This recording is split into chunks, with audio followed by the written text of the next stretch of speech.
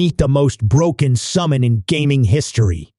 This goblin is so overwhelmingly toxic, it literally corrupted its own master soul. Believe it or not, this guy started out as the ultimate good boy, just a handsome, innocent player grinding his heart out to survive. But the exact second he summoned this little green freak, his entire personality and his actual face morphed into an absolute menace. Even on his best behavior, his goblin was out here wilding on random female players in broad daylight. Once he completely lost his mind, he slapped a leash on a top-tier female player and let his goblin walk her like a literal dog. Realizing she had maxed out defense stats, he decided walking was too slow and turned her into a human skateboard. Need to cross a gap? No problem. Just drop her as a human bridge purely for the thrill of it. And when a massive golem boss spawned, he didn't even hesitate to yeet her right at it to tank all the damage. And that's barely scratching the surface of their absolute chaos. Let's dive into the unhinged journey of gaming's most shameless duo. At the beginning of the story, a young man with blonde hair clad in armor gripped his sword like a support as he panted heavily. He looked up ahead and said, "This is the boss of an incredibly tough dungeon, the wingless dragon sovereign, Sibarumis." A massive, fierce level 67 deceptive dragon loomed before them. It opened its mouth wide, creating a deceptive orb, ready to strike. Panic mixed with fear gripped everyone as they shouted, "It's here!" I'm not sure if my defense skills will hold up. The situation was chaotic when suddenly, the old man with the long beard froze, his eyes wide with shock as he asked, what's that? Where did those tiny green legs come from?" The old man couldn't help but exclaim, "A goblin! A goblin! How did this goblin end up here?" Beneath the massive form of the deceptive dragon stood a tiny goblin, completely unfazed, holding a weapon that looked like a chicken leg. The dragon, having gathered enough power, launched a sphere of energy straight ahead. The goblin, at that moment, opened its mouth wide and let out a series of guttural hisses. Before the deceptive orb could even touch the goblin, it instantly swung a strike toward the dragon. The blonde-haired guy and the other two were left speechless, their mouths hanging open in disbelief as they exclaimed, "No way, it cut through it." No, it crushed the dragon. The goblin killed Sibarumis with a single strike. The deceptive dragon, after being counterattacked by the goblin, had its body cleaved in half. The upper half was sent flying, leaving only its lower torso behind. As soon as he finished speaking, the man with the long beard pointed in the distance. "Look over there. Someone's standing on the hill. It's him, the one who summoned the goblin." From above, a man with dark hair stood tall, arms crossed, watching below as if witnessing a play. The scene shifts. A worker with black hair, carrying a large bag of cement, asks, "Where should I put this now?" At the same time, voices murmur nearby, "What's going on? Why is he working and laughing like that?" The young man with black hair set the bag of cement down on the ground. He took out a bottle of water, sipping it as he introduced himself. "I am Kim Cheol Soo. Clearly, I'm the weak one. The only place I truly belong is in the lowest dungeons, a guy who could never escape from them, though sometimes, by sheer luck, people hit the jackpot and become insanely rich overnight.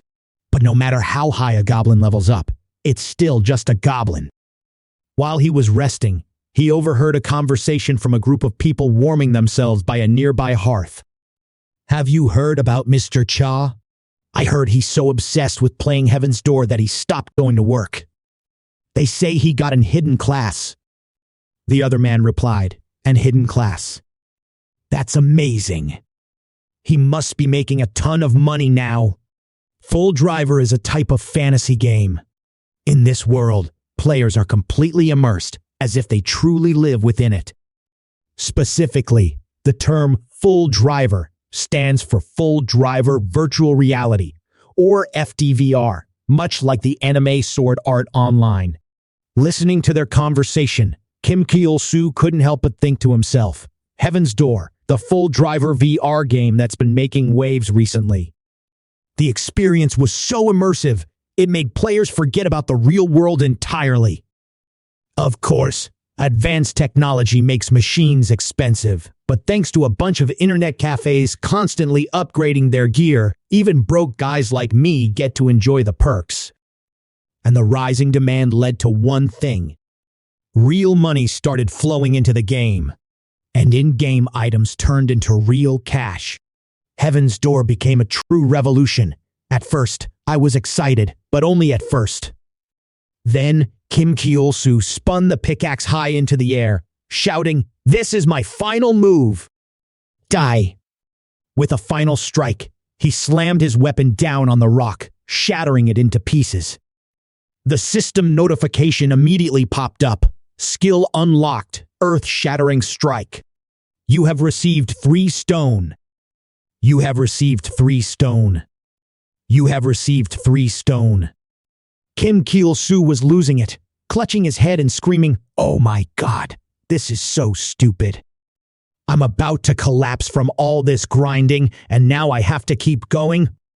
Even in the game, I'm buried in debt. All those scenes about becoming a legendary hero, traveling with a beautiful woman, then getting married and betting her somewhere.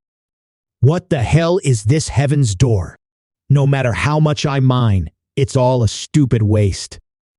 Kim Chulsoo was crying uncontrollably, but suddenly froze, his expression turning to panic as he yelled out, "Holy cow! What I've just dug up is a glowing green high-grade recovery crystal." In shock, Kim Chulsoo stammered, If I sell this, it's gotta be worth at least 300,000 won." Kim Chulsoo spoke, his tongue running over the stone, his desire evident as he eagerly wet it. "Here it is. This is exactly what I've been digging for." He. Suddenly, someone stepped forward and spoke. "Hold on, that's..." Kim Chulsoo paused, glancing over. Standing before him were a short man and a tall, handsome one.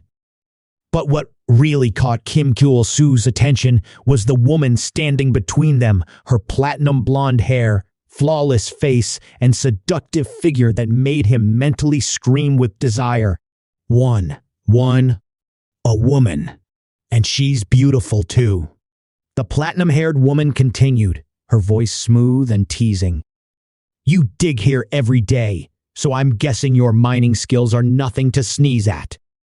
Kim Chulsoo forced himself to remain cool, responding with indifference. "Yeah, it's all right." "What's the matter?" The woman spoke up. "My team is stuck in this dungeon, blocked by a massive stone. Even though my teammates are strong, none of us knows a thing about mining. We were hoping we could hire an experienced miner like you to lend a hand." As she spoke, she leaned forward, subtly emphasizing her curves, leaving Kim Chulsoo flustered as he responded, "Well, I do have some skills, but my level's too low to be safe in a dungeon." The short man quickly reassured him, "We'll handle the monsters. You just need to follow along." Kim Chulsoo added, "And mine the ores." The short man started overthinking, pressing his face close to Kim Chulsoo. He let out a small exhale, then said, "So, you think just because I'm short, I must be good at mining? And that a short guy who can only swing a pickaxe is useless in battle and deserves to die?" Kim Chulsoo covered his mouth, quietly calculating, "If I joined the team, I could share my experience and maybe even find some rare ores. Not a bad deal at all. But is it really safe to venture deep into the dungeon? Even though the game has a respawn feature, that's not a guarantee." Seeing him hesitate, the platinum-haired woman quickly executed her honey trap, grabbing his hand and teasingly running her fingers over it. "Sorry," she said with a playful smile, "but my ideal type is a man with a strong, steady grip, someone who really knows how to dig in deep. I just couldn't resist. If you're not up for it, that's fine." Kim Chulsoo, unable to hold back his attraction, immediately gave in. "I'll do it." But immediately after, He regretted his hasty decision. Kim Chulsoo Soo gripped the hoe defensively, his face pale and drenched in cold sweat. What the hell just happened? What the hell did I just say? He thought. In front of him stood a pack of level 7 gray wolves. Panic surged through him as he glanced around, thinking to himself, these monsters are weaker than I thought, but my level's still lower than theirs. Without hesitation, a savage gray wolf charged toward him, as if it wanted to tear him apart and swallow him whole. The fear surged through Kim Chulsoo Soo, and he couldn't help but scream, "Mom! Mom!" The platinum-haired woman shouted a warning, "Don't move!" With a final word, she unleashed the salamander's flare. Instantly, the pack of gray wolves were reduced to nothing but charred remains. She approached with a worried expression and asked, "Are you okay? Are you hurt anywhere?" The system displayed her information. Her name was Catherine, a level 39 sorceress. Kim Chulsoo Soo was taken aback and replied, "Yeah." Thanks to her help, he felt his perspective broaden, silently marveling. She wiped out an entire pack of gray wolves with just one move. She's unbelievably strong. At that moment, Catherine burst into tears, quickly wiping them away as she said, "You're worrying me so much. Please, don't leave me. It's too dangerous." With that kind of performance, even Hollywood actors would have to bow down to her. But Kim Chulsoo Soo, completely caught off guard, stood frozen for 5 seconds, his face burning with a deep flush. His mind began to race, lost in a fantasy. She wants me to be by her side forever. Could this be the pink love I've always dreamed of? The handsome man following Catherine casually dodged the strikes from the gray wolves. As he fought, he said with a smirk to Kim Chulsoo Soo, "No need to be so surprised. We're not the type to enjoy hanging out in dungeons like this." With a final word, he pulled out a chain and unleashed the great Samsara wheel. It spun for just a few moments before crushing the pack of gray wolves.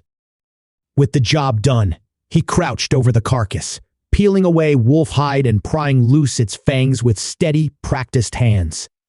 Without looking up, he spoke to Kim Chulsoo Soo. "A suspicious or vein. It can only be broken with high-level mining. We're going to check what's inside." Back then, we had no choice but to ignore it. Pouring skill points into repetitive mining felt like a waste. So now we need people like you to help us. Kim Chulsoo Soo listened to each word from him, feeling deeply insulted.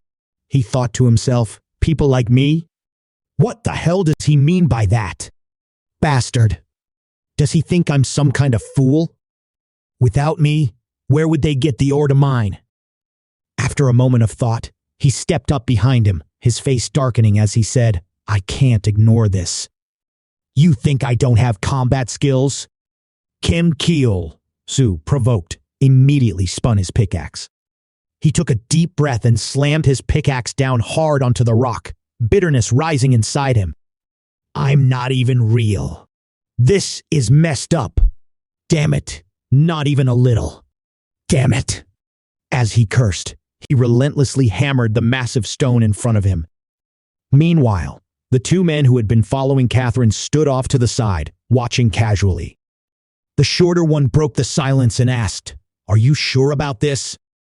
The intel you bought, is it solid? If there's nothing in this mine, the loss will be catastrophic." The other man frowned and responded, "It better be. If not, he's going to pay for wasting my time in this damn mess of a dungeon." On this side, Kim Chulsoo Soo clenched his teeth, seething with anger. Disrespected and risking my life over a few measly coins. I've gotten so used to it that I don't even get angry anymore.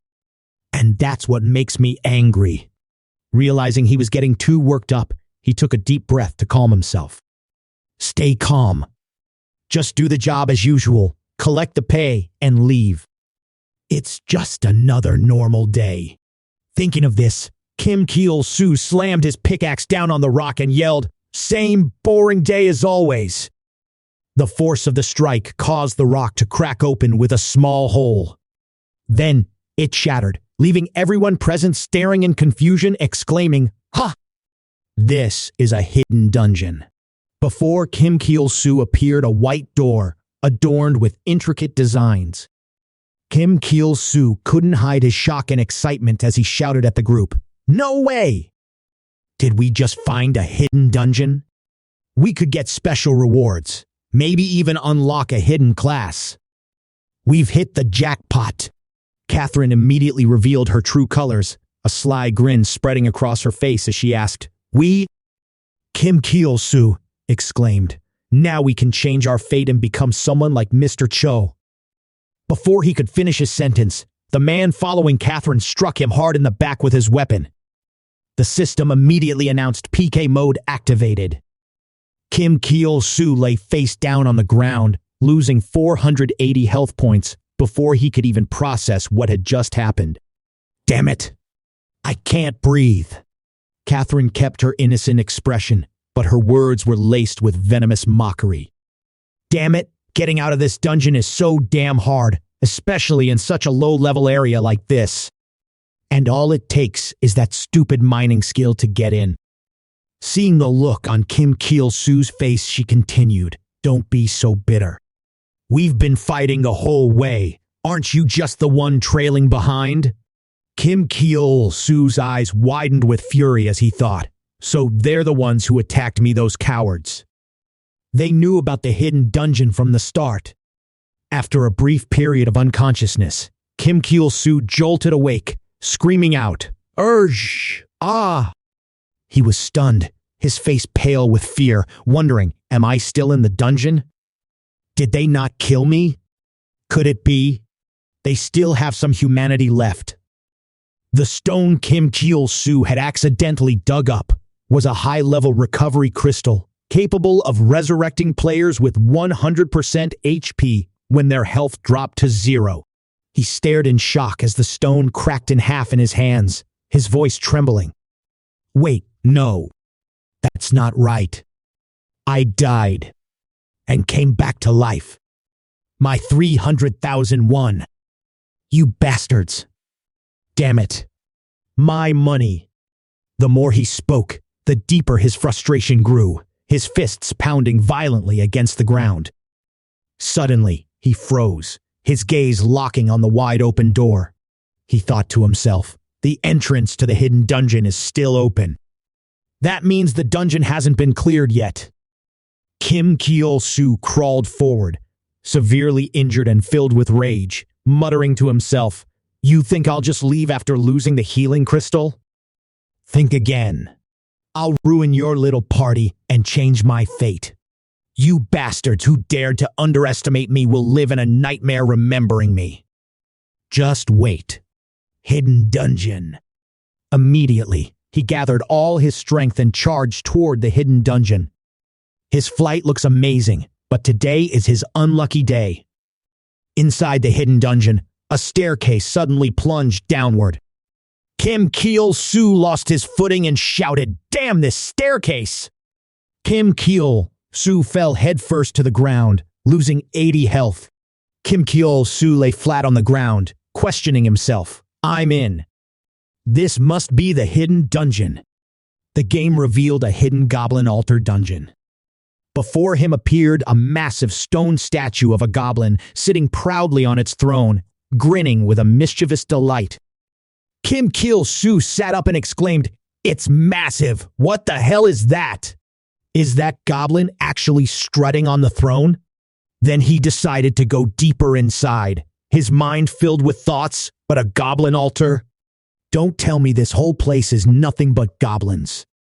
And hidden dungeon is supposed to be terrifying, isn't it? This is it? This is all a low-tier hidden dungeon amounts to.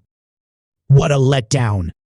Kim Cheol Soo walked, his eyes scanning the surroundings as he wondered, why is it so quiet? Where is everyone? Without noticing, he accidentally bumped into something that felt like an arm. Kim Cheol Soo froze, looking down in shock. What is this?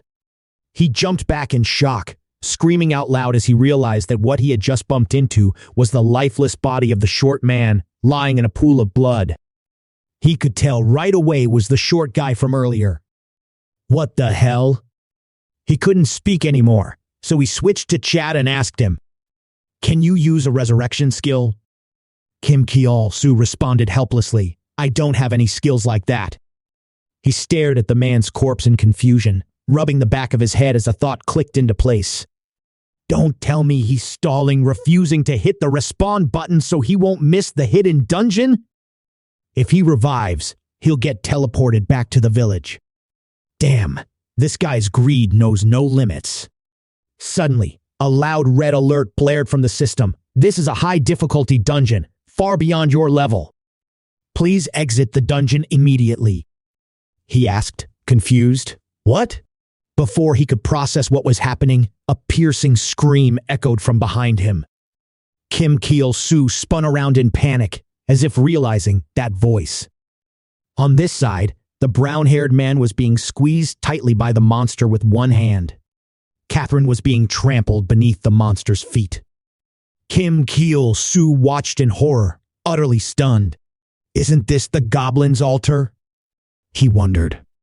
The monster attacking Catherine's group was a massive level 80 Geiger. Kim Chulsoo, stunned, thought to himself, what the hell is that? Level 80? Are they messing with me? The Geiger lifted the man high, taking a single bite that tore through his upper body. Kim Chulsoo was so horrified by the scene that he almost threw up, quickly covering his mouth. He thought to himself, this is the worst-case scenario. There have been many games that aimed for realism before, but Heaven's Door has taken it to a whole new level by even recreating the sense of touch. And that includes the feeling of pain. Of course, the safety system ensures the monster's damage is low and won't cause severe pain, but if a monster dozens of levels higher than you hits, that's a whole different story. At the foot of him, Catherine couldn't help but break down in fear, screaming desperately for his help. Save me! Please save me! In that moment, she must have forgotten that Kim Chulsoo's level was even lower than that of the Grey Wolves. He broke into a cold sweat, hurriedly shouting, Me? What the hell can I do? You think I'm gonna save you? Kim Chulsoo continued to think, pain and injury don't vanish just because the person is resurrected. They directly affect the brain, and in severe cases, they can lead to brain death or actual death. Kim Chulsoo immediately pulled back, his mind rattled by the mental blow. He quickly turned and ran, muttering to himself as he moved. I can't let that beast be the one to end me. It's not my fault. You were the ones who abandoned me first. I was weak. Of course I couldn't draw anything.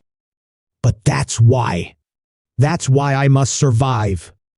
Even though he was alone, he ran, laughing and crying at the same time. Suddenly, the system appeared, and the Goblin King seemed oddly sympathetic to your cowardice and weakness. Kim Chulsoo froze, tears and snot still streaming down his face as he asked, What the hell? Goblin King? Me. Weak and cowardly, huh? He stood frozen in front of the massive stone statue. Kim Chulsoo gritted his teeth in anger.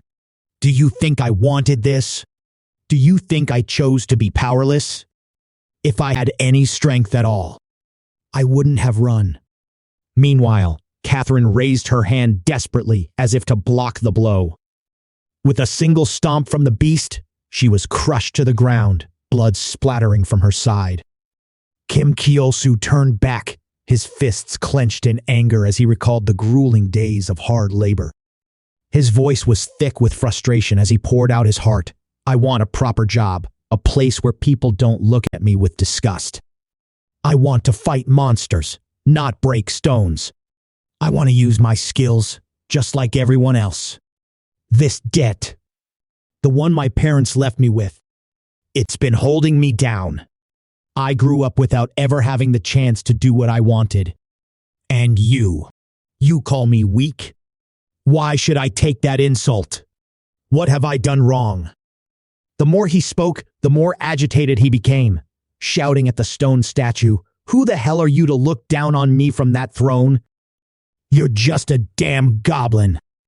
I get disrespected in the real world, in the game, and now even a goblin says it feels sorry for me.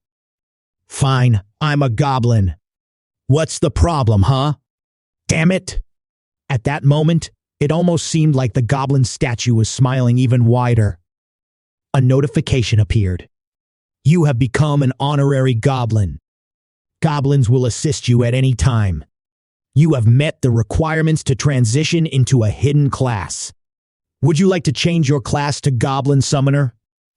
Kim Chulsoo Soo was so dazed that the mucus running down his nose almost reached his mouth, yet he still didn't seem to notice. Hidden class, Goblin Summoner. This is a class, right? He laughed bitterly, even as he was promoted to a hidden class. But it was just the hidden class of a weak goblin, and it only made him more furious. Are you kidding me? I refuse. Damn it. But the system only followed the procedure, completely ignoring his answer as it continued to announce, you have become a goblin. Job change complete. Kim Chulsoo Soo shouted in fury, I told you, no. At that moment, the Geiger beast appeared right behind him, as if it had finished off the other three and was now coming for him. Kim Chulsoo Soo trembled in fear, glancing nervously over his shoulder, thinking to himself, it's too late, there's no place to run anymore. You're kidding me? Damn it, there's no way out. Seeing this, the system immediately suggested to him the Goblin Summoner skill, Goblin Summoning, summon a goblin to fight for its master. Kim Chulsoo Soo immediately raised his hand, giving the command, come here, goblin. In an instant, a magical circle appeared on the ground, crackling with intense lightning effects. From the center, a goblin slowly emerged. Kim Chulsoo Soo watched with a scowl. Don't show up with that flashy summoning effect, damn it. A goblin, holding a small weapon, let out a shrill cry. Kim Chulsoo Soo smirked to himself, plotting silently. A goblin that looks weak has appeared. It's fine, though. I'll throw it into the fray as bait and use the opportunity to escape. He immediately pointed at the Geiger and commanded, go, goblin, defeat it for me. His goblin immediately raised its weapon into a battle stance, shouting, Shar! Geiger raised its hand high without mercy, aiming to crush the goblin and let out a furious roar. Kim Chulsoo Soo saw his chance and turned, ready to flee. Now's the time to run. But before he could finish his sentence, the goblin struck with a slash that split Geiger in two, dropping it to the ground as Kim Chulsoo Soo stared in stunned disbelief. The system screen flickered with a barrage of notifications. Your EXP has increased. You have learned a new skill. Feed the goblin some meat. Goblin is going for a walk. Your goblin's EXP has increased. The goblin, having finished the task, turned back to look at him, scratched its head, and let out a loud shar. Kim Chulsoo Soo stared blankly at the tiny goblin in front of him, silently thinking, you're kidding me? This weak little goblin. And it has the maximum level? At that moment, Catherine watched in horror as the monster lifted the man who had been accompanying her and devoured him whole. Not only that, but she was crushed beneath the monster's foot. In real life, Catherine felt the intense pain and overwhelming terror, her screams piercing the air. Her butler, watching from a distance, rushed over and shouted, Miss, wake up! Miss. He quickly yanked the game console out. But perhaps it was too late. He froze, staring at Catherine, her face pale and motionless with sheer terror. No, this is a shock. She won't have a chance to return to reality. As for Kim Chulsoo Soo, his goblin possesses immense power. Every time it unleashed an attack, the damage hit a staggering 8-digit number. After Goblin defeated the monster, the low-level monster's mana stones scattered across the ground. Kim Chulsoo Soo picked up the stones one by one, but it was enough to leave him sweating and exhausted. Hey, give me a break, Goblin. In his hand, he held a large bag of stones, but that wasn't all. Behind him were countless more bags filled with spoils from the monsters he'd slain. His status window flared into view. Kim Chulsoo. Level 31 Goblin Summoner. Strength 4. Endurance 2. Agility 0. Intelligence 1. Luck 0. Unassigned stat points 26. But then he stopped smiling, his thoughts turning inward. I cleared the dungeon the moment I caught Geiger. But all the team members are dead. I have no choice but to die to return. Still, this guy handled the dungeon alone. And he didn't level up even once. Meanwhile, I've reached level 31. Kim Chulsoo opened the Goblin info panel, but only a few lines of text appeared. Summoning Goblin monster information unavailable. He crossed his arms, staring at the Goblin deep in thought. I can't find anything on it. Is it even logical for a low-level monster like a Goblin to be this strong? Could this be a game bug? After turning it over in his mind and getting nowhere, Kim Chulsoo brushed the doubt aside and quickly said, "It doesn't matter. If this is a system glitch, I need to milk it before they patch it. With this Goblin, I don't need to dig for ore anymore. And I can become the strongest player in Heaven's Door." The scene shifts to a Nora bank. A female employee calls out, "Customer number 36, please." Kim Chulsoo walked up to the counter, carrying the items he had collected after hunting monsters, ready to sell them. The female cashier did some quick calculations and then announced, "The total for these items, including the wolf pelts, comes to 97,001. Should I transfer the money directly to your account?" Kim Chulsoo was taken aback, his mind racing. I can convert items into cash and have it deposited in my bank account? How much of an impact is this game really having? He quickly asked, No, can I transfer the money to a different account?" But then Kim Chulsoo suddenly remembered something. "Oh right, I still have other items I want to sell. The Geiger's membrane, its heart." The female staff member paused in confusion, then replied yes, with those the total would be. But then, as if snapping back to reality, she widened her eyes in shock, unable to hold back a startled scream. "What?" "Sir." She said that as she rushed into the room. Kim Chulsoo stood frozen for a moment, but not before digging his finger into his nose, thinking, what the hell? Why the hell is she going to look for the boss when the customers are waiting right in front of us? Then, the manager of Nara Bank stepped out, poured him some tea and asked, "Tea? Does it suit your taste?" Kim Chulsoo said bluntly, "It's freezing." The bank manager, Nara, quickly replied, "Oh, I forgot to boil the water." Kim Chulsoo straightened his face and asked, "What's going on, manager?" "I just came to convert some items into cash."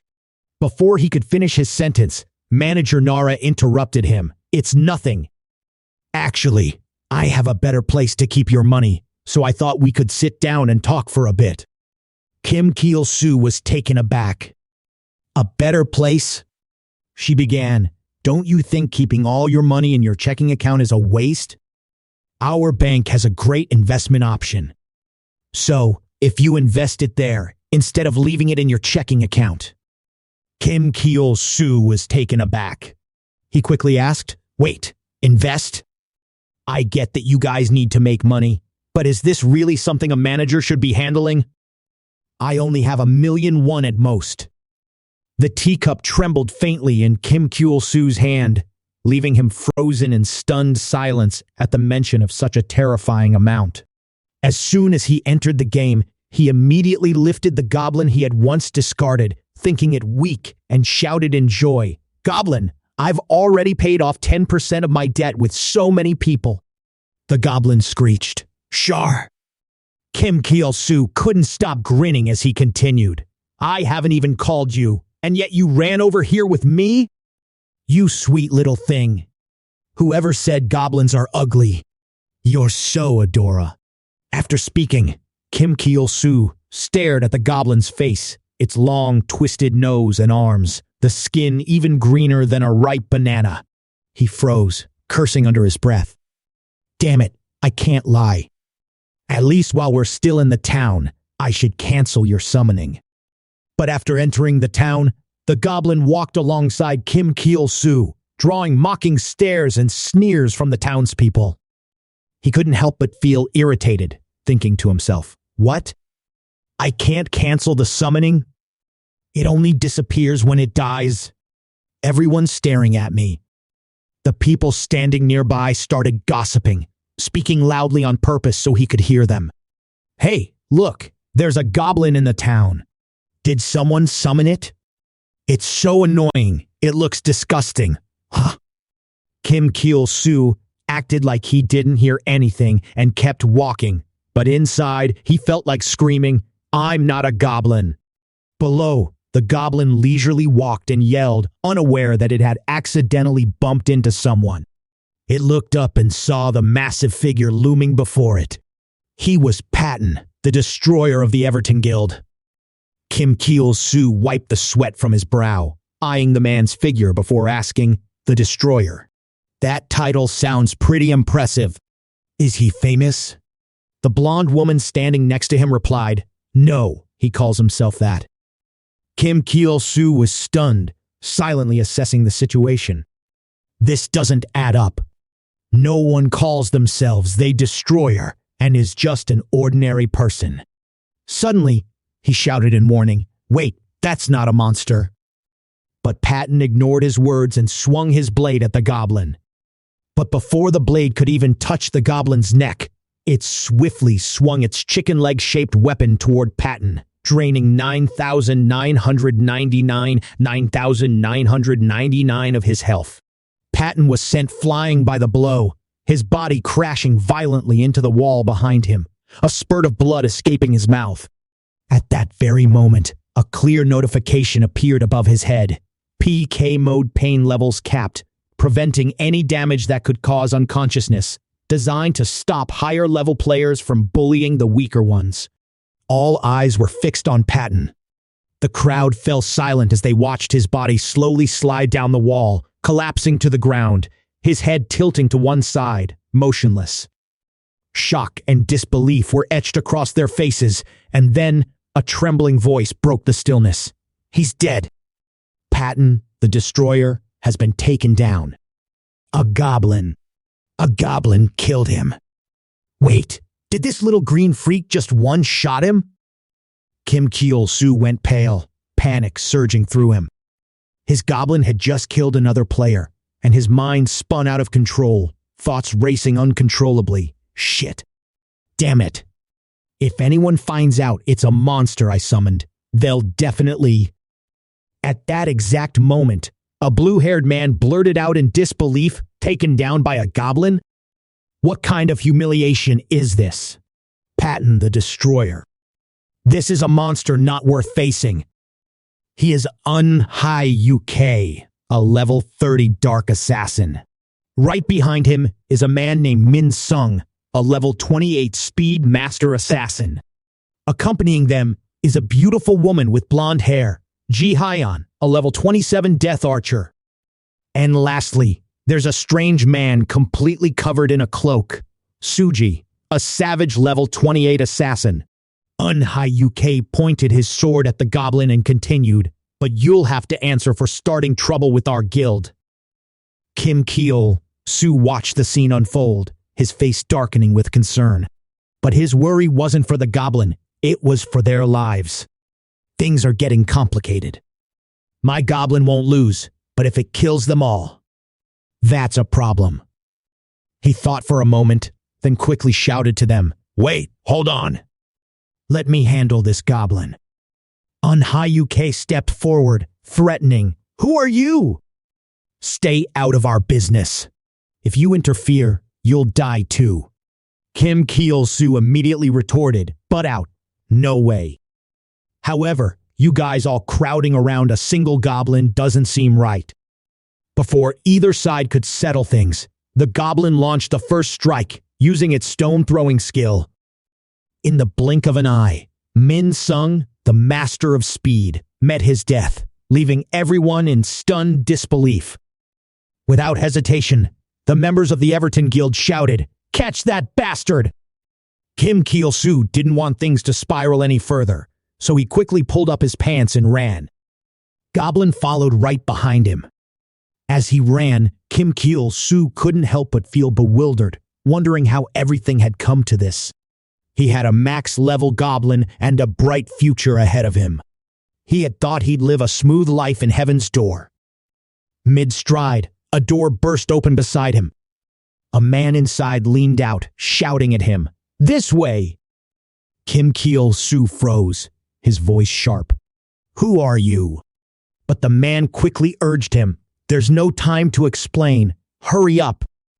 In a moment of urgency, Kim Chulsoo didn't hesitate and immediately ran inside with him.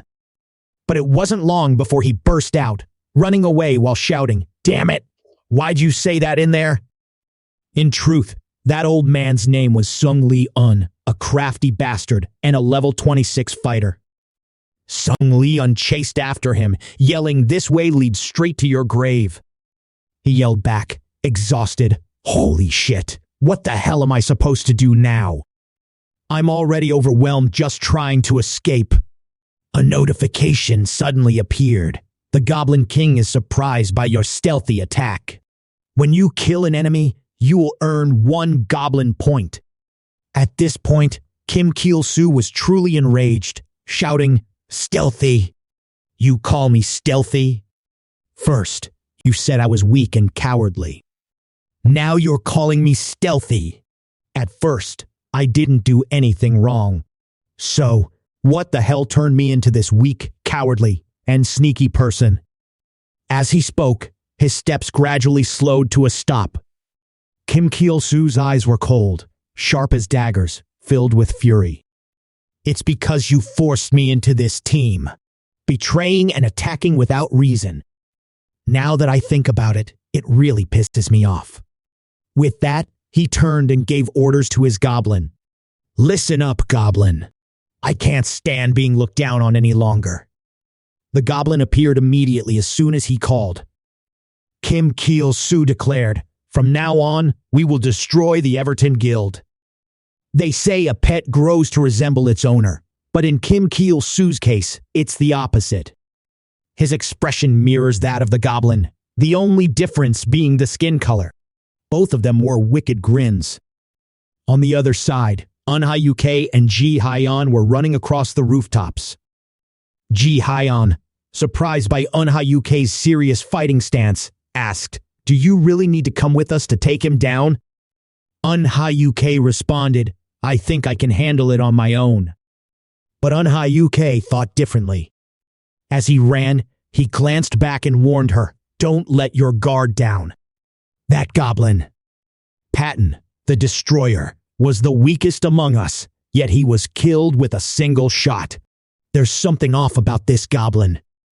Suddenly, a piercing scream echoed through the air. Eunha halted in his tracks, as if realizing something, and muttered, "That scream." Right after, the corpse of the old man who had tricked Kim Chulsoo and was sent flying onto the roof landed right at Eunha's feet, shocking him into exclaiming, "Sung Lee-un is devious." As soon as he finished speaking, Kim Chulsoo's goblin appeared right behind him, grinning wickedly. Eunha reacted quickly, spinning around and delivering a strike toward the goblin. But Kim Chulsoo's goblin remained unscathed, standing tall, chuckling. Eunha stared in disbelief, shouting out in shock, unable to inflict any damage. He suddenly remembered the scene when one of his teammates had been hit by a rock thrown by a goblin, a single stone that caused damage in the millions. He froze, his eyes widening in disbelief, thinking to himself, "Wait, did I just see that wrong? This was bad." He was going to die. As he was lost in thought, the goblin lunged, ready to strike down at him. Eunha quickly raised his sword to block the downward blow. Eunha stopped his sinister thoughts. Something must have blocked my strike. It turned out that his teammate, Ji Hyeon, had used her bow to shield him from the blow. She was clearly frustrated with his lack of action, shouting at him, What are you standing there for? Are you just going to let a goblin kill you? Unha UK snapped to attention, the words she had spoken ringing in his ears. Ji-Han, the Deathbringer. That's right. I'm facing a goblin. How could such a low-level monster deal millions of damage? They must have used some kind of trick. I don't know who's behind this, but Unha UK's entire body was enveloped in a red glow as he activated his assassin skill, Flash Assassin. Flash Assassin reduced Unha UK's speed by 90%. Every attack now lands as a critical hit. His eyes burned with fury, his frustration palpable. Ji-Han watched in shock as he unleashed the powerful move, unable to hold back her question. What are you doing? It's just a goblin you're fighting. Why are you using that skill? He calmly reassured her. Don't worry, this move's almost like a passive skill. Ji-Han immediately shot back. Passive? Then why the hell does it drain half your mana? Unha UK flipped into a reverse stance, wielding his sword with the blade pointing down, increasing his damage by 30% but reducing his critical hit chance by 50%. As he settled into his battle position, he spoke coldly. We need to take it down in one strike, then we'll chase down the other one. With that, she drew her bow and unleashed her archer skill, Whirlwind Hexa Rain Arrows, towards Unha UK. Whirlwind Hexa Rain Arrows removed every movement speed debuff, affecting the characters within its range. Every attack became a critical hit, dealing an additional 30% attack damage. The movement speed debuff was nullified. The assassin's passive skill boosted critical damage by 20%. The damage now scaled with movement speed, as though fueled by raw power. Unha UK's eyes blazed with murderous intent as he charged forward. The game is over. Goblin. He shot forward at breakneck speed, delivering a strike that cleaved through the goblin's body. But instead of joy, he froze, his eyes wide in terror, silently thinking, wait a minute, this can't be real. The technique he considered powerful when attacking Kim Chulsoo's Soo's goblin barely left a scratch on it. In an instant, Unha UK was struck back, hurled onto the roof, died instantly, leaving Ji-Han in shock. She turned around, glancing over her shoulder, still unaware that the one who'd been killed was Unha UK, and smugly said, "Who finished who with just one blow, huh?" Why say that when you're fighting a max level? But when she saw it was Unha UK, her face twisted in disbelief. What? What's happening? No way. She widened her eyes, staring ahead as if she couldn't believe what she was seeing, and asked, could it be that this goblin isn't just a normal monster? A gleeful laugh echoed in response. Kim Chulsoo appeared, standing before her with his goblin by his side, and answered, yes, I summoned it. Ji-Han still couldn't believe what was happening, so she asked again, what? How could a goblin be this strong? Unha UK is one of the strongest members of the Everton Guild. Kim Chulsoo's twisted face contorted as he spat out each word. This has nothing to do with you all. What matters here is that I am extremely pissed off. Hold on, the real chaos starts right now. Ji-Han, terrified of what he might do to her, wrapped her arms around herself and, with a sharp breath, demanded, what do you want from me? Kim Chulsoo's face twisted with anger, but there was something perversely lecherous about his expression as he snapped back at her. What have we done to you? You all really don't know why? It's your fault for being so damn irresistible. Ji-Han didn't want to hear his explanation and yelled even louder. You're precious. Is that what you call that stiff gun? Kim Chulsoo broke into a sweat, panicking as he quickly shouted at Goblin. Oh no. Anyone who sees this will totally misunderstand. Goblin. Stop her from yelling. Goblin obediently obeyed, letting out a sharp cry. By now, a crowd had gathered below, murmuring among themselves. Did you guys hear that sound? Suddenly, one of the men spotted something, pointing to the rooftop and shouting loudly, "Look over there! It's those people from earlier." Kim Cheol Soo looked down at the crowd below, panic setting in. Kesk. They're here already? He quickly stopped Goblin. Hey, Goblin, it's over. We need to bail. But perhaps it was because he had spoken too quietly, causing the Goblin holding Ji Hyeon's hand and covering her mouth to show no reaction. Seeing this, the crowd below grew even more frantic, shouting out, "That Goblin!" It wiped out the entire Everton Guild, and now it's about to harm the last surviving girl. We could be the next victims. Kim Cheol Soo stood frozen, his mind racing in confusion. Damn it, I only meant to get back at the Everton Guild. Now I'm stuck in this ridiculous situation. There's no way out. He immediately shouted, commanding Goblin, "Stop! Let her go." The people below misunderstood, thinking he was rescuing the last surviving member of the Everton Guild, and they began murmuring, "That man. Did he just tell the Goblin to let the girl go?" A newbie in starter gear is facing off against a monster even the Everton Guild can't handle. By now, the Goblin had released Ji Hyeon, and she was so terrified she broke down in tears. But the one truly crying now was Kim Cheol Soo. He wept as he spoke to Goblin. "Stop it, it's over."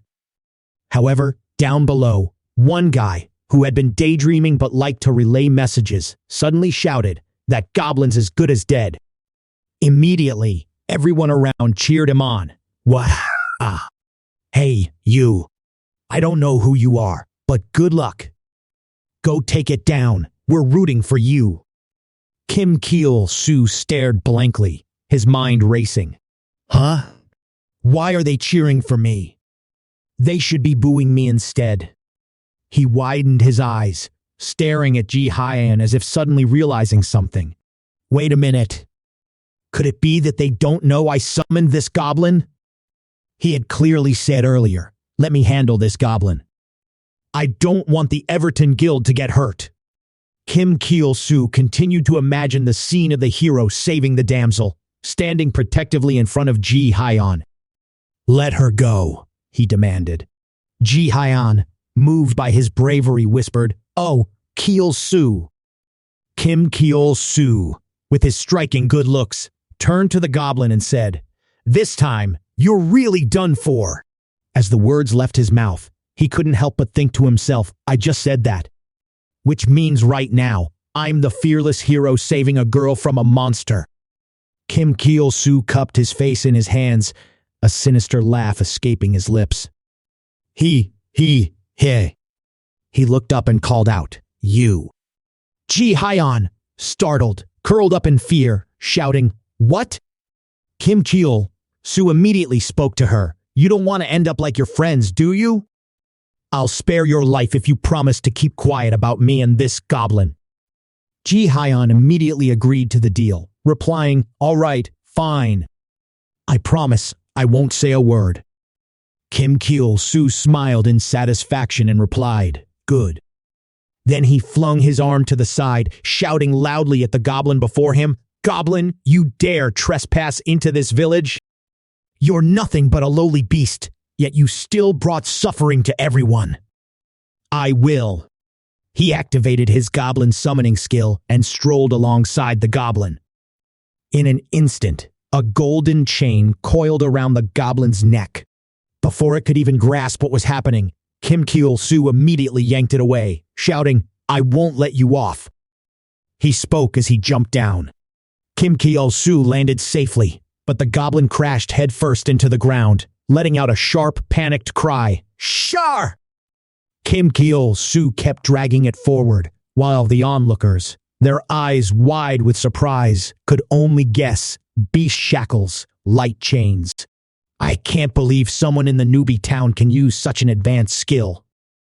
The Goblin's completely under control, being dragged around like a pet. The Goblin really was the most miserable creature in the world. It still had no idea what was going on, dragged along by him, running with its tongue hanging out, only able to whimper as it stumbled along. Kim Chulsoo yanked it along, thinking to himself. In reality, this was just a little skill to take the goblin for a walk. As usual, the system notified him that the goblin's mood had improved thanks to the walk. He lied through his teeth without batting an eye, warning everyone, step back. It's dangerous. I'm barely holding it back as it is. If his goblin could talk right now, it would probably be swearing up a storm. Ji Hyeon, watching from the rooftop, couldn't help but widen her eyes at the scene unfolding before her. The crowd below continued to speculate. Now I see why the Everton Guild is so helpless, one of them muttered. His estimated level is definitely over 50. At this, everyone was left stunned, murmuring in disbelief. Over 50?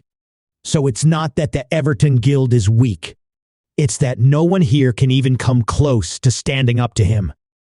After dragging the goblin, Kim Chulsoo finally came to a halt. He raised his hand, preparing to activate his skill. Maybe I can't defeat it, but with my ability, I can at least drive it away. The moment he finished speaking, he activated Goblin Summoning, feeding the goblin. In an instant, a sausage materialized in his hand. Kim Chulsoo hurled the sausage as far as he could, shouting at the top of his lungs, "This is the end for you." The gluttonous goblin immediately chased after it, crying out as it ran, "Shar! Shar!" As soon as it ran out of the village, he immediately ordered, "Close the village gates now." The villagers didn't hesitate. They slammed the door shut immediately. The event unfolded so quickly that the villagers were still in shock, asking, "Is it over?" Kim Chulsoo wiped the sweat from his forehead, clearly exhausted after the fight with the monster. "Is everyone all right?" he asked. Everyone in the village now saw him as a hero, cheering, "Wow! He did it! He drove the goblin away! Wow!" Kim Chulsoo let out a sigh of relief, thinking to himself, "This should be settled for now." I almost ended up being seen as a lunatic who wiped out an entire guild.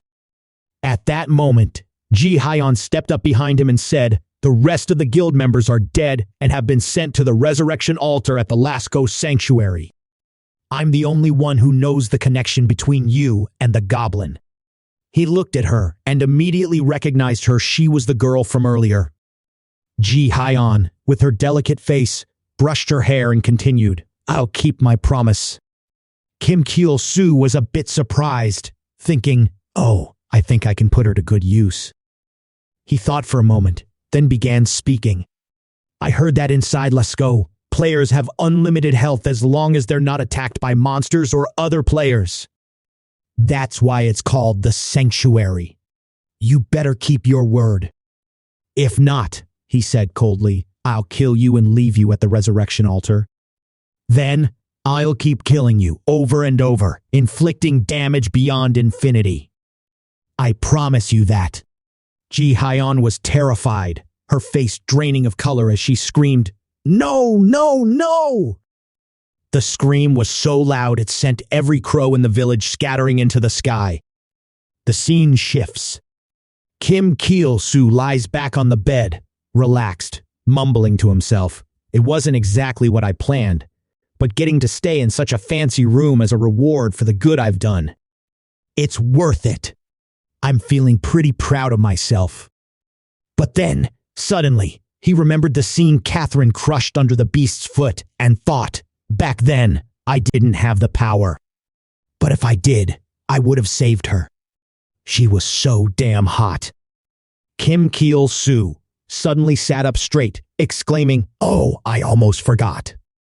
The goblin points I got from that damn Goblin King." Right after that, the system displayed a Goblin Summoner with a Goblin score of 1. "Seeing this," he commented, "I chose this class because something about it just felt goblin-like.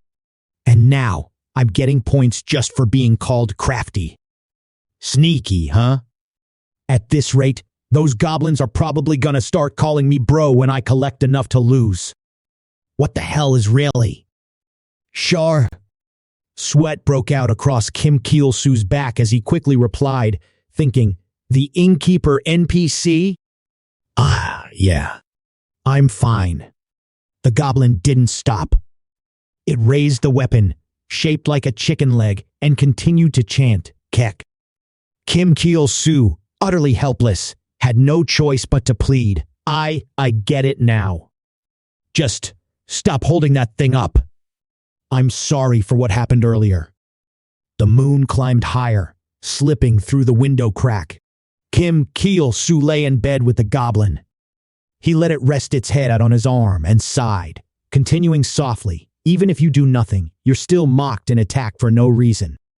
You're just like me." The goblin might not understand, but it still let out a sound. K! The scene shifts to a pub. A voice from an NPC rings out, "Welcome." At this moment, the entire Everton crew had been revived. Patton, his face scowling, holding a mug of beer. "So, you're the bastard from yesterday. The one who saved a member of the Everton Guild."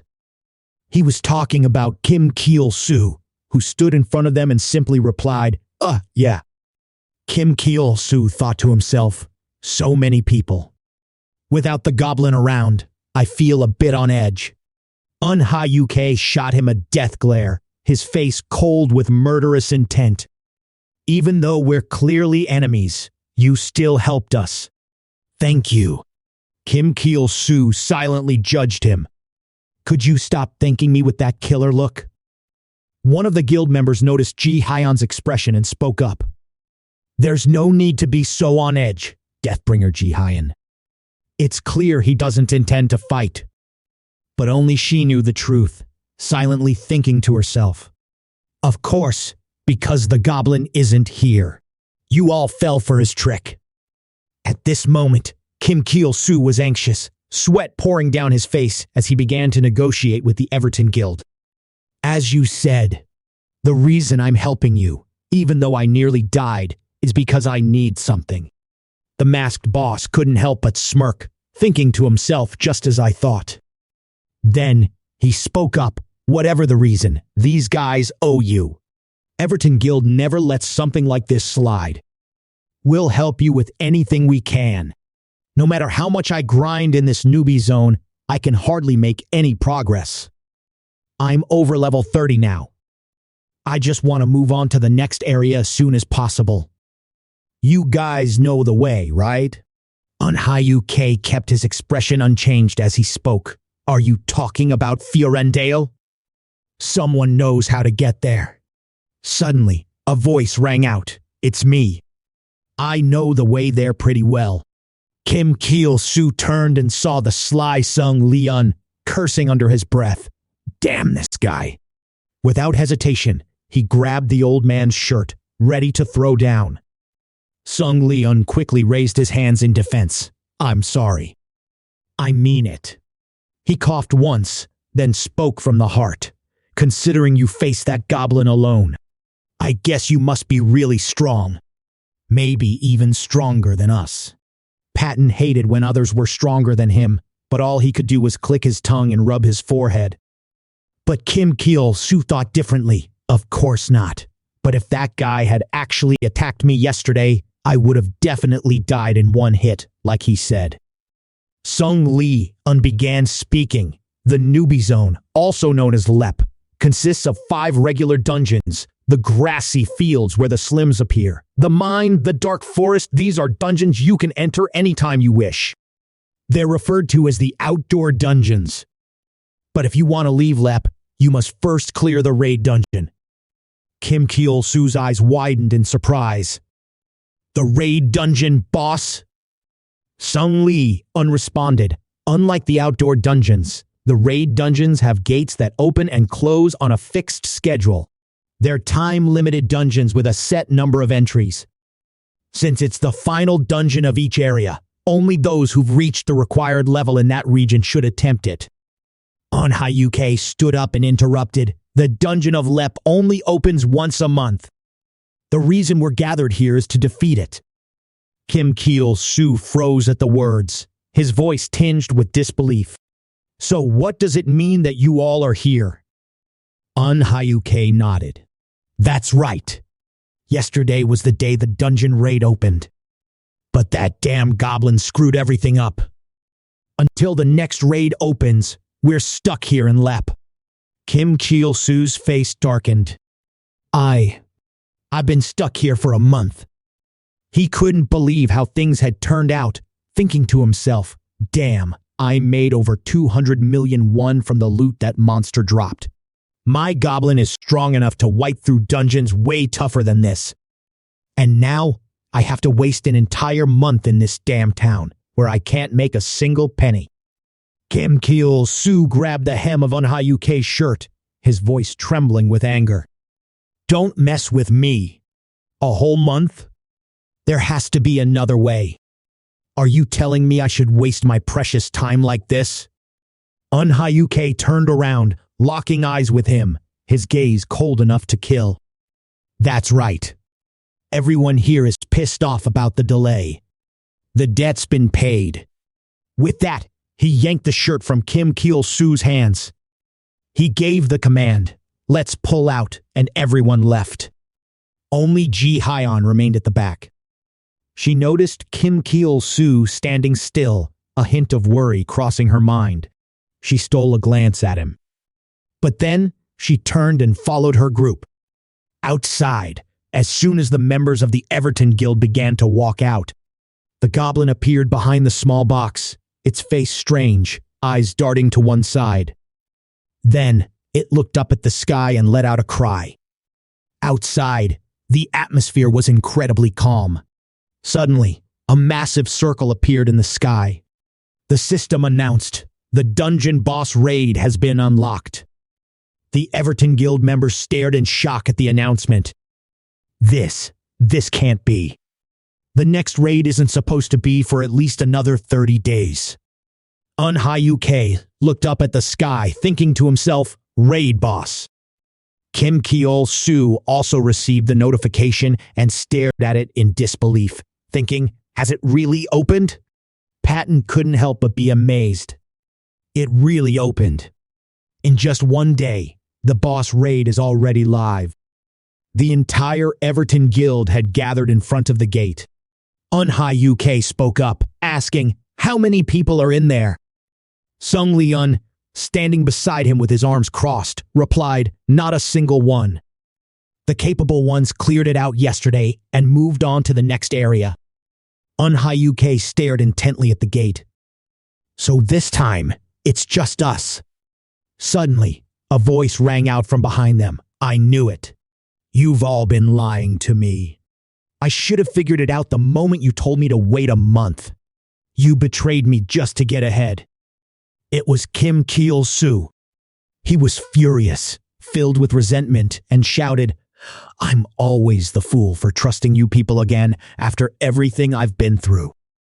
Ji Hyeon could see he had misunderstood them, and fearing he might do something drastic, she quickly explained.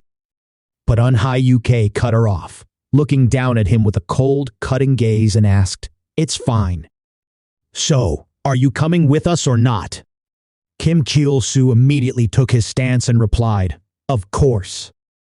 Do you think I'll just sit here while you all go in and loot everything? Just so you know, my integrity's a bit twisted. All right. Let me quickly explain before we head in, he said. According to the information we've received, there's only one entrance to the Grieve Raid boss. That means everyone will face the boss as soon as we step inside. So, stay alert. Of course, I don't think it'll be too dangerous. It's actually below our level, but it's better to be cautious. Patton let out a cold, razor-edged laugh, resting his sword across his shoulder with absolute confidence. Our guild master might not be here, but the entire Everton Guild is. A boss at this level? 10 seconds is all we need to wipe it out. The moment the words left his mouth, the whole group surged forward in a blaze of fighting spirit, charging straight at the towering door. Hyuk smiled confidently and said, let's go, Everton. When everyone else had entered, only Kim Chulsoo remained outside. He quietly spoke to the goblin hiding behind the tree. Goblin, if they find out you're following me, we're in big trouble. Stay here and wait until I call for you. The goblin responded obediently. Shar. Kim Cheol Soo recalled the moment, the betrayal still burning in his chest. His thoughts were cold and calculated. Anyone could betray me like that again. I won't let it happen again. I've got advanced healing stones here anyway. Huh? Wait a minute. Didn't I already use them? Whatever. It doesn't matter. Without another word, he decisively ran inside. He stopped for a moment as he arrived. Kim Cheol Soo stared, as if seeing something unbelievable, and asked in shock, Is this a raid boss? In front of him was the terrifying sight of a massive level 40 monster chasing down the entire Everton guild. Kim Cheol Soo panicked and shouted, What the hell is that? This is the hidden dungeon. The system displayed the information, Hidden Dungeon, the lair of the steel beast. Hyuk kept running, glancing over at Seung Lee-un. Seung Lee-un, you sly bastard. What's your plan this time? Seung Lee-un, running right beside him, shrugged. I don't even know. Where's that cool, badass vibe of yours gone? Ji Hyeon was running when she saw Kim Cheol Soo still standing there, frozen in place. She shouted out to him, Kim Cheol Soo, don't just stand there. Hurry, run to the teleportation gate. He just smirked. Are you guys messing with me? He shouted out in agitation. Do you all think you can escape from this hidden dungeon? Don't you know what kind of rewards are hidden inside? But one of them snapped back at him. Who doesn't know about those rewards? The problem is that guy's level is 40. If our character takes a hit from him, it's game over. Kim Cheol Soo wiped the sweat from his brow, but stubbornly pushed on. But it's only a 10-level difference. It won't be as bad as Catherine's team, right? We'll just puke up a few milliliters of blood and pass out. You guys think the rewards are easy to grab, huh? How would you know how incredible the dungeon rewards are? At that, Kim Cheol Soo didn't even spare a glance for the Everton Guild members scrambling to pull up their pants and bolt for their lives. He planted his feet, every muscle in his body straining as he roared at the top of his lungs. Arr. Fine. Go on, run. I'll take every last reward for myself. Finishing his sentence, he activated the Goblin summoning skill and shouted, Goblin, assemble! But your goblin over here is just leisurely standing and admiring the view. A cold breeze swept through, making the atmosphere even more tranquil. On Kim Cheol Soo's side, there was not a single reply. He stubbornly shouted, I told you to run out here. Hurry up. But before he could curse again, the monster landed a fatal blow. It was no surprise Kim Cheol Soo was dead. Patton stared at him lying motionless on the ground, cursing under his breath. You're kidding me? This guy's the same one who beat that goblin yesterday? Hyuk's voice sliced through the chaos. Why the hell are we worrying about him? The real problem is his words were drowned out by a wave of panicked shouts from the entire repair squad. The gate, it's closed.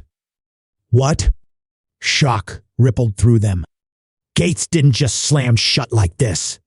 Only raid dungeons sealed themselves ahead of schedule. But this wasn't a raid dungeon. This was supposed to be a hidden one. Seung Lee-un's face tightened as he spoke, his voice low but steady. We underestimated this place. The chances of a basic dungeon transforming are usually very low. A dungeon can often shift itself into a hidden dungeon, which is why we're facing a boss raid dungeon now. All we can do is fight. Kim Cheol Soo staggered back in real life after taking a punch from the level 40 monster, blood spilling from his mouth. He screamed in agony, unable to believe it. I'm over level 30, and it still took me down with a single blow? I knew it was level 40, but this is unreal. His status board popped up in front of him. Kim Cheol Soo, level 31 Goblin Summoner, Strength 4, Endurance 2, Agility 0, Intelligence 1, Luck 0, Status Points 26.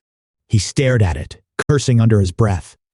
Damn it, I forgot to allocate my stat points. Whatever, I can't summon a goblin anymore. The damn portal's closed. The treasure's right in front of me, and this useless goblin. Am I really going to lose all of that? At that moment, Yuke's eyes flared with a blood-red killing intent, the air around him turning razor-sharp. Everton let the hunt begin. Kim Cheol Soo snapped back to reality in the game, startled by what he heard. What? Back in the battle, Hyun activated her archer skill. The wind arrow shot straight at Minsung and Yuke, boosting the movement speed of all allies by double. Sung Leon stood off to the side, arms crossed, giving instructions. Yuke, the Dark One. Mine Sung, the Speed Master, you two attack it first. Find its weak spot. Yuke, the Deathbringer, has buffed his movement speed. The enemy won't have time to react. Kim Cheol Soo, still lying flat on the ground without a twitch, was quietly assessing the situation. Who was he mumbling to? Back on the battlefield, Yuke, and Min Sung shot forward at the speed of light, closing the distance to the beast in a single breath. Moving as one, their twin blades carved through the air in perfect sync, unleashing the devastating technique 16 successive key strikes. The flurry crashed down before the creature could even react, forcing a thunderous roar from its throat. Sung Leon's eyes sharpened as he continued his analysis. Every monster has at least one weakness. Those two just unleashed the 16 chain combo that means 32 consecutive slashes tearing across its entire body. And from the deepest wound we'll find where it's weakest. Yuke landed on the ground, eyeing the roaring beast before asking, "Have you found anything?" Mine Sung immediately replied, "No, it's not even injured. This attack was supposed to help us find its weak spot, but there should be at least some kind of wound." Even Yuke must feel some hesitation. So that leaves us with two possibilities. One, its defense is extremely strong. Or, at this point, the beast raised its fist. It slammed down where he stood. Yuke jumped onto its arm to dodge the strike. He quickly activated his invincible blade skill, swinging it down with precision to strike the beast's neck, dealing a devastating 1,800 damage. Yuke's face turned ashen. That's not it. Small, scattered attacks won't touch it. It has the skill hatred of the weak. The passive skill hatred of the weak nullifies any strike that deals less than 5% of its maximum HP, which means only blows exceeding that threshold can hurt it. A level 40 monster. Its HP stands at 28,200 out of 30,000. Patton stood to the side, mouth agape, shouting out, "Hey, Yuke, only you could deal damage like that while fighting a level 40. Sung Leon disagreed. His face hardened as he spoke. No, he's not the one with the ultimate strike here. There's someone else who can do it better, depending on the situation. At that moment, Ji Hyeon raised her bow, activating the archer's ultimate arrow skill. It consumed her HP in exchange for increased draw strength. The more HP she sacrificed, the greater the destructive power of the shot. As she drew the bow, she muttered, "If they find out I have this skill, they'll make me the guild leader for sure." Patton couldn't help but exclaim in shock, "Ji Hyeon's death god? I have no idea what that thing is. But if I take the time to sharpen my skills, I won't be any worse than her." With a final shout, he screamed at the top of his lungs, his body tensing as he activated his Vanguard aura. In an instant, his power exploded, radiating beams of light. The skill stirred the monsters, drawing them in with a battle cry. Just as the skill intended, the beast shifted its focus to him, raising its sword high with both hands, ready to strike down. Kim Cheol Soo kept his eyes on the chaos unfolding ahead, then couldn't help but mutter under his breath, "That idiot. This is the moment to run, and he's actually provoking the monster?" When the beast struck, sending a shockwave through the ground, Patton didn't die. He only lost 1,038 health. He sneered. "Doesn't even faze me. I thought you'd be stronger than that." Sung Leon stepped up behind him, drawing his weapon as he spoke. "Don't let your guard down. Patton, the Destroyer. For this plan to succeed, we can't afford any mistakes." It turned out he had used the shared agony skill. With this ability, the target with the higher HP would bear the brunt of the damage. Kim Cheol Soo looked at the two of them with concern, thinking, they're too low ranked, not even at the hidden level yet. However, at this moment, Hyeon Soo, the bloodthirsty killer, level 26 assassin, Min Soo with red eyes, level 25 assassin, Suji, the brutal one, level 28 assassin, and Min Sung, the speed master, level 26 assassin, had formed a lineup. Hyuk, the dark assassin, level 30, stood confidently, giving orders while those two distract the monster. We, the assassin team, will strip away its defenses with this passive skill. They plan to use the passive assassination skill to eliminate its weakness, reducing the enemy's defense by 2% with each attack, with a 1% chance to stack up to 5 times. Looking at this lineup, Kim Cheol Soo couldn't help but marvel, exclaiming, "How are you all so strong?" Without missing a beat, the assassin team charged forward, attacking the monster from behind. Sung Leon and Patton drew its attention, while Ji Hyeon kept her distance, firing arrows and boosting their strength. The coordination was flawless, so flawless that Kim Cheol Soo, a lone wolf by nature, found himself in awe, wondering, is this how guilds usually operate? He gripped the stone tightly in his hand, cursing in fear. Damn it, they're gonna kill the boss. I won't get any more EXP or rewards once I'm dead. Back in the battle, the beast was about to strike at Patton, but then it hesitated. Patton braced himself, ready to take the hit, but still he was stunned. Seeing the monster lock its sights on another player, Patton's anger flared. He shouted, "How dare you look that way? I'm the one who's supposed to face you." But the monster paid no attention to his attention-grabbing actions. Instead, it struck the ground with a powerful blow, creating a deep hole, then readied itself to tear the earth apart.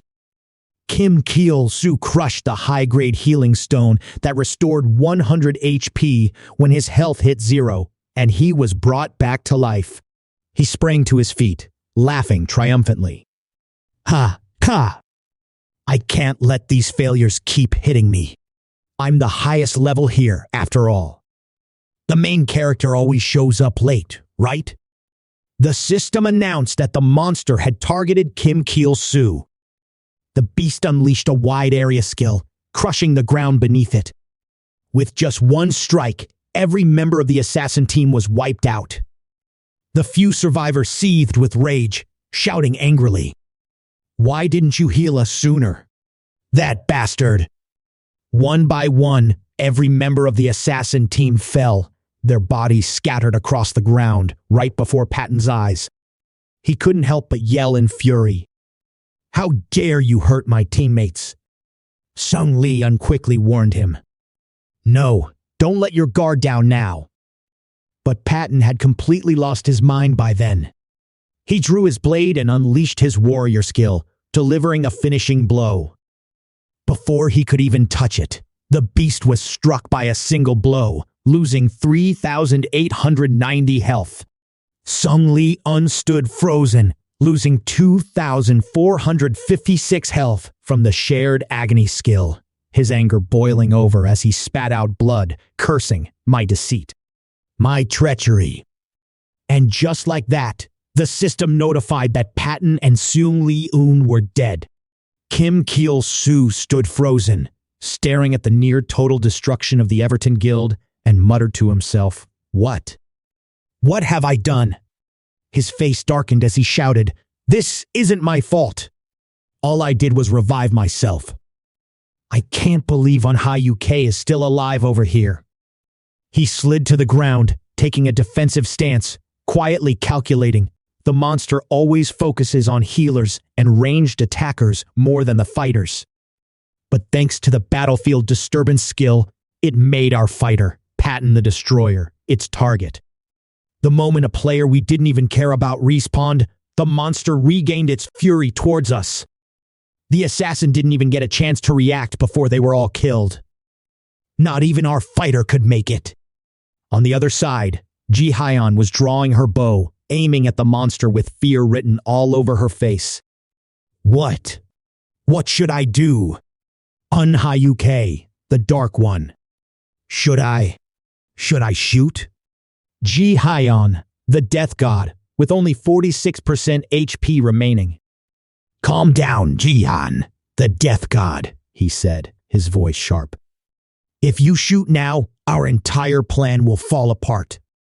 He thought to himself, we can't even fully enhance the assassin's passive skill anymore. It's not enough to kill it in one strike. The passive assassination skill weakens the enemy's defense by 2% with each attack, with a 1% chance to stack up to 5 times. The monster can stack it 3 times. After thinking for a moment, Manhwa made the first move, charging forward. I'll draw its attention. Try not to cancel the skill, alright? If this isn't your one-shot attack, we won't stand a chance. Hearing him speak, Ji Hyeon grew even more terrified, causing her hand, still gripping the bow, to tremble. Noticing Ji Hyeon trying to stay calm, Kim Chulsoo stepped forward and asked, "Hey, can I help with anything?" The situation had become critical, and Ji Hyeon's temper flared as she snapped at him. "What can you do without the goblin? Stop trying to do anything. Right now you're just a burden to us."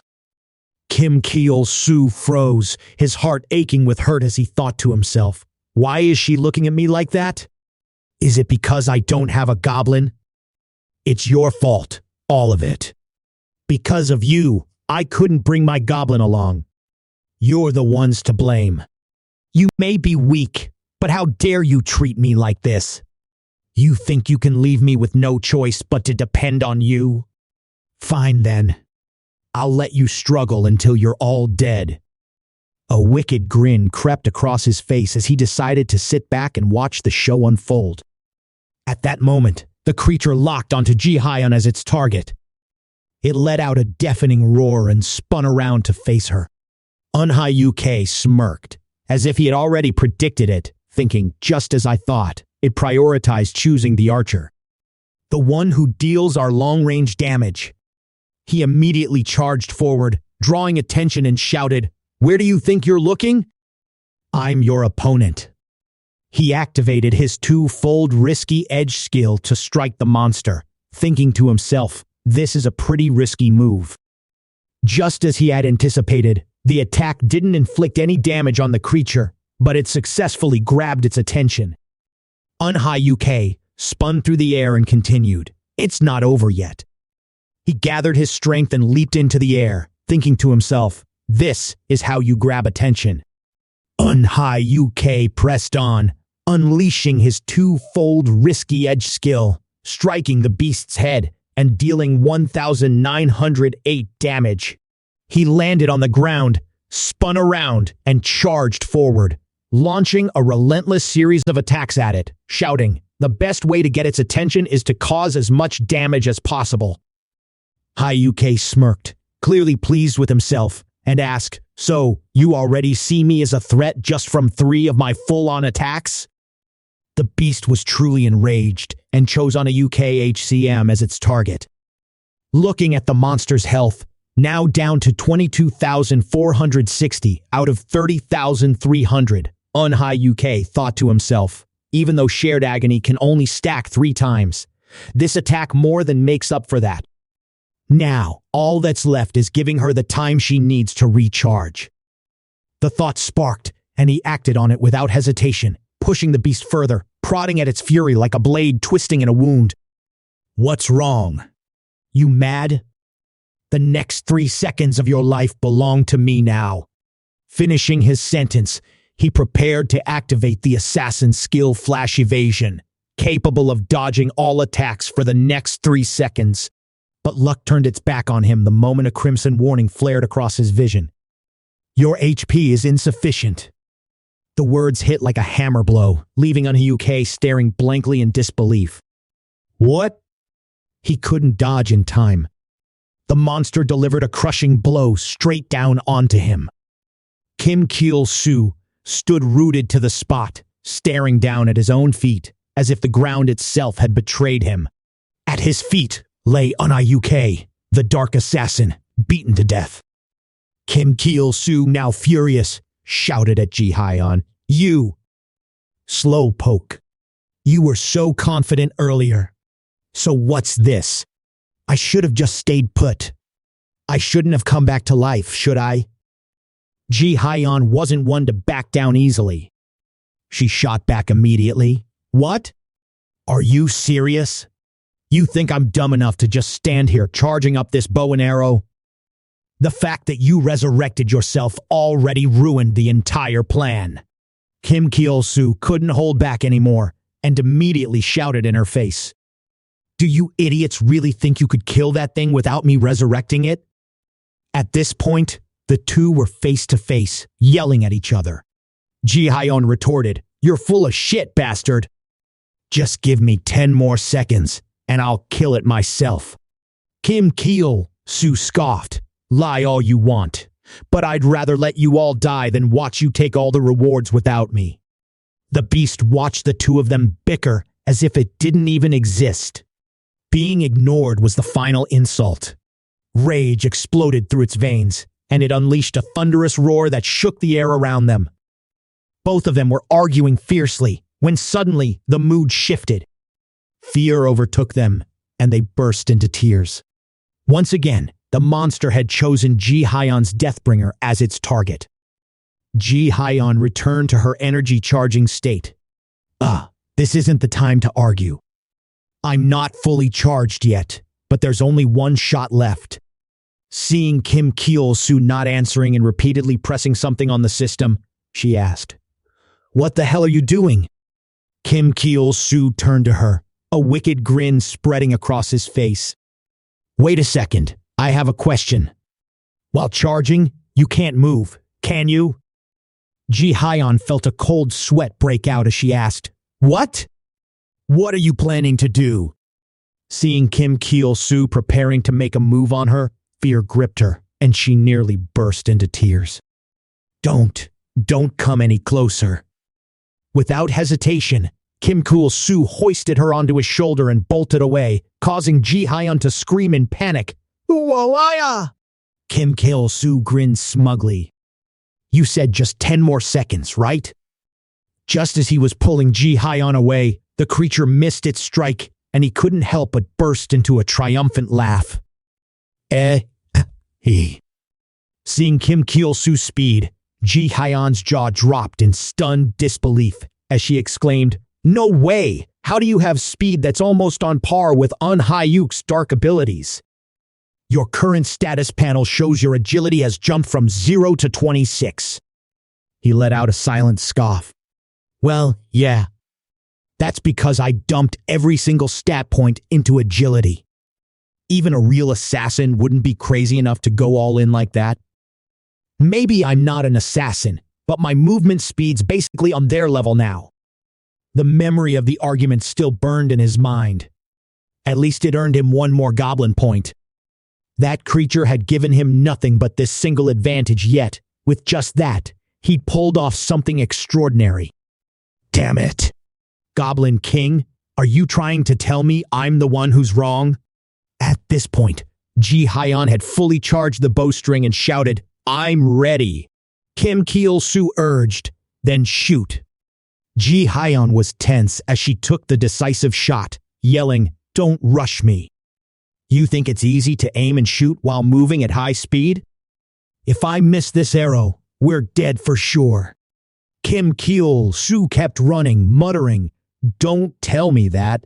You better repay me 10 times over." Give me back the HP I lost just now and a stronger healing stone while you're at it. The moment he finished speaking, he burst into motion, circling the beast in a blur of speed. It couldn't track him. Snarling in blind fury, it swung its massive fists wildly into the air, smashing at nothing but shadows. Seizing the opportunity, he rushed to the beast's backside, and Ji Hyeon immediately activated her supreme fatal arrow skill. Ji Hyeon was down to 1% HE. Kim Chulsoo, ecstatic about finally getting his hands on the valuable item, shouted, "Take him out!"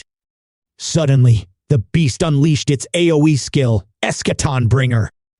It gathered all its strength and struck the ground with a powerful blow, causing the earth and rocks around it to crack and scatter in all directions. Kim Chulsoo couldn't help but panic, thinking to himself, "Oh no, so it's been hiding this skill all along." It was a sweeping attack from the front, except for Ji Hyeon, who's left with 1% HP since I revived myself earlier. I'm down to exactly 100 HP now. Which means if I take this hit, I'm done for. Ji Hyeon couldn't take a shot at the beast due to the rocks flying around her, shouting, "There's too much debris. At this rate, I won't be able to hit it."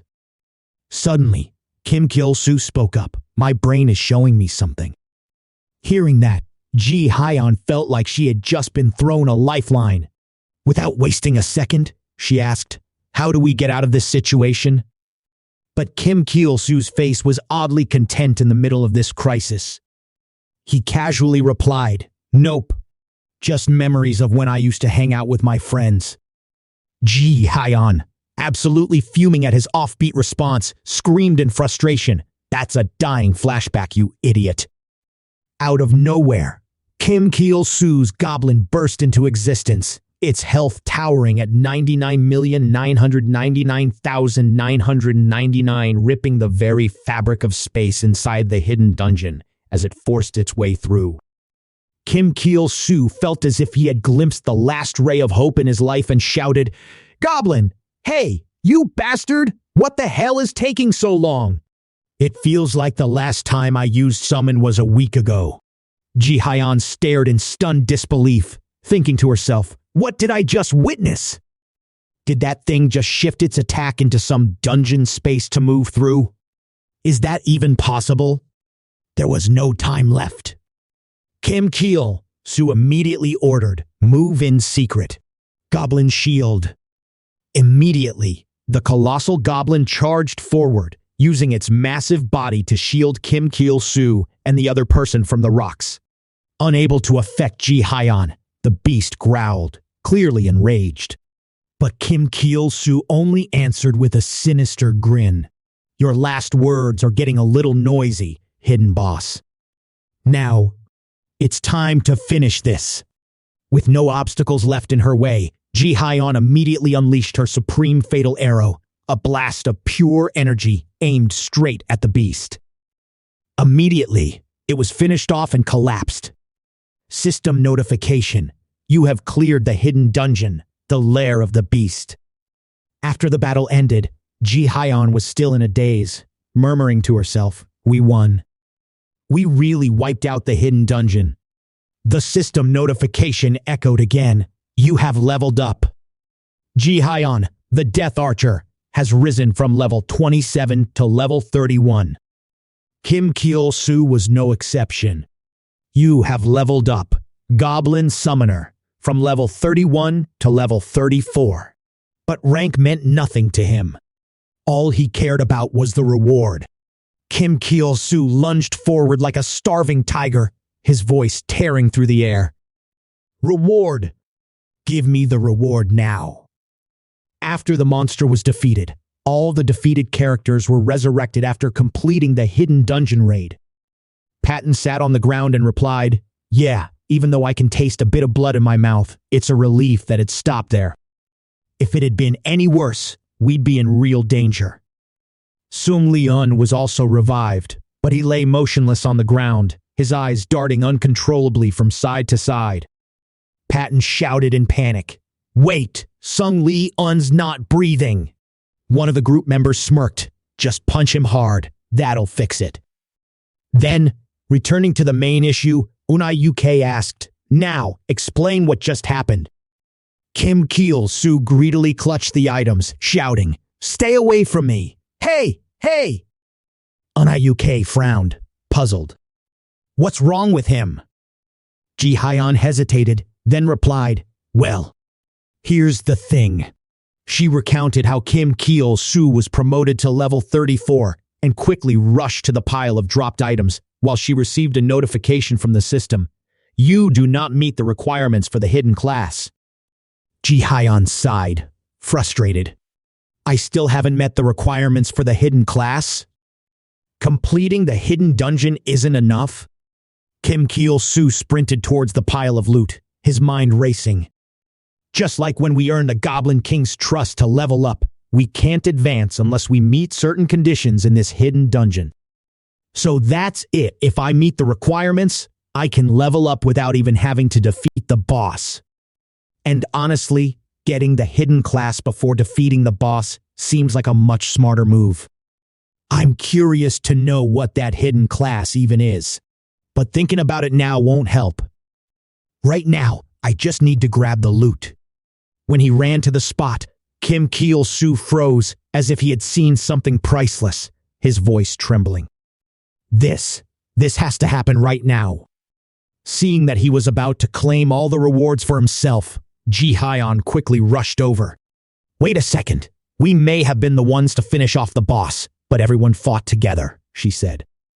"We need to discuss how to divide the rewards with everyone." When it came to handing out the rewards, Kim Chulsoo snapped his head around, panic-stricken, and yelled, "Shut up!" Back in reality, Ji-hyun felt helpless. Since that moment, he'd been like this. Unhayuk curiously asked, "Who?" "Goblin."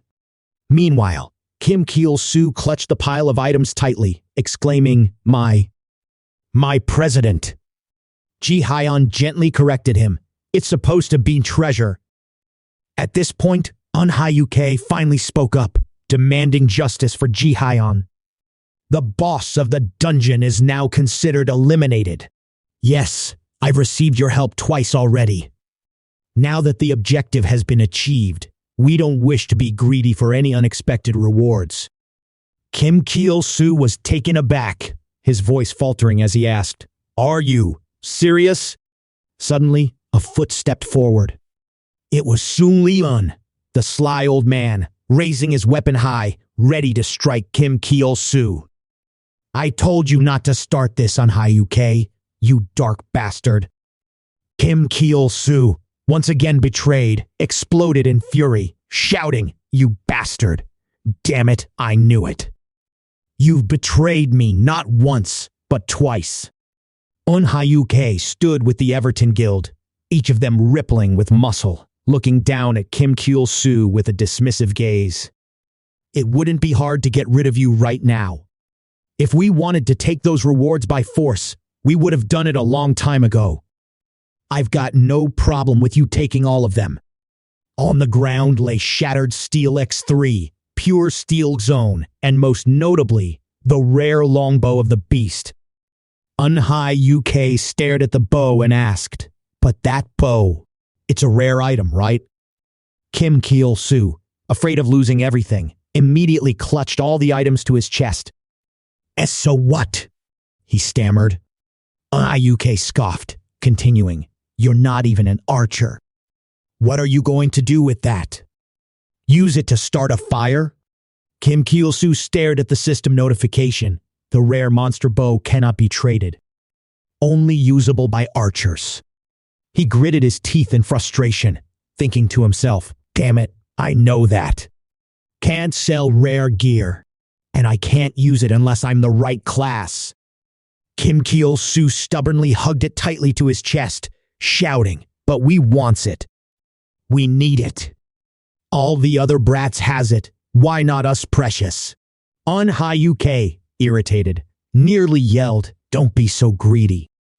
Give it to Ji-hyun's Deathbringer." Kim Chulsoo was helpless, unable to hold his ground any longer. He reluctantly agreed, "Fine, I'll give you this weapon." but I want something in return. Hold on, what insane demand is he going to make to the Everton Guild? As expected, he really did manage to sell the rare bow for a huge profit. Manhwa asked in disbelief. What? Kim Chulsoo stood up and continued. This is an item that cannot be traded, which means it's priceless. He then switched to threatening. Who's going to suffer if I take this item, huh? You'll have to buy it from me, Kukuku. Ha ha ha. Sung Leon seemed to realize something and asked, Don't tell me. The only reason you've endured until we were revived was to sell this item, right? Kim Chulsoo's words hit the mark, making him burst into laughter. Seeing that laugh froze on Manhwa in place, and he thought to himself, damn, he really reminds me of that goblin from before. As for the goblin, it was hiding behind some rocks now that they had gathered together. After the transaction was completed, Ji-hyun strapped a bow to her back. This is heavy. The rare item, the steel monster great bow, couldn't be traded and was only usable by archers. It was the very bow that the steel monster had wielded before its corruption. Finished, Kim Chulsoo stepped forward. Thanks for the exchange, Everton. Manhwa replied, half joking, half serious. I've been thinking for a while now. You're really good at making people hate you. So, where are you headed after leaving here? Kim Chulsoo cracked a smile, devoid of any warmth. Are you really asking? Do you think a place like that would have people like you? Manhwa sneered. Now that's twisted, but it sounds kind of fun. Let's go, shall we? With that, the entire Everton Guild immediately left. Before leaving, Ji-hyun turned back to glance at Kim Chulsoo and smiled at him. When everyone had completely left, Kim Chulsoo spoke, calling out, Goblin. Goblin obeyed, appearing instantly. Kim Chulsoo successfully defeated the hidden raid boss. He looked at the consumable item, the thief's gloves, which he had just traded for. He could mix anything with it, but only once. He couldn't mix items from higher-level players, nor could he use it on other players. Kim Chulsoo thought to himself, it's a shame I lost that rare bow, but I couldn't even use it. What I've gotten in return is far more useful. But the real gold mine is this. Kim Chulsoo licked his lips repeatedly as he held the pure steel material in his hands. He happily thought to himself, I used to be just a simple miner player. Those idiots focused only on rare gear, never realizing the true value of this. To hell with rare equipment. All I need are these, and you guys were the ones who betrayed me first. Remember that. The scene shifts to Fiorendale at the Phoenix El Bazaar. Kim Chulsoo widened his eyes, looking around at the people and exclaimed, Wow, so many high-level players. I've never seen anyone wearing outfits like that before. I wonder how much money they've spent to get all that. He took a deep breath before continuing. I smell something.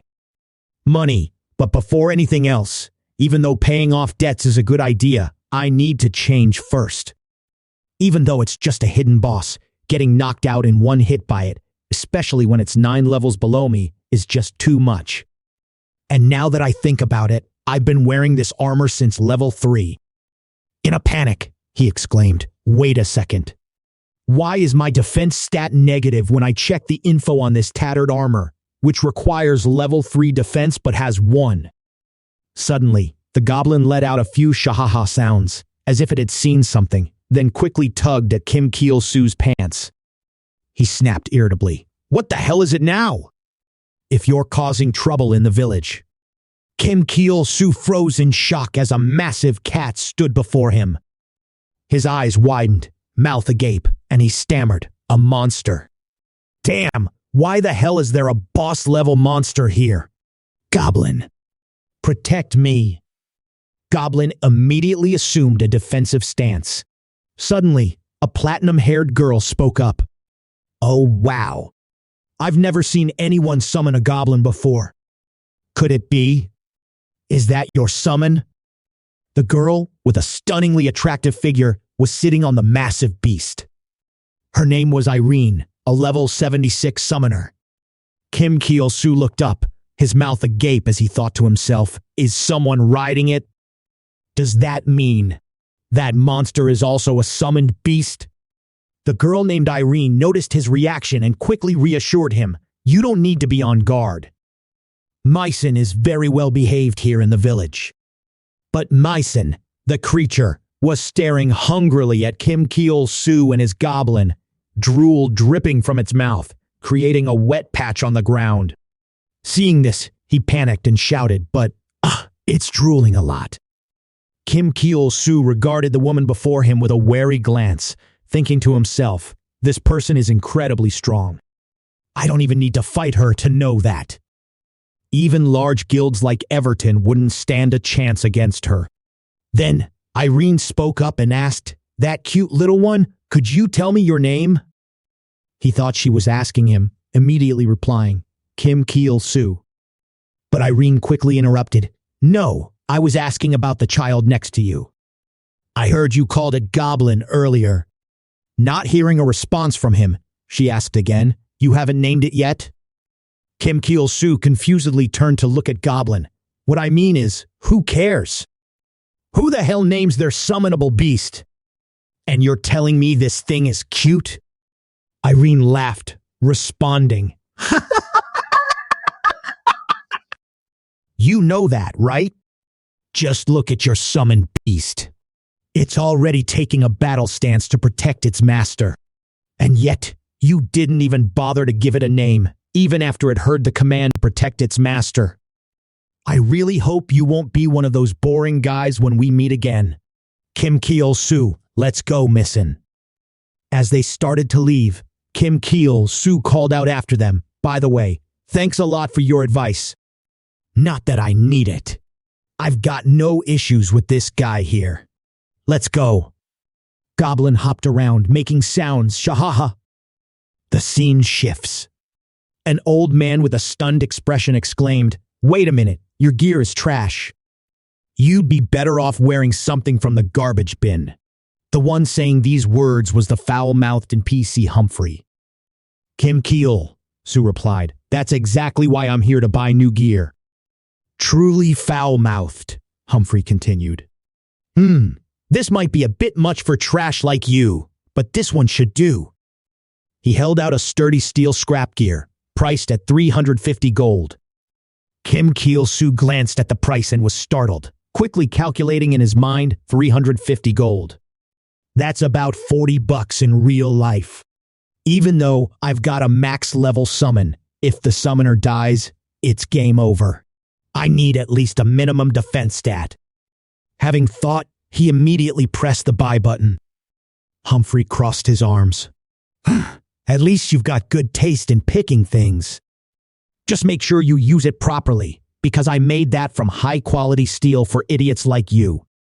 He kept on bad-mouthing Kim Chulsoo, making him angrily think to himself, damn it, this guy really lives up to his bad-mouth nickname. After putting on the armor, Kim Chulsoo exclaimed in surprise, this armor? It's really awful. I can't move at all. Humphrey immediately snapped at the criticism of his work. People like you should be glad you can't move. The system displayed solid steel gear, requiring a strength stat of 24. Kim Chulsoo's strength was 4. The armor is too heavy for you. You cannot move. Kim Chulsoo thought, how unlucky. Damn it. I invested all my points into agility just for that damn steel monster. I'll have to sell it. Having thought, he decided to sell it to Humphrey. The old man snorted, then said, you'd buy this half piece of tattered armor. I'll take the durable steel armor for 30 gold. Feeling completely ripped off, Kim Chulsoo exploded in anger, shouting, what the hell? You just sold this for 350. Am I really getting scammed by an NPC now? Suddenly, a giant exclamation mark appeared above Humphrey's head. Kim Chulsoo curiously asked, hey, What's that exclamation mark on your head? But the old man didn't even pay attention to his question. In a panic, he frantically searched through everything, scattering things around, shouting, "It's not here anymore! I can't find it!" Kim Cheol Soo wondered to himself, what the hell is he up to now? Humphrey continued, "My hammer is gone. Without it, I can't forge anything." Kim Cheol Soo glanced around at the pile of hammers. "But you have plenty of others," he said. The goblin chimed in, making sounds, shahaha. But Humphrey refuses to answer. "It's not the same," Humphrey replied. "I need that particular hammer. It's definitely in the underground water dungeon, right near the village gate. Go find it for me." Right after that came the notification. Humphrey's troublesome quest, find Humphrey's blacksmithing hammer. The reward is the ability to forge materials into armor. Kim Cheol Soo immediately understood and thought, so it's a quest. It lets me craft materials into armor, huh? Wait a minute. That's why the materials from the hidden boss are so expensive. Kim Cheol Soo stared at the 3 broken steel and 1 pure steel he had gathered from hunting monsters, and continued to think, if I use these to craft some gear. Thinking of this, he flashed a greedy smile and asked, "The underground water tunnel, right? The system announces, Humphrey's troublesome quest, you have accepted the mission." Kim Cheol Soo crossed his arms, pleased. I don't have to worry about anyone else. The team members are just a hindrance now. That means I'll clear this dungeon in less than 30 minutes. No problem. Suddenly, Humphrey's voice shouted at him, "What are you standing there for, you idiot?" Kim Cheol Soo was stunned, turning around to look. Humphrey shouted with a hammer in each hand, "Go get the hammer and bring it back to me." Kim Chulsoo, Soo, panic-stricken, yelled, "What the hell are you following me for, old man?" The notification continued to appear. Mission conditions. The mission will fail if Humphrey dies. Kim Cheol Soo glared at Humphrey in front of him, angrily thought to himself, "Is dying part of the mission failure? And they expect me to drag this level 13 weight along with me? This is an unexpected disaster." Humphrey, forced to wait, barked angrily, "Why aren't we moving yet? What are you staring at?" Kim Cheol Soo narrowed his eyes, continuing to watch the old man while quietly reassuring himself, no need to worry about other things. "I've invested all my points into agility, so my speed is pretty solid. Just ignore the regular monsters. As long as I can handle the boss quickly, everything will be fine." He thought for a moment, then shot off at breakneck speed, replying to the man, "Oh, I was planning to leave right now. Let's go." A confident smirk crept across his face as he calculated in his mind. "I know exactly how these missions work. These annoying NPCs, they just follow the player around and then freeze in place whenever the player moves too far away. I'll use that to ditch him at the entrance." I can't believe the system just reported that the NPC, foul-mouthed Humphrey, is under attack. Kim Cheol Soo froze mid-run, turning to ask, "What? Facing off with Humphrey, huh?" Seeing the reward being attacked right before him, Kim Cheol Soo screamed out in panic. He immediately gave the command. "Goblin!" The goblin charged forward with lightning speed, landing a single strike that instantly relieved Humphrey from danger. From the horde of monsters, the cursed claws fell to the ground. The cursed claws! Mutant slime Jill. The goblin, as if claiming a great victory, happily ran back to Kim Cheol Soo, laughing, "Shaha!" Humphrey, on the other hand, was full of confidence, convinced he'd wiped out the beasts, and said loudly, "Of course, they couldn't stand up to me." Behind him, Kim Cheol Soo raised his voice, a warning creeping into his tone. "Something's coming." Humphrey seemed to receive a signal from his ancestors. This is the sign. Humphrey kept running around aimlessly, and Kim Cheol Soo couldn't help but feel a surge of irritation. Should I just kill this guy already? He immediately gave the command. "Goblin, change tactics. From now on, we wipe out all the regular monsters. Goblin, full of fiery determination, shouted loudly. Cake. Humphrey stood before a legion of mutated rats, unfazed by the monstrous sight.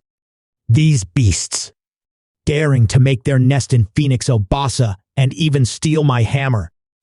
Immediately, he charged forward, shouting at the top of his lungs. I'll wipe you all out. Prepare to witness my secret technique. It's been a long time since I've had to use this much strength. As he spoke, he unleashed his attacks, each strike accompanied by a goblin that followed through, ensuring every monster fell while Humphrey remained untouched. Kim Chulsoo stood off to the side, watching with satisfaction. Perfect. It'll take more time than expected, but doing it this way is much safer. That damn old man isn't going anywhere. Hearing that, Humphrey stepped up from behind him, his voice sharp with accusation. Are you daring to disrespect me? Kim Chulsoo placed his hands on his hips, calmly responding, this isn't disrespect. But Humphrey, feeling deeply insulted, lost control and roared in anger. Before I was a blacksmith, I was a proud warrior. You worthless bastard. In that instant, the foul-mouthed NPC warrior, Humphrey, activated his warrior warcry skill designed to provoke monsters into a rage. The old man's scream awakened a crown-wearing skeleton which roared in fury. Krah! Immediately, Scotton and his gang of followers arrived, ready to begin the battle. Humphrey grinned proudly. My roar woke up the boss's soul from its slumber. Now, he's ready to fight. Kim Chulsoo stood frozen, bewildered. So, with that move, you've awakened all those monsters? If we walk through, we won't have to fight them? Fury erupted inside him at the old man's stunt. He roared. The goblin picked up a small stone, tossing it lightly in his hand before gripping it tightly. Once again, he unleashed his classic stone throw. The skeletons were wiped out in the blink of an eye. Once it was over, Kim Chulsoo spoke up, his voice cold and threatening. If you keep this up, I'll kill every one of you, mission or not. Kim Chulsoo leaned against the wall, muttering to himself. Suddenly, a strange noise echoed from a distance, making him pause, confused, and ask. Humphrey's sharp eyes caught it instantly, and he yelled out in warning, Get back! It's a trap! A dim light flickered in the distance. As it flew closer, 3 arrows appeared, racing towards them at the speed of light. Kim Chulsoo panicked, pulling the goblin in front of him to take the hit, his mouth screaming in terror. The goblin was as solid as concrete, and the 2 arrows that shot toward them snapped instantly upon contact. Kim Chulsoo snapped back to reality, asking himself, what the hell just happened? Why did the trap suddenly activate? The explanation for this is that old Humphrey stepped on a skull, triggering the arrow trap to activate and shoot.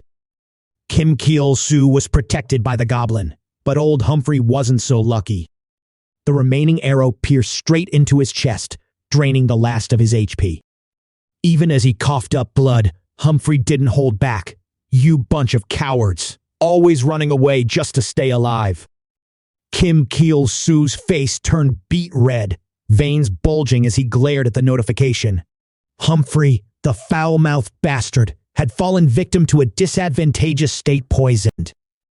His HP dropped from 180 to somewhere between 140 and 160, and finally, Humphrey, with his disgusting mouth, succumbed to death. Kim Chulsoo charged toward the forge, shouting, I'll kill you! From above, a man watched his every move, murmuring to himself, Finally found you, Kim Chulsoo. The moment he reached the courtyard, he shouted, Humphrey! Humphrey didn't even register the fury burning behind it. He glanced up, unfazed. Huh? What's with your gear? What is it now, you piece of trash? Kim Chulsoo gripped Goblin's head and lifted it, asking the old man. Just as he was about to deal with him, he froze, looking confused, and asked, Oh? Is that all you have to say? Suddenly, he received a notification. Mission complete, Humphrey's desire.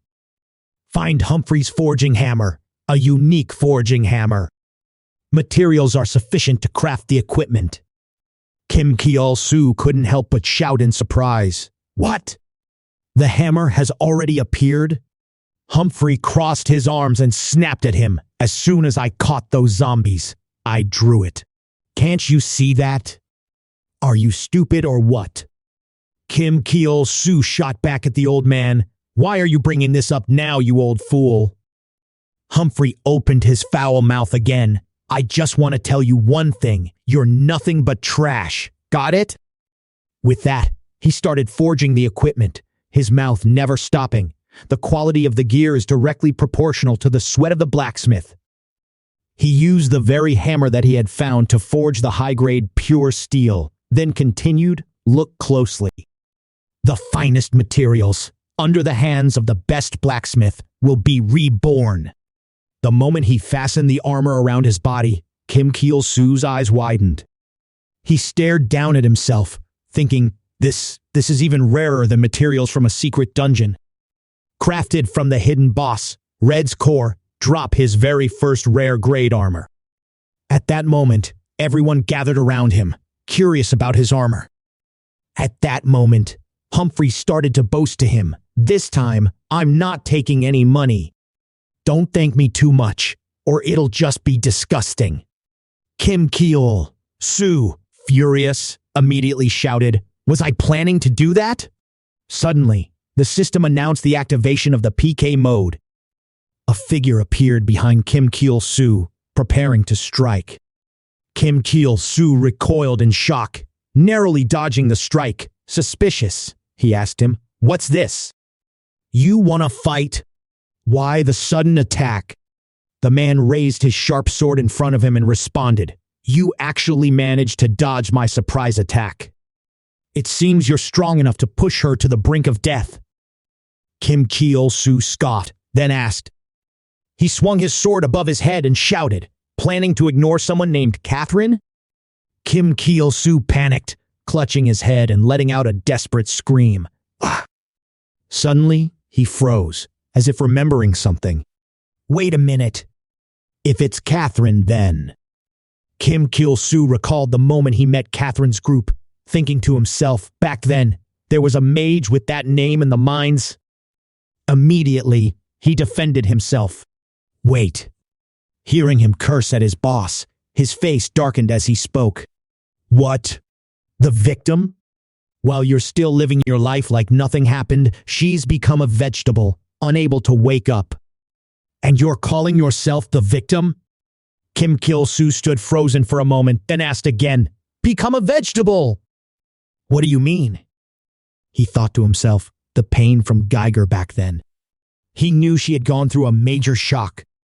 But how could it be so severe that it left her like this, a vegetable? Because of me. No. Kim Cheol Soo was so worked up that he shouted, It's Geiger. It's all because of Geiger. I didn't do anything wrong. The butler of the Catherine family immediately raised his sword into a battle stance and said, Whether it's your fault or not, that's not for you to decide. Because of what happened to her, the position of the heir to the Semyong conglomerate is now at risk. As he spoke, he lunged forward, driving his sword straight toward Kim Cheol Soo. But he immediately regretted it, thinking to himself, what a fool, he's not hurt at all.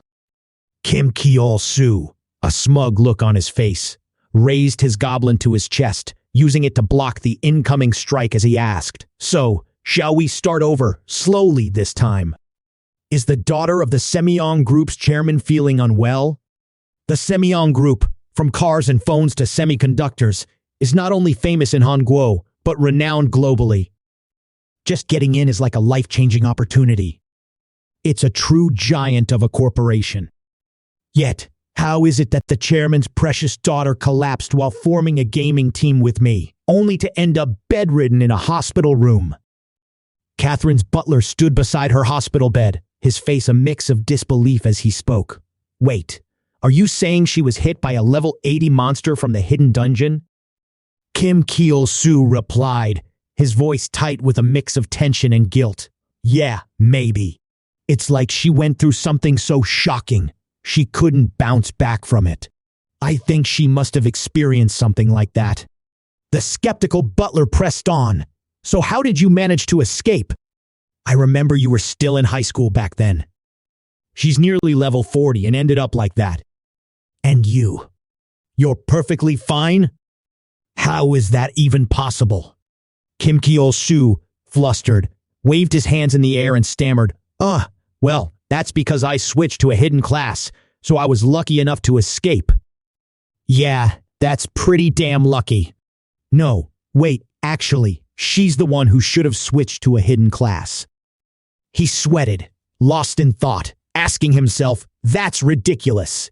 So many skilled doctors have tried their best to save her, yet she's still lying there, motionless. If she were just an ordinary person, would she have been able to survive? Catherine's butler listened as he spoke, his face growing stern as he asked again, so what if a level 3 player can transfer to a hidden class? Does that mean they escaped the dungeon safely? I don't remember hidden classes being anything divine that could pull that off. At this moment, Kim Cheol Soo couldn't speak the truth. He could only scratch his head and force a smile. Aha, so is there still hope for her to wake up? Catherine's butler immediately threatened, watch your mouth. She's still alive, just not awake yet. Even though the best medical team is doing everything they can, they've all shaken their heads and said they don't know why she hasn't regained consciousness. As of now, medicine has nothing more to offer. Kim Cheol Soo sighed, frustration evident in his voice as he asked, so we're just supposed to sit here and wait hopelessly until she wakes up? Are we really just going to stand by and do nothing? Then, with a sudden thought, he turned to the butler. What if, since she got hurt in the game, we try using the game to heal her? The butler handled it quickly, then immediately regained his composure, pushed his glasses up, and ordered, continue. Kim Cheol Soo hesitated, struggling to explain to the butler. Well, I read this article from the U.S. Asia. It was about someone, forced into retirement? No, it was more like eliminated from the game and losing consciousness. And then, that person, wait, was it them or their family? No, it was their family. Anyway, when they had almost given up all hope, that person suddenly woke up in the game heaven's door. I think that's what the article said. Of course, the chances of that happening are insanely low. Like 1 in 9 million or something. About that. As he finished, he thought to himself, I'm just making this up. I'm standing here lying through my teeth in front of these desperate people. Because she, too, once played a nasty trick on me. Kim Cheol Soo thought for a moment, then grabbed the butler's hand, his acting straight out of Hollywood. Sitting here, waiting for her to wake up, is just useless. Shouldn't we cling to whatever slim chance we have left? The butler fell silent, staring at him. Kim Cheol Soo, his gaze unwavering, stared directly into his eyes. But the butler kept staring at him, his gaze darkening. At that moment, Kim Cheol Soo felt a twinge of guilt, quickly looking away, avoiding his intense stare. When they entered the game, Catherine's character unexpectedly appeared. Kim Cheol Soo stared at her in disbelief, muttering, this. The chairman actually agreed to this? To the point of letting someone who's about to die log into the game at all costs? Damn, it's like we're so desperate there's no turning back. But if the Semyong group finds out I tricked them, I'll be lucky to even have a place to die. Regaining consciousness through a game? He paused, his hand resting on his chin as he paced around Catherine, muttering to himself. This is absolute nonsense. I've never heard anything like it in my life. But why? At least I'll be seen as someone who tried to save her. He thought about his future with a sense of bliss, painting a vivid picture in his mind, Could I really just ignore myself? The one who risked everything to save the heir of the top family? The girl everyone thought was dead, even when doctors had given up. If fate actually lets her wake up, I'll be on top of the world.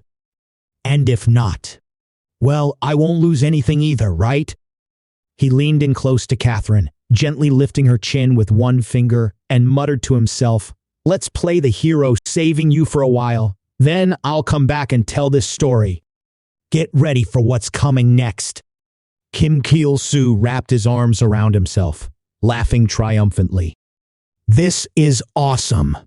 I'm truly a genius. All right, now, I guess I have to drag her along for a while. But how do I move someone who can't even walk on their own?" After a moment of thought, he suddenly had an idea, slapped his hand and shouted, "That's it!" Catherine immediately began walking on her own, leaving Kim Cheol Soo pleased. As expected, in the system, all it takes is physics pull, and it will follow automatically. That's all I need. So his plan was to have the goblin use the chain to collar Catherine and drag her away. On the way, as everyone's attention focused on him, Kim Cheol Soo began to question life itself, quietly asking, "Are they looking at me? Is this really okay?" The crowd surrounding him immediately started whispering, "Whoa, look at that. That guy's so intoxicated by his goblin, he's dragging a female player around everywhere. What a bastard. I just wish he'd dropped dead already." Kim Cheol Soo marched forward, his mind screaming, "This is bad. This is really bad." Kim Cheol Soo could feel the weight of the mocking glances, but instead of staying silent, he immediately tried to explain. "Oh, it's not what you think. I know her." But his words only fueled the misunderstanding further, and the questions came pouring in. "You treat someone you consider a friend like that? If I'm close to you, are you going to hit me too?" In a panic, Kim Cheol Soo blurted out, "What?" He could feel everything spiraling out of control, his mind racing. This is bad. Really bad. I'm cornered now. It's just like the time I got kicked out of the village. Suddenly, a familiar voice shouted, "Over here! Hey!" Kim Cheol Soo blinked in confusion and asked, "Who? Who are you?" The old man with a bald head waved him into an alley, his face stern. "No time to explain. Come with me, or just stay there and die." Kim Cheol Soo walked inside, arms crossed in disgust. "I can't believe I'm running into this guy again. That sly little bastard." He then introduced himself. "Sung Leon." Kim Cheol Soo recounted everything that had happened before. Sung Leon nodded thoughtfully.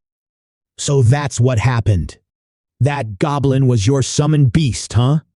Kim Cheol Soo had been tricked by him once before, so he was extremely cautious. "Thanks to you, I managed to survive that crisis, but I don't trust you. Come on, just spit it out. What's Guild Everton's scheming this time?" Sung Leon let out a low snort, then slowly closed his eyes as if weighing his patience before speaking. "Don't get the wrong idea. Last time, we only gathered because of that dungeon raid. It's not like we're always dragging a whole crowd around wherever we go." Kim Cheol Soo was slightly taken aback, then replied, "Is that so? Well, I guess that's good enough." At that moment, Goblin was shouting nonstop, but Kim Cheol Soo paid it no mind and turned to the old man. "You're the information spy for Everton, right? Mind sharing a bit of intel?" "I don't know a thing about this area." But he ordered him to be quiet. "If you want to talk about Fiorendale, we'll need to change locations first," he said. With that, he turned and began walking ahead. The system immediately notified that the PK mode had been activated. Sung Leon, his face swollen from the punch, finally admitted, "I'm not too familiar with the Fiorendale region, but the red boss here, he's different from Rave before. It's not like he shows up every month. He only appears under special conditions. But seriously, why are you so obsessed with dungeons? I've noticed If you fall behind just a bit, you're ready to lose your temper. Kim Cheol Soo stammered. It's because of money, of course. The more dangerous the dungeon, the more money you make, right? He thought to himself, guess I don't need to mention that I'm cheating the game, huh? I could end up getting reported and ruined. At this point, Sung Leon revealed something important. If you want to enter the dungeon, it has to be in order. You've only just stepped into the Fiorendale region. Luckily, Phoenix Elba Soren has already completed the main quest hub, a place where even the elites frequently visit. Hearing this, Kim Cheol Soo excitedly grabbed Sung Leon's face and shouted, "That's right! It's the main quest. If we keep doing the regular missions, we'll naturally move up to the higher tier areas, right? How did I not think of that? I'm such an idiot. All right, let's go, Goblin." He happily turned around and called out to Goblin. But he froze in shock when he realized the Goblin was still there, while Catherine had vanished from the alley. In this awkward situation, all that was needed was a confident smile. The Goblin smiled brightly at him, still holding the rope, looking at him. He looked back at it, his panic setting in as he shouted, "Where the hell is that girl, you bastard?" Scene change. Catherine was dragged by two strange men into an empty alley. They leered at her, one of them smirking as he spoke. "Hey, I don't get it. A beautiful girl like you, hanging out with guys who look like trash? Come with us. I promise you'll have a way better time." The blonde-haired man next to him called out, "Boss, check out what she's wearing." "Haha, all that expensive stuff, huh?" The man with black hair licked his lips hungrily, guessing she probably just logged in and went to the bathroom or something. Why else would she be wearing such high-end gear and not even put up a fight? That's why you guys are the scum. Hurry up and call the guards to protect her. What are you standing around for? It'll feel much better that way. The two perverts closed in on Catherine, grinning wickedly. On this side, Kim Cheol Soo rushed forward at lightning speed, searching for Catherine while thinking to himself, "Damn it, if she takes any more damage while unconscious, she'll probably die for real this time. No way out of this. I've already got way too much bad reputation as it is." Out of nowhere, her butler called, his voice sharp with urgency. "She's still safe, right?" Kim Cheol Soo sprinted down the street, lungs burning, breath ragged. He forced his voice steady. "Oh, of course she is." The butler didn't hesitate. "Let me see her face." Kim Cheol Soo panicked. Words tumbled out before his brain could catch them. "Send the money first. I mean, no, that's not it. We're in the middle of something important." The way he said it, combined with the heavy breathing echoing through the call, painted an entirely different picture. The butler was no exception. "What exactly are you doing?" he demanded coldly. "That has you panting like that?" The old butler shot back at him. "You fool, your head!" But not wanting to hear any more of the old man's rant, Kim Cheol Soo immediately hung up. Meanwhile, the butler received the notification that his private call had been cut off, which only made him angrier. He cursed under his breath, "Bastard." Suddenly, a man standing beside the old man spoke up. Forget about it. Probably nothing serious." The butler immediately regained his calm demeanor. "I apologize for the disturbance, Chairman." Catherine's father reassured himself with a calm, confident tone. "You know Catherine is the heir to Semyong Corporation. What can an ordinary person possibly do to her?" Catherine's butler, clearly irritated, asked, "Why would you entrust her to someone like that if she could be treated in the game?" "It would be safer if she stayed with me, wouldn't it?"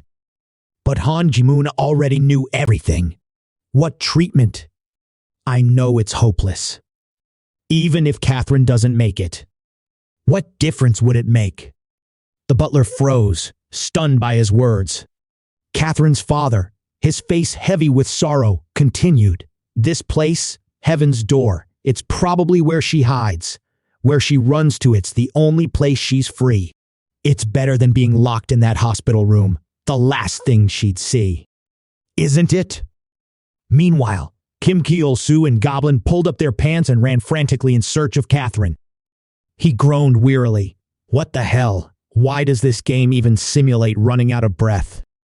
How the hell am I supposed to find anything now? The village map is huge.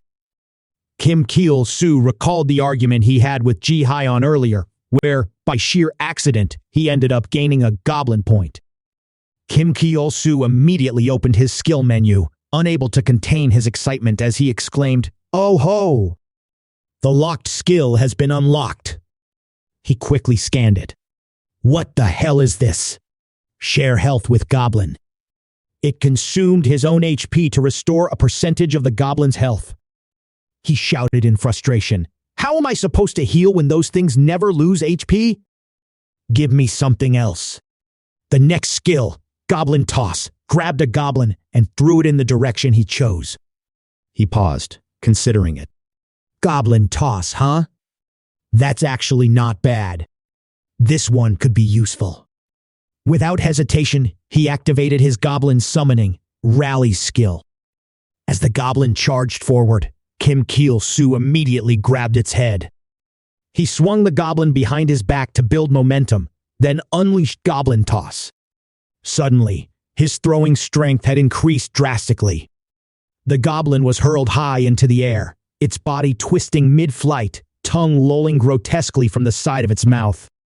At a certain height, it squinted its eyes, scanning the village below, then pointed in a direction and shouted, "Shahaha."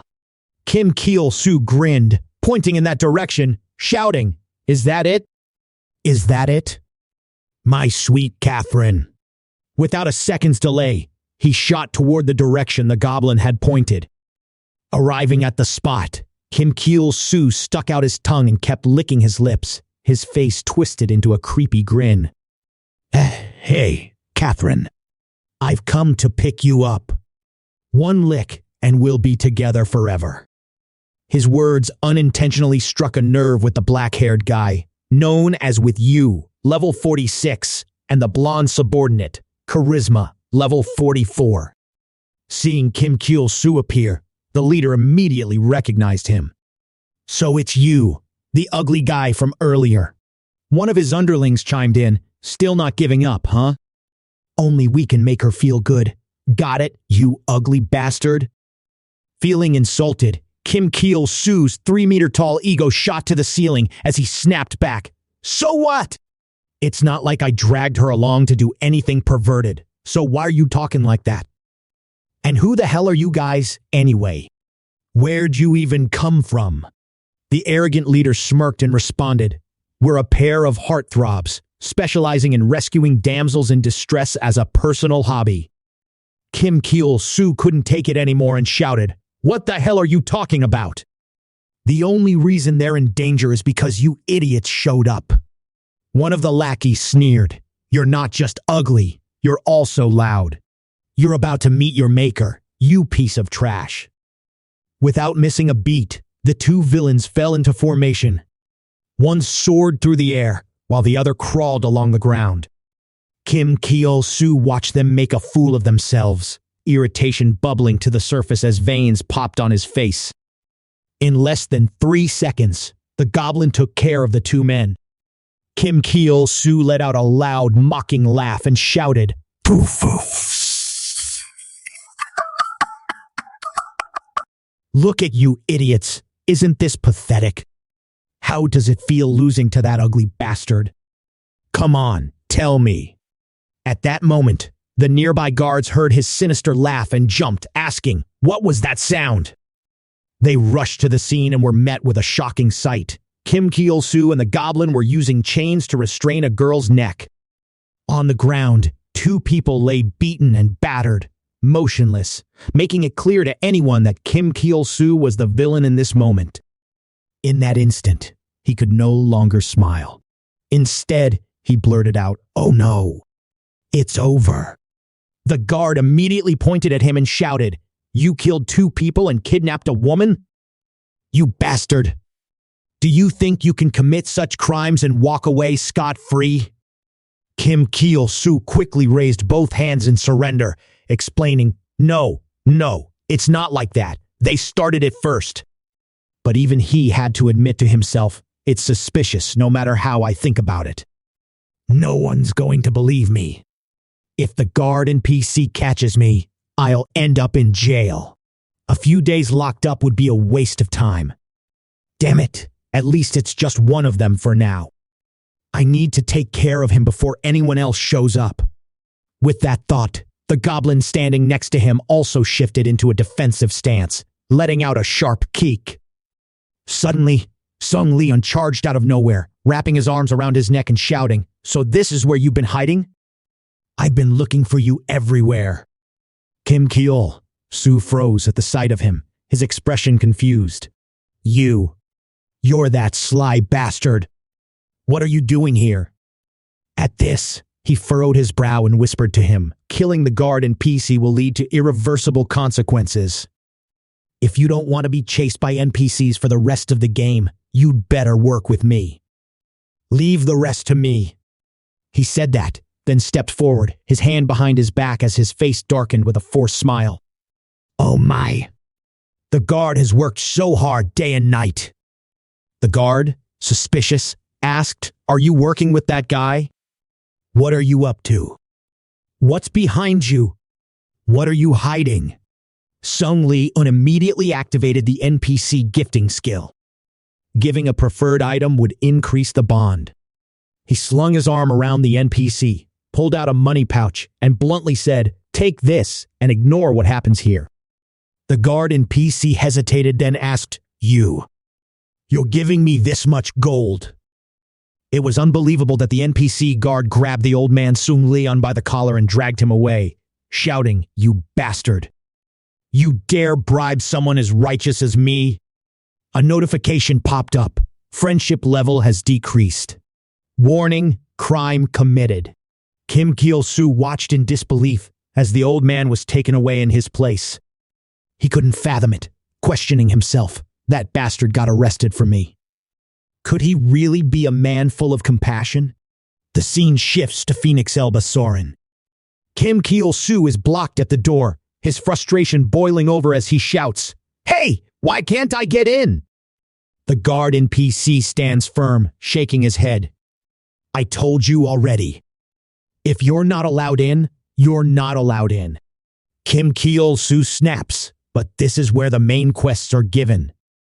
Suddenly, a man with blonde hair appeared behind him, arms crossed, speaking calmly. "Don't bother. That door's not going anywhere." Kim Chulsoo spun around in surprise and asked, "What's this? Who the hell is this guy?" The man immediately introduced himself. "As for me, if I were to introduce myself modestly, I'd say I'm a god, darling." But Kim Chulsoo didn't care about what he was saying.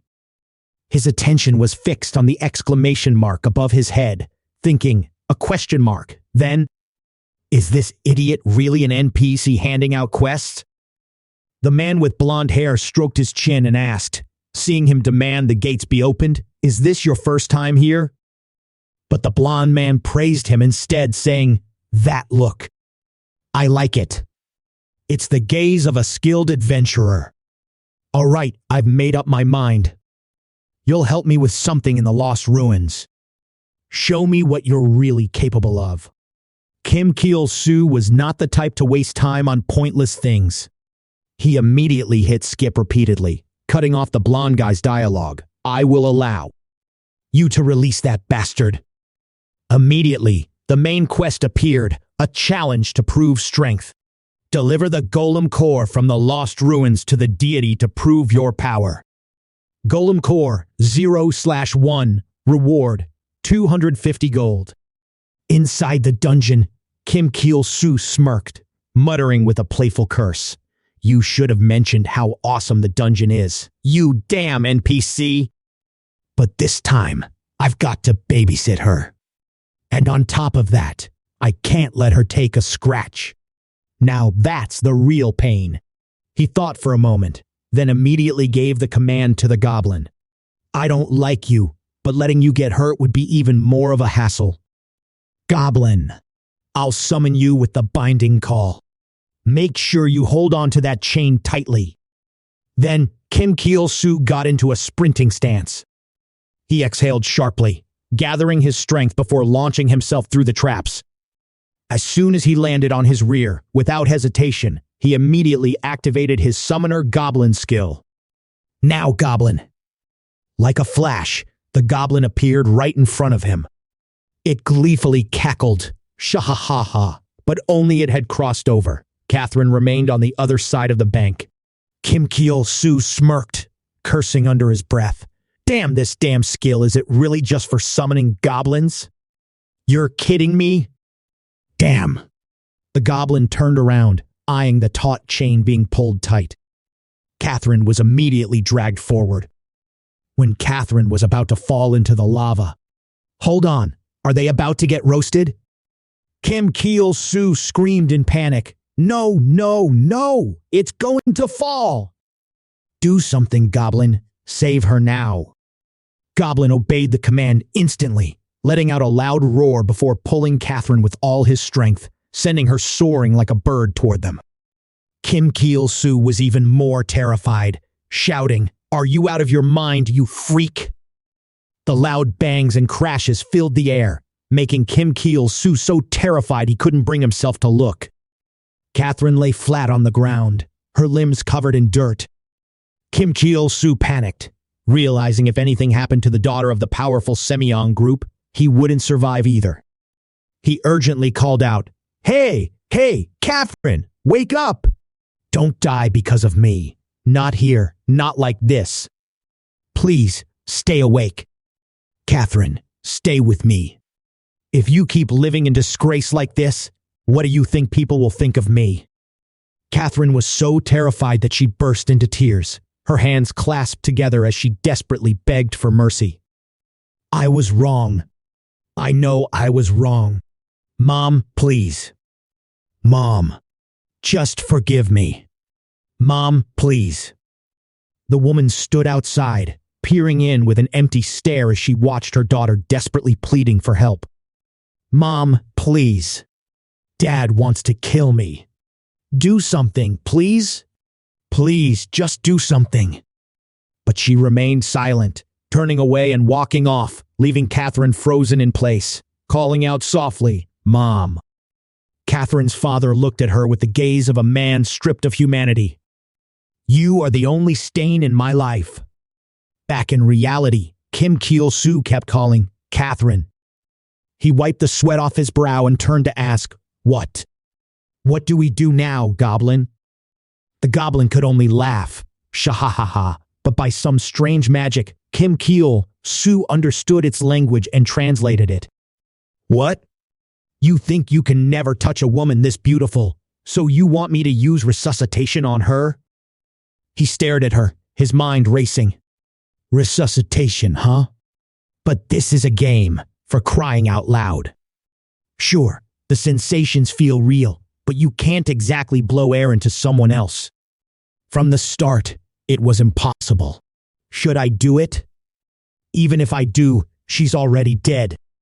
So, let's just pretend I'm trying to save her but fail, like one of those sleeping princesses from fairy tales, right? I mean, who knows? What if she wakes up after a shock to the system? So, this definitely isn't some kiss to fulfill some desire, all right? I'm performing emergency first aid here." With that thought, Kim Cheol Soo gently lifted Catherine's face. As he prepared for the resuscitation, Catherine's butler suddenly called, asking, "Is the young lady there?" "Hey?" That trash of a man.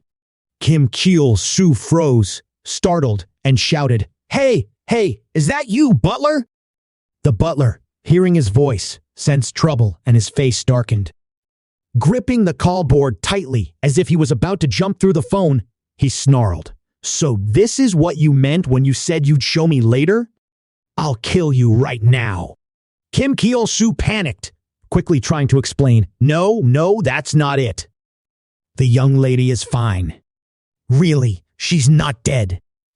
So, The butler glanced over at Catherine, lying in the hospital bed, and said, "I know the young miss is safe for now, she's in the game due to work. But the medical team is closely monitoring her condition and staying in constant contact with me.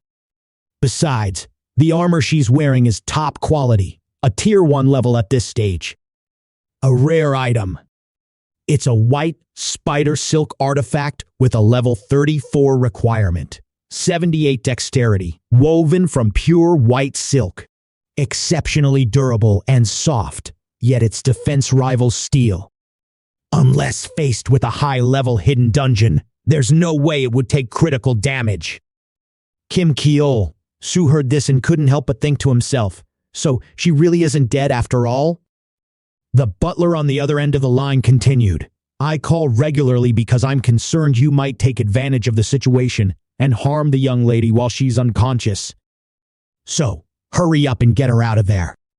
Before the man could finish speaking, Kim Chulsoo immediately hung up the phone. The butler was once again silenced, speechless with rage. After hearing that, Kim Chulsoo pressed both hands down and asked, Can you hear me clearly, Goblin? From now on, run at full speed straight to the boss room for me. The two turned around, grinning wickedly. On their journey to find the boss, they had to dodge massive iron balls. By sheer coincidence and surprise, Kim Chulsoo used Catherine as a makeshift sled, gliding across the ground with Goblin, racing to escape the iron ball. They continued, crossing deep ravines. The Goblin hurled Catherine to the other side of the chasm. It then held the other end, creating a makeshift rope to help Kim Chulsoo cross the deep pit. Finally, it was time to take down the golem. Kim Chulsoo casually swung Catherine, still bound by the rope, at the beast. But it did absolutely nothing. If anything, it only enraged the beast, further driving it to hurl a vicious punch straight at Catherine. Kim Chulsoo suddenly realized he had crossed the line. Oh shit. I got too carried away and threw the boss killer weapon by mistake. Out of nowhere, he received an additional goblin point. Kim Chulsoo glared at Catherine, sprawled in the corner of the wall, and shouted, Damn it! Damn it! Are you attacking my precious trap-making tool? Handle it now, Goblin! While the two of them were focused on their task, Catherine's hand managed to move slightly. With a single strike, it punched straight through the monster's body. It landed smoothly, cool and composed, with the beast collapsing behind it. Kim Chulsoo stood off to the side, arms folded across his chest, a smug grin tugging at his lips. Yeah, not even a little bit of suspense, huh? Now we just grab that so-called golem core and get the hell out of here. But it seems he had underestimated it. The monster, now seemingly revived, began to reassemble itself, with the shattered pieces of its body fusing back together into a complete form. Above its head, the words Enhanced Ruin Golem appeared, level 45, rank 2. Kim Chulsoo stared in horror at the monstrous beast growling fiercely in front of him. He shouted, What the hell is going on? Why is it even bigger now? Whatever, Goblin. Just smash that bastard to pieces for me. The Goblin charged forward, swinging its weapon with all its might, smashing into the monster's left arm, shattering it into 1,000 pieces. Kim Chulsoo forced a smile. All right, this time for sure. I never imagined the monster's arm would be resurrected once again, and this time it's bigger and stronger than ever. The monster immediately raised its arm, preparing to strike Kim Chulsoo, causing him to scream in terror. No, please, don't pull that damn cheating move. He immediately summoned all of the Summoner Goblin's abilities. The Goblin appeared, ready to strike the beast. But Kim Chulsoo quickly stopped it, shouting, Hold on, don't smash it! Just block it. If you hit it, it'll only grow bigger. Before Goblin could strike the beast, it was hit back by the monster, making it cry out, Ache!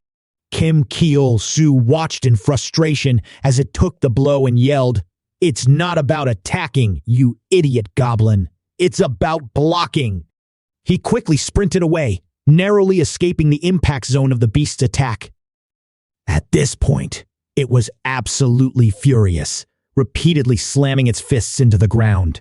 Kim Cheol Soo had to run for his life, thoughts racing through his mind. Damn it, if I don't destroy that thing, the so-called golem, will it just keep coming back stronger and stronger?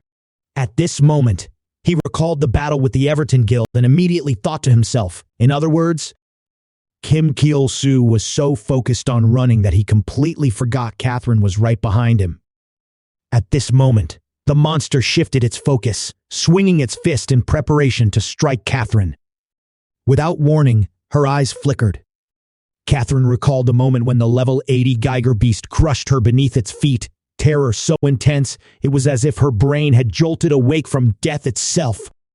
With a gasp, her face drained of color as she screamed, "Holy shit, ah!" A deafening sound. An enormous explosion erupted. Kim Cheol Soo was so terrified that he shoved his hand into his mouth, mimicking the goblin. "See, Catherine, no.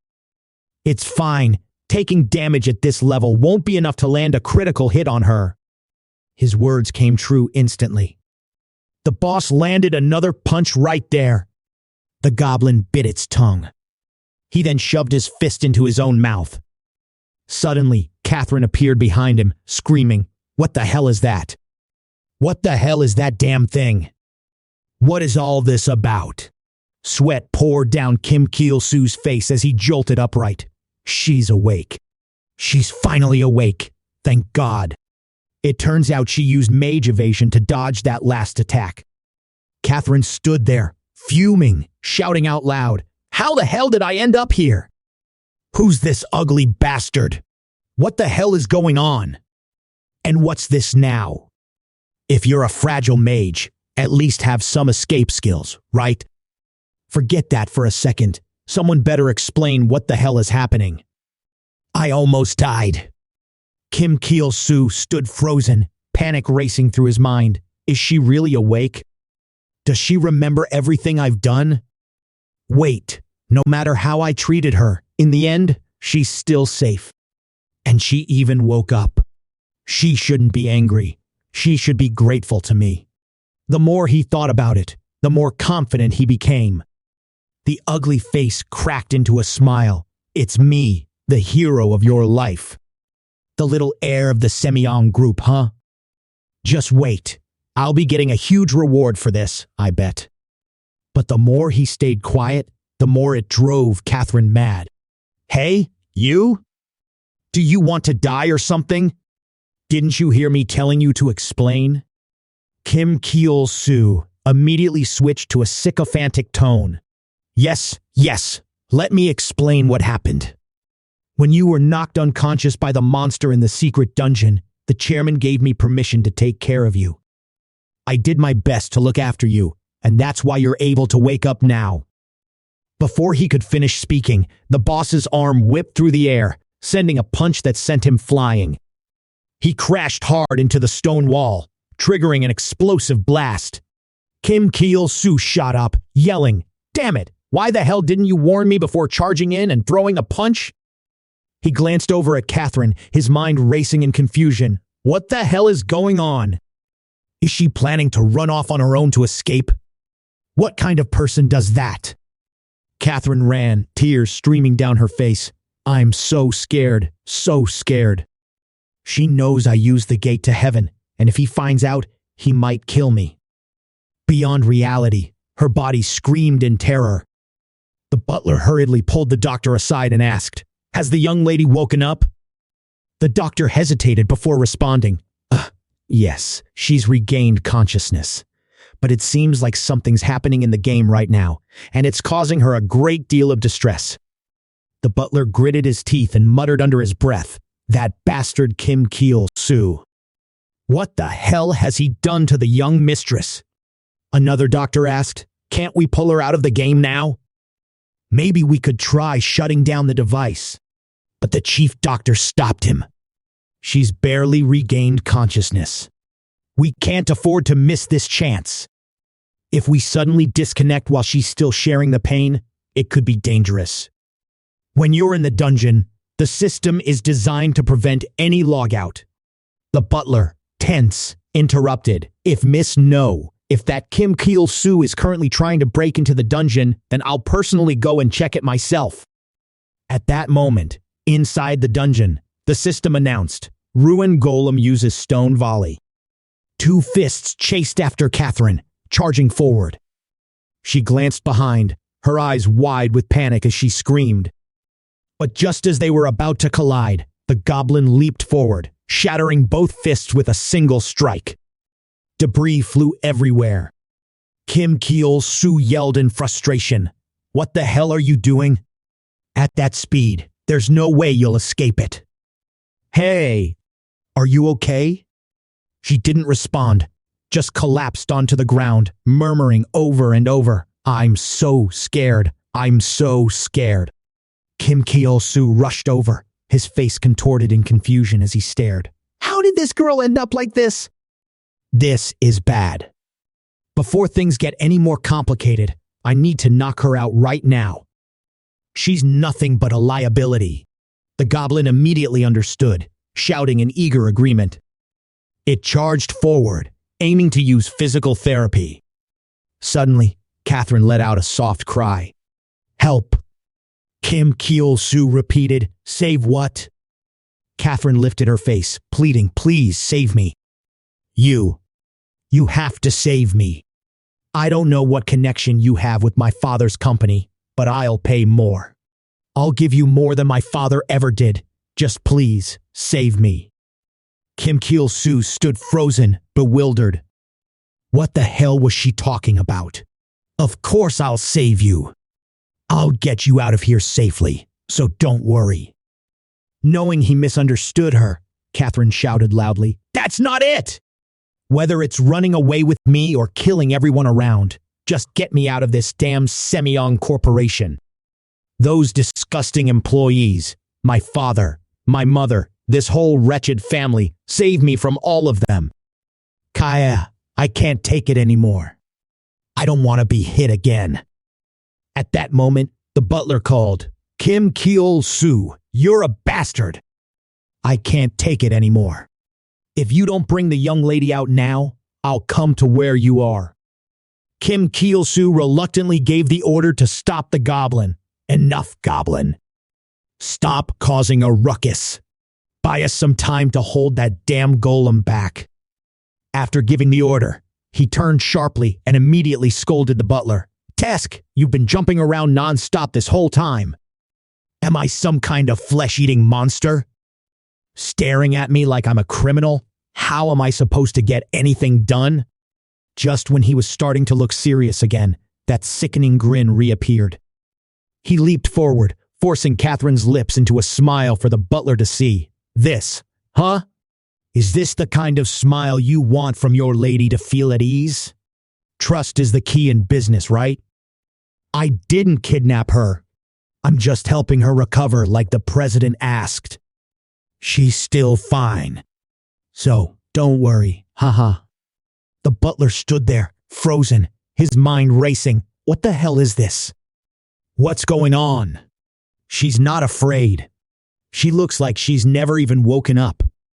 So was that a fit earlier, not her actually waking up? Is that even possible? Thinking for a moment, the butler hesitated. It seems there's been a misunderstanding. The young lady is not well. If you're in the dungeon, you need to get out, and from now on, your responsibility for her care ends here. Kim Chulsoo froze, his eyes wide in shock. What's going on? Why all of a sudden? I was in the middle of something. As he was speaking, the butler abruptly cut the connection. Kim Chulsoo sighed, muttering to himself, Sorry, but I can't just let you wrap things up like that. That was a close one. Oh, and about that extra payment you mentioned, don't forget to keep your word. Catherine regained her composure. Wiping away her tears, she retorted, lying. Ha! Kim Chulsoo shouted. Really, you must be misunderstanding something. Listen carefully. I really need the money. If you don't pay me, I'll tell everyone that you're awake and demand compensation from Semyon Corporation. Catherine stopped sobbing and cried out, I'll find a way to get the money. I'll sell everything I'm wearing. Please, can you keep this between us? The clothes I'm wearing are high-end, incredibly expensive, so... Kim Chulsoo cut her off, scoffing. You've got to be kidding me. How much do you think that stuff would even sell for? At best, 10. He didn't even finish the sentence before Catherine cut in. 10 billion. He immediately flipped his face and clapped his hands. Goblin, it's time to get to work. The goblin shouted shahaha in response. But the boss is a bit off. It has now transformed into a new form, Kim Chulsoo observed. Kim Chulsoo's eyes went wide as he poked the goblin, asking in disbelief. Holy shit, it's got 4 arms. I told you to buy us some time while I talked, not to go smashing everything. The goblin let out a shaha, as if to confirm. Kim Chulsoo cursed under his breath. Damn it, level 170. 1 hit, and we're done for. Without another word, both master and servant turned and ran for their lives. Suddenly, the boss was hit by the mage's frost cannon and froze in place. Kim Chulsoo turned around, confused. Whoa, what is that? It's just standing there. The skill just now was Catherine's. The status effect was freezing the target. For higher level targets, the duration would be reduced. Seeing him freeze in place, she shouted out, What are you staring at? Are you seriously thinking about fighting a level 170 beast? Get moving. It's about to wake up. As she spoke, she dashed straight outside. As soon as the words left her mouth, the boss shattered the freezing skill. All 3 of them burst into ragged breaths as they bolted for the door. Seeing the exit ahead, Kim Chulsoo shouted, There! Just run through that way and we're out. But the rope tying Catherine was crushed by a rock. She ran farther, making the rope tighten, yanking her neck back toward it. Catherine leaned back, staring at his silhouette as she shouted, No. You can't. Wait. Kim Chulsoo suddenly stopped in his tracks. All that could be seen was the boss charging forward. Catherine screamed in terror, Please, someone help me. He stood frozen, his face pale. His inner thoughts wavered. This time is different from last time. It's not like before when I just ran because I was too weak. This time, I have to save her. She just got knocked out by an 80-level beast, and now she's like this. If she faces a level 170 monster, I don't even need to imagine what will happen. She might get saved by a doctor again, but I won't get another chance. Weighing the risks carefully, he no longer hesitated. He turned and sprinted without a second thought. Catherine watched in despair, the words echoing in her mind. No matter how loud she screamed, he wouldn't even bother to turn around. In the end, you're just like them. No one wants to save me, do they? As the fist dropped, a loud crash echoed through the air. The exquisite sword strike swept across the entire body of the boss. The NPC, claiming to be a god, charged in and struck down the boss. A single powerful blow landed flawlessly. Kim Chulsoo halted abruptly, glancing over his shoulder, his mind racing. What? That bastard? Why the hell is he here? The NPC didn't care. He stood there calmly, arms at his sides, a smug curve tugging at his lips. It had endured for an impressively long time. From here on, leave it to me. This is a mandatory lost quest. Games pull this kind of thing sometimes. No matter how strong you are, if you step into it, you're doomed to lose. That's how it's designed. That golem core? It doesn't exist. You can mindlessly keep smashing at it all you want. You're just feeding it, making it stronger. The pattern was obvious. You fight with everything you've got, trading blows in a blaze of desperation, then suddenly defeat. Just when it feels like all hope is crushed and the screen fades toward that final cinematic moment, the NPC arrives. And in one overwhelming, effortless display, he annihilates the enemy. A flawless entrance. The perfect way to showcase just how absurdly overpowered the NPC is within the story. Seeing this, Kim Chulsoo thought to himself, no wonder I didn't feel any pain when I got hit by that level 50 attack earlier. Turns out the game system did that on purpose, probably to prevent any unexpected mishaps. Suddenly, the god raised his sword, holding it high in front of him, pointing straight at the sky. A powerful light flashed from it, and behind him, a fiery inferno erupted. His voice was laced with reproach. You dare turn my subordinates into this? Kim Chulsoo thought to himself. Though he wasn't fond of him, there was no choice but to leave it to him now. Who gave you permission to call me your subordinate? Without saying a word, he crouched slightly and immediately charged forward. He moved like a gust of wind, preparing for a beating. Here it comes, Kim Chulsoo thought, silently hoping, all eyes on you, NPC. Suddenly, like a massive explosion, everything shattered to pieces. A fierce gust of wind swept through, whipping Kim Chulsoo's hair into the air, making him flinch in surprise. He stood there, dazed and confused, still trying to process what had just happened. The god collapsed amid the rubble, but his body was still brimming with energy. With a grin on his face, he got back up, gritting his teeth as he declared, "This isn't even close to enough to harm my body." Kim Chulsoo fumed, cursing, "What the hell is this guy? He's been hit like that and still acts like he's won." The golem dipped its massive frame, one stone arm swinging back as it gathered crushing force for a thunderous punch aimed straight at him. But the NPC showed no trace of fear. He charged forward instead, eyes blazing. Not enough to hurt me. With that, it slammed down hard onto the ground, showing no mercy. A gut-wrenching scream echoed through the air, filled with pure agony. No! He had barely finished boasting when he was knocked to the ground, gasping for air, barely able to speak. My body. It's not enough. Kim Chulsoo stood frozen, mouth hanging open.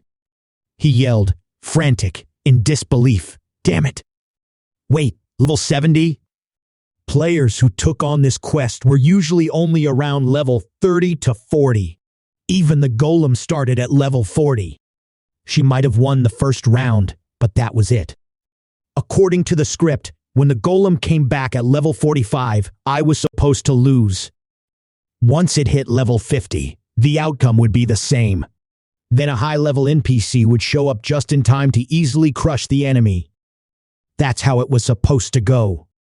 There was no way anyone would level the golem to 170 like this. The god, his entire body aching, gritted his teeth and forced himself to stand. That's not enough to hurt me. Kim Chulsoo's eyes widened as he screamed, "Is this all you're going to say now, repeating the same line over and over? Wait a minute. This guy's an NPC here to complete a quest. If we don't destroy the core, the golem won't die." So, as soon as the god appeared, the golem's core must have shown up too. And if I'm not mistaken, the core is definitely right there, exactly where the NPC is heading. The god charged straight for the boss again. After confirming it, he gripped his sword tightly and swung it in a clean arc, a wide grin spreading across his face as he chuckled. That's not even close to hurting me. Suddenly, an attack from behind struck directly at his position, shattering the stone there into pieces. That throw was actually the result of the goblin's interference, using its stone throw skill. The golem immediately toppled over, tumbling to the ground. The ground shook violently, a thick cloud of dust billowing into the air. The god stood nearby, sighing deeply before repeating his earlier words, "Not enough to harm my body. Without me, you'd all be dead by now, wouldn't you? But as long as you're safe, that's all that matters." Kim Chulsoo stood frozen, his voice barely a whisper. "Is it over?" His face clearly showed signs of sadness and worry. Safe. Through the swirling dust and smoke, a faint figure materialized, slowly becoming clearer. It was Catherine, sitting on the ground, her voice soft yet filled with uncertainty. Safe. Is it really safe? With the job finished, the three of them slowly stepped back out into the open air. Kim Cheol Soo trailed behind, hands on his face, screaming inwardly, "Damn it, I'm so embarrassed I just want to disappear. Now I look even worse than that girl who stabbed me." The god ahead of him boasted, "I knew I wasn't wrong about you. Surviving in that place alone proves your strength. Now, it's time to get serious. I have personal connections with Alphonse, the vice captain of the Royal Guard. Don't ask any more questions, all right? I have my own reasons for not sharing everything with you." Cheol Soo gritted his teeth, muttering to himself. He hadn't expected this chatterbox to actually be of help. He thought about brushing it off, but hearing him talk with a bit more ease made things feel less awkward. With that, the god glanced back at the two of them, raised a finger, and flashed a playful wink. "So next time we meet, try not to get too excited about working with me after all. I am a god." He finished speaking and strode forward without hesitation. But after only a few steps, he turned around, standing there as if he were giving out a mission. Kim Cheol Soo couldn't help but mutter, "This guy must be seriously sick." The atmosphere was thick with tension. Kim Cheol Soo pressed his lips together, glancing over at Catherine standing beside him. His hand tightened into a fist. He took a deep breath, then suddenly shouted, all right, I get it. What happened earlier was my fault." Suddenly, a voice echoed, as expected, "You finally woken up." Han Ji-moon appeared right in front of him. Kim Cheol Soo froze, his gaze lifting in confusion. "Who is that? I've never seen equipment like that before. The appearance is clearly different. This person is on a whole other level. Is he just rich, or is he some legendary master? No, this is someone no one would dare defy." The moment Catherine recognized the man standing before her, the color drained from her face. "Father." His gaze softened as he looked down. "When you had your seizure, I knew your consciousness had returned. I've been worried about you day and night. Do you understand that? I thought you'd be better when you grew up, but why are you still pulling these kinds of pranks?" He looked at him one last time, a smirk tugging at his lips as he spoke. "Thank you for taking care of our Catherine, young man. It seems our belief that she would wake up has come true. I'll have my staff prepare a proper reward for you. Someone will be in touch soon. Now, let's go, Catherine." He stood there, lost in a whirlwind of thoughts, tearing himself apart inside. "You're worthless. Hopeless. A lost cause. It would have been easier if he had just insulted me to my face." Her face. She looked like she was about to die. Why didn't she scream for help one more time? Okay, I ran away, so I've lost the right to be trusted. But this time, I might actually be able to save her. Determined, he gathered all his strength and shouted, "Wait!" The two of them jumped, startled, and turned to look. "Kim Cheol," Soo shouted, "even someone like me knows all about you. Chairman Han Ji-moon of the Semyeong Group. A friendly and kind man to everyone. A true gentleman, famous for being polite and respectable. Right, Catherine, but is what I know about you still true today? So what? A talented and noble man like you coming to pick up your daughter. And yet you look like you're attending a funeral?" He spoke sharply and reached out, pulling Catherine back toward him. "I can't let her go like this. Come here, Catherine." Seeing she didn't react at all, he felt his anger flare up. "What are you still standing there for?" "I'll..." But his arm now stretched out through the air. His vacant eyes lifted, staring blankly. "Save her? In the end, it's just my own interpretation, standing there, watching Catherine walk away. What right do I have to save her? I'm the type to break promises easily, so cowardly that no one would even fight for second place. A person with no hope of ever earning anyone's trust again. How could I think I could be a hero? You were born to be a goblin, Kim Chulsoo. On this side, the group of bodyguards gathered together, continuously asking each other, "Do you know the Night King?" The one who completely wiped out that Duke's the Dungeon Celestial Library. The other people spotted him and immediately began cheering, shouting out, "There! There! Isn't that the Night King? Isn't that Lord Gimun, the chairman of Semyong Group Han Gimun? Chairman, could I take a photo with you? Who's the sexy lady with you?" Yet, he smiled and lied. "She's just a teammate I ran into by chance." On the outside, he appeared calm, but under his breath, he muttered a harsh reminder to her. "Remember this, Catherine, how the world sees me, and how they'll look at you once they know you're my daughter. If they knew I had a child like you, do you think they'd stop pointing and cursing? You can't even imagine how bad it'll get." Kim Chulsoo stood motionless, his head bowed in place. The others rushed over to him, murmuring, "Night King Lord Gimun, the chairman of Semyong Group." More and more people gathered around him. Yet he remained unfazed amidst the ever-changing flow of life. "Move out of the way, damn it! Why are you blocking the road? Because of you, I missed the chance to see Han Gimun's face. Are you that blind?" Kim Chulsoo stood frozen, as if turned to stone, his hands clenched tight. Caught in his own thoughts, he muttered to himself, "Right, she's the beloved daughter of the Semyong Group, after all. Hold on. Even if my life is pathetic and everything about me sucks compared to me, her life's still way better. Yeah, that's right. So why should I feel guilty? Forget it. I've already been paid." "That settles it." The voice startled him, making his heart skip a beat. "Damn, you scared the life out of me, you scoundrel. And you, why the long face? Were you locked up in a place like this, old man?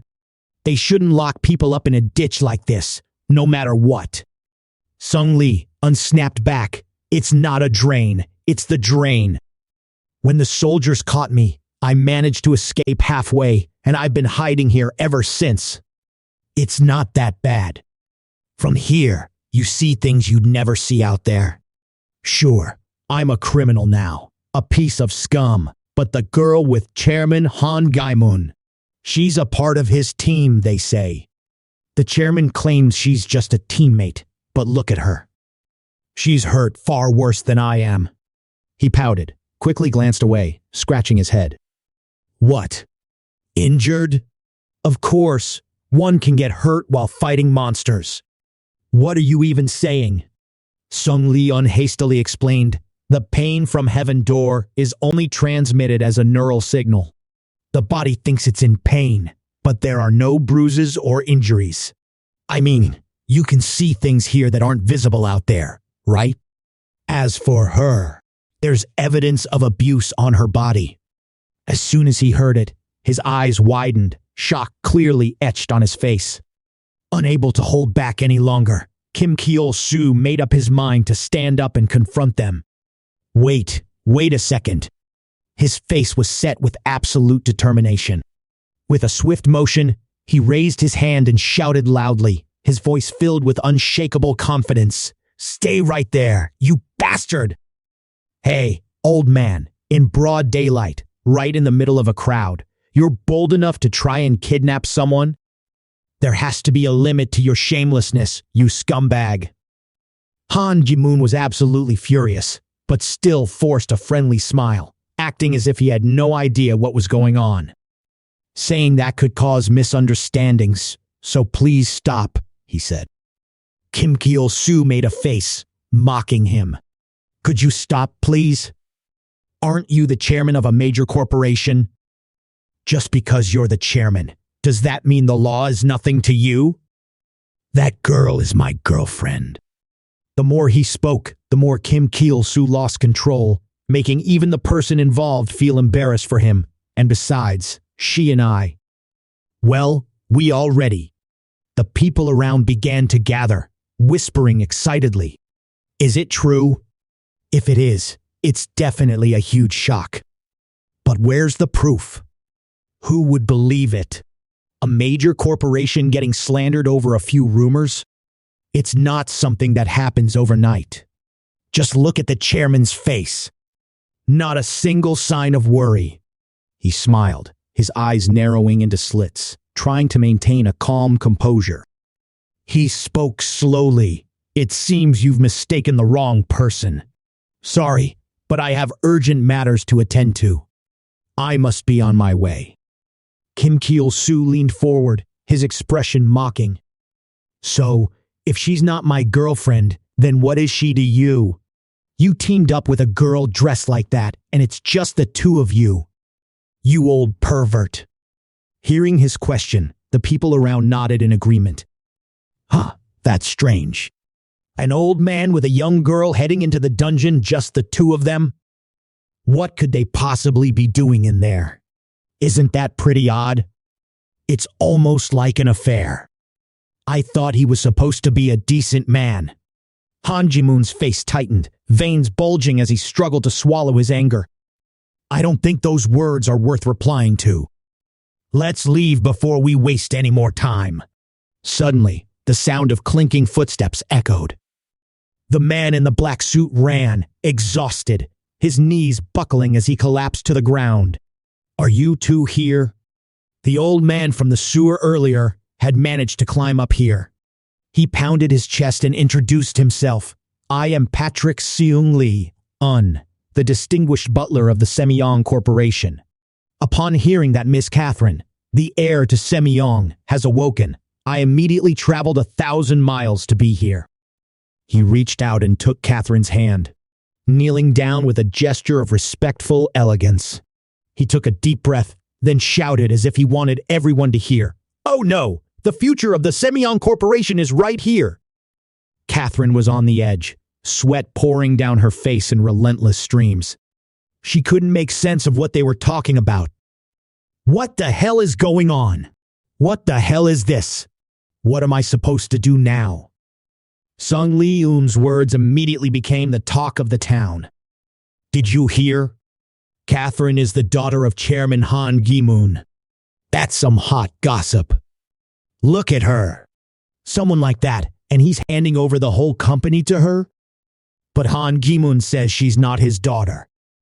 She was just someone he played with in his team for a short time. No matter what, it seems like Han Gi-moon can't deny it anymore, huh? Kim Chulsoo stepped closer, a smug grin plastered on his face, confident of his victory. Why not just be honest for once, Chairman? The older man immediately lashed out with a curse. You're a bastard. Chulsoo smirked, his lips curling in a taunt. Wouldn't it be easier to just admit she's your daughter right now? Say I raised her wrong. I'll guide her to act more properly. Even with a few harsh words from you, it's still a situation that can be easily controlled, don't you think? If you say that now, I'll just shout out that I'm not in my right mind, that I mistook someone for her. In reality, I've got no relationship with that girl at all. I'll make sure to clear that up for you right away. But inside, Chulsoo added one more thing. Of course, that would also mean exposing how you've been beating your own daughter. Han Ji-moon looked like he was on the verge of losing his temper. A dog like you dares to. He couldn't hold back anymore. Slamming his foot hard against the ground, he shouted loudly, There's no need to be so shaken, ladies and gentlemen, the words this young man just said. But for some reason, his scream sent a sharp pain through Kim Chulsoo's head. What the hell? What kind of skill is this?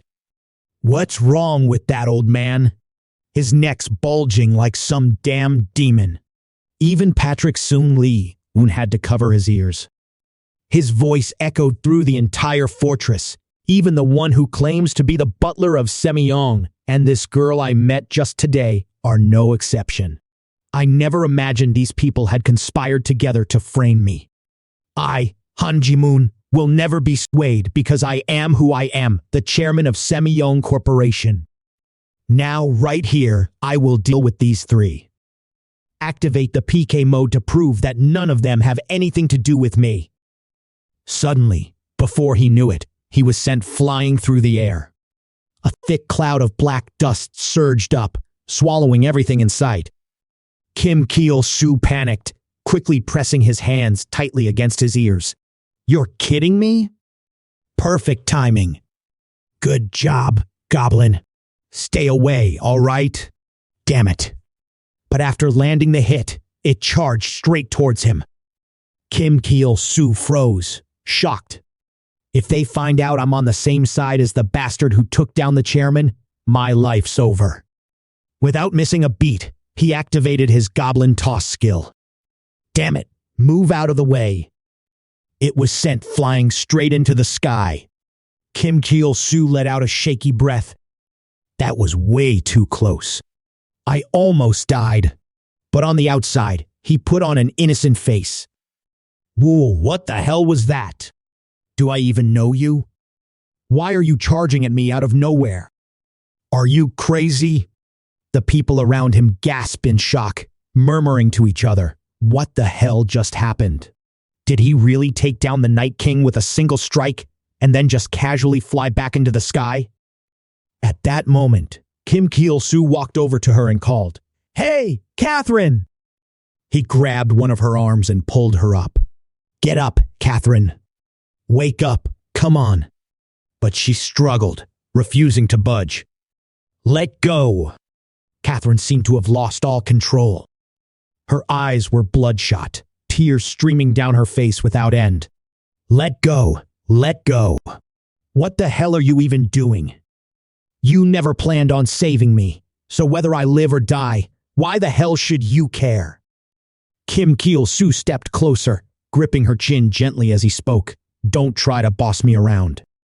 Whether I ignore you or care about you is up to me. You're still dreaming about some Prince Charming coming to save you, huh? Wake up, you idiot. All you're surrounded by is trash, just like me. Open your eyes wide. I don't know how many evil things your dad's done in the past, but right now, by some twist of fate, he's getting what's coming to him. And now it's your turn. The hyenas have already caught the scent. They're drooling, just waiting. You're good at stabbing people in the back, aren't you? So don't just kneel down begging for mercy. Try giving your dad a real punch, for once. Kim Cheol Soo put on a terrifying expression, one that resembled that of a goblin. He suddenly sprang up, stumbling backward. Huh? Oh my God. Now that I look closely, she doesn't seem like my girlfriend after all. This is so embarrassing. I'm screwed. I forgot to turn off the stove at home.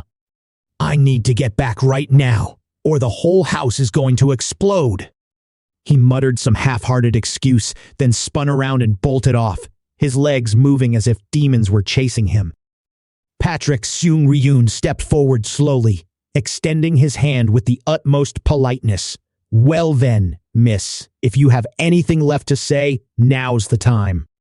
Catherine didn't hesitate for a second as she placed her hand on his, then quickly pulled away, leaving the chaotic crowd behind.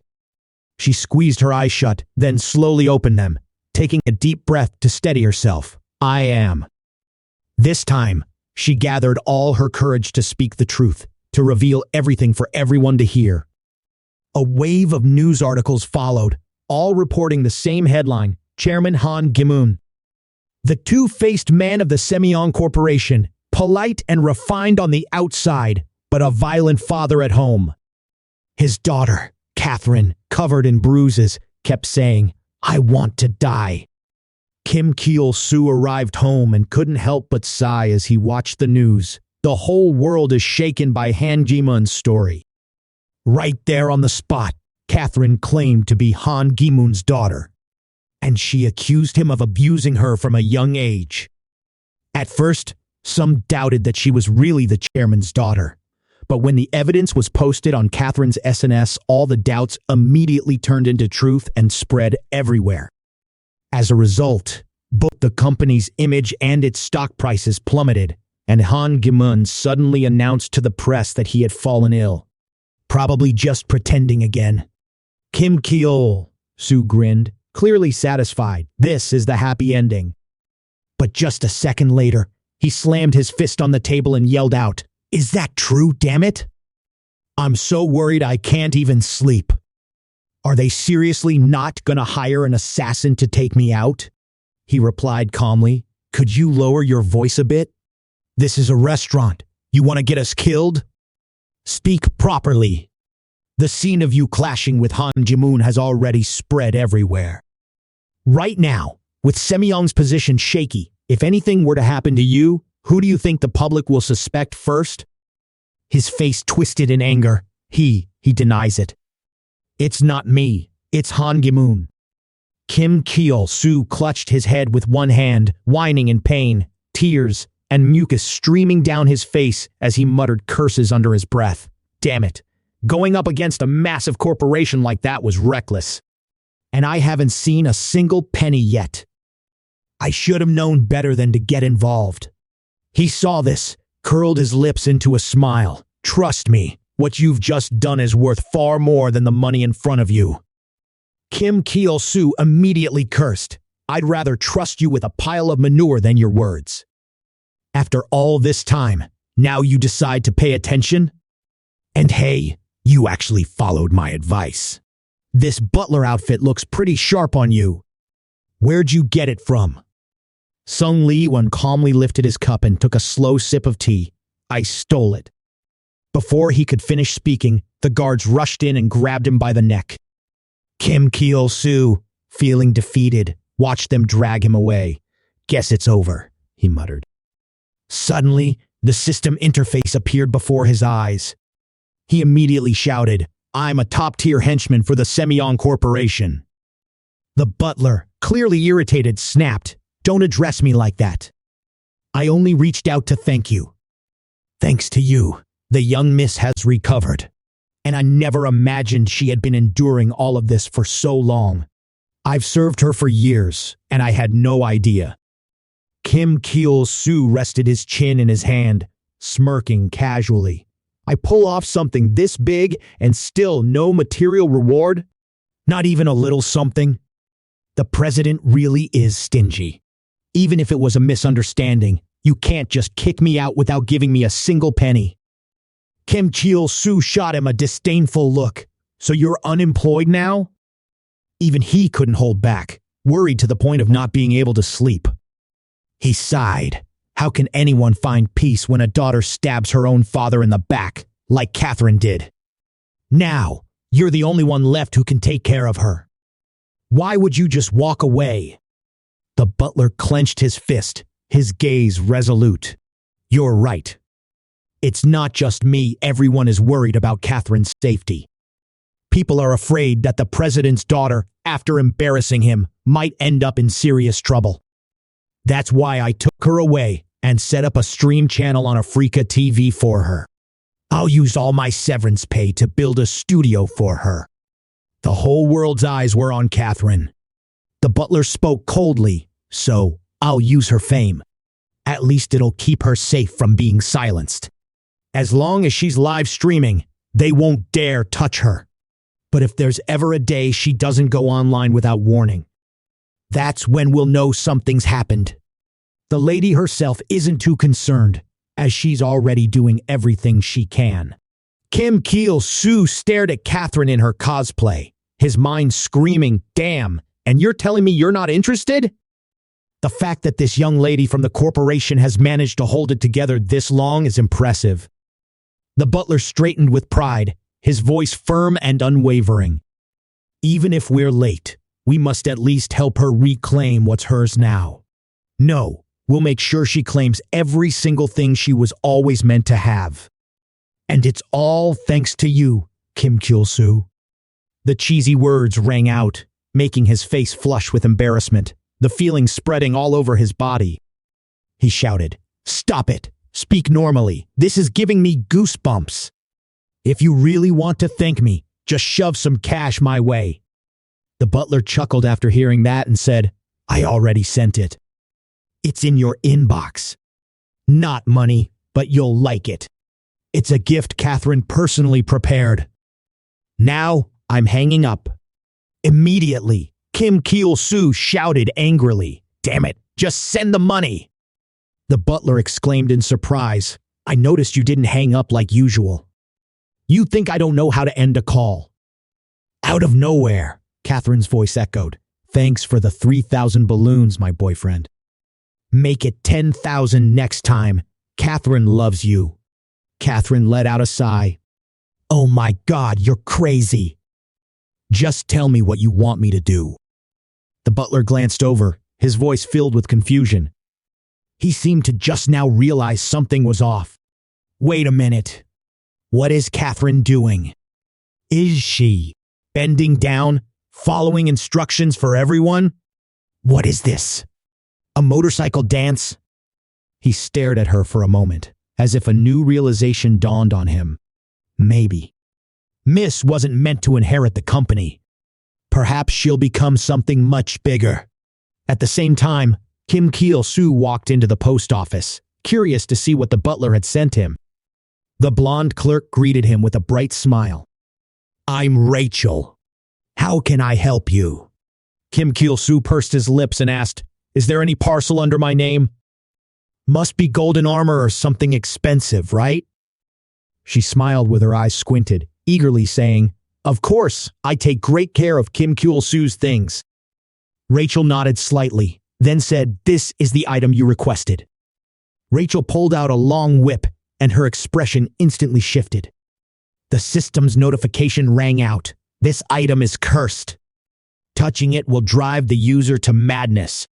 She immediately changed her tone, her face turning icy. "But who gave you permission to take this? You left your things here." Kim Chulsoo snapped back, furious. "Yeah, so what if I did?" He checked the item in his hand, his face darkening as he realized the rare curse was spreading. The mage's weapon, a whip made from blood-soaked leather, shuddered in his grip, exhaling a heavy, oppressive breath. This artifact was cursed. If used without breaking the curse, the user would experience mental confusion, and summoning a beast would send it into a berserk frenzy. Helplessly, he muttered to himself, "What the hell is this curse?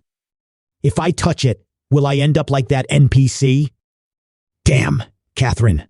Even at the last minute, you shoved this crap into my hands." A moment later, he stepped up to the NPC god and accepted the quest. "The next task is to clear the Goblin Village," the NPC announced. Kim Chulsoo suddenly leaned in, his face inches from the NPCs, their noses almost touching. His voice was cold and serious. "The goblin summoning skill has been activated." Without hesitation, he grabbed a goblin by the head, twisted it violently, and snarled, "Now, watch this, and then tell me again." But the NPC remained unmoved, unwavering in his stance, and firmly responded, "Your task is to clear the Goblin Village." He sneered. "This mission's a piece of cake. Something this easy? You probably don't need my help. I'll wrap it up quickly and head back. There's a mountain of work waiting for me." Kim Chulsoo found himself cornered. He whipped around to Goblin, giving a quick command. "It's time. Fighting a goblin in this game is fate. You got this." Goblin snorted, his eyes filled with clear disdain. He nervously wondered, did it just snort? After a while, the group climbed into the rickety wagon and continued their journey into the deep forest. An NPC merchant, having lost his horse, was now using a chicken to pull the cart, and he kept complaining, "Where the hell did my horse go?" Inside the cart, he clenched its hand, staring directly into its eyes. "Goblin, speak properly." It sat with its back turned, its voice cold, as if it couldn't care less. Kim Chulsoo was nearly out of patience, shouting, "Oh my God, what the hell is this guy doing?" "I threw you back then because I had no other choice. You want me to just sit back and get exposed?" He shouted in anger. "You never listen, always causing trouble. Do whatever you want, you bastard. I hate you too." His yelling still echoed in his mind. reminding him of the warning from the other day. A one-sided relationship is bound to fall apart sooner or later. Finally, he swallowed his frustration, muttering under his breath, "Forget it, I'm not saying anything more." But then, the goblin changed its tone, its attitude dripping with a hidden taunt. It was enough to push him to the edge of his patience. "If you keep this up," he snapped, "I'll—" Suddenly, something happened. A burst of light pierced through the bamboo curtain, illuminating the quiet space. Another goblin lunged aggressively onto his cart. He jerked in surprise, dizziness flooding his mind, his thoughts spinning. What the hell now? The goblin gripped the staff tightly in its hands, and Kim Chulsoo urged relentlessly, kill it now, goblin!" Inside the car, a chaotic fight erupted. The merchant NPC shouted in panic, "What the hell is going on?" Kim Chulsoo yelled, "Do something, you goblin!" "It's still alive." It suddenly launched itself, charging straight at Kim Chulsoo. Before he could even scream, its massive form slammed down, sealing his mouth shut. In addition, it bit down on his head, grabbing his hair. Kim Chulsoo, furious, shouted, "Damn it, do something already, goblin!" Barely after giving the order, he was drenched in sweat, screaming, "Holy shit!" His goblin turned around, swinging the thick staff over its shoulder before striding forward. Kim Chulsoo pulled the savage goblin with all his strength, roaring, "No! Don't swing it so hard, you idiot!" At that very moment, a hand shot forward, tearing through the curtain. The NPC merchant gripped his hunting rifle tightly, eyeing Kim Chulsoo before asking, "What's going on, adventurer?" Kim Chulsoo was taken aback, his gaze scanning the merchant's figure. Then, he suddenly realized, "Wait, you're the NPC from the carriage, right?" Immediately, he regained his senses and screamed in terror, "Monster!" The monsters climbed onto the cart. The NPC smirked, repeating indifferently, "A monster. Sounds about right. We must be near Goblin Village. Stay still, I'll take care of this with a few shots." He understood immediately, quickly dodging his head to the side and pointing ahead. "It's right in front. Take out the one in front." The NPC nodded, his tone calm. "Got it." But ironically, he shot him straight in the head. But there was no time left. Kim Chulsoo quickly lowered his head, narrowly avoiding a brutal strike from the goblin. Furious, he lifted his head and shouted, "You damn goblins! What the hell do you think you're doing? Let me go!" He had been shouting for a while when, suddenly, he froze and looked up. The goblin in front of him hugged its head, sobbing, "Please, spare me. I thought my goblin buddy was caught. That's why I ran to save it." Kim Chulsoo was shocked to the core. And it, the goblin, it can talk. A moment later, the carriage shot forward once again. Kim Chulsoo frowned, his voice laced with irritation. "Don't tell me the goblin mage can talk. That's no different from a regular goblin." In response, the scream of the goblin, bound like a stone and dragged behind the cart, rang out. I just came to rescue my teammates. I didn't mean to harm anyone." Kim Chulsoo, seething with rage, snapped, "You want to die? You dare bite my head off, huh? I've never had a problem with your kind, but fine. This works even better. I'll drag you straight into your village and wipe every last one of you out." The merchant NPC announced, "We're here." Kim Chulsoo looked over in surprise. "This is..." The NPC confirmed, "Of course, this is the way to Goblin Village."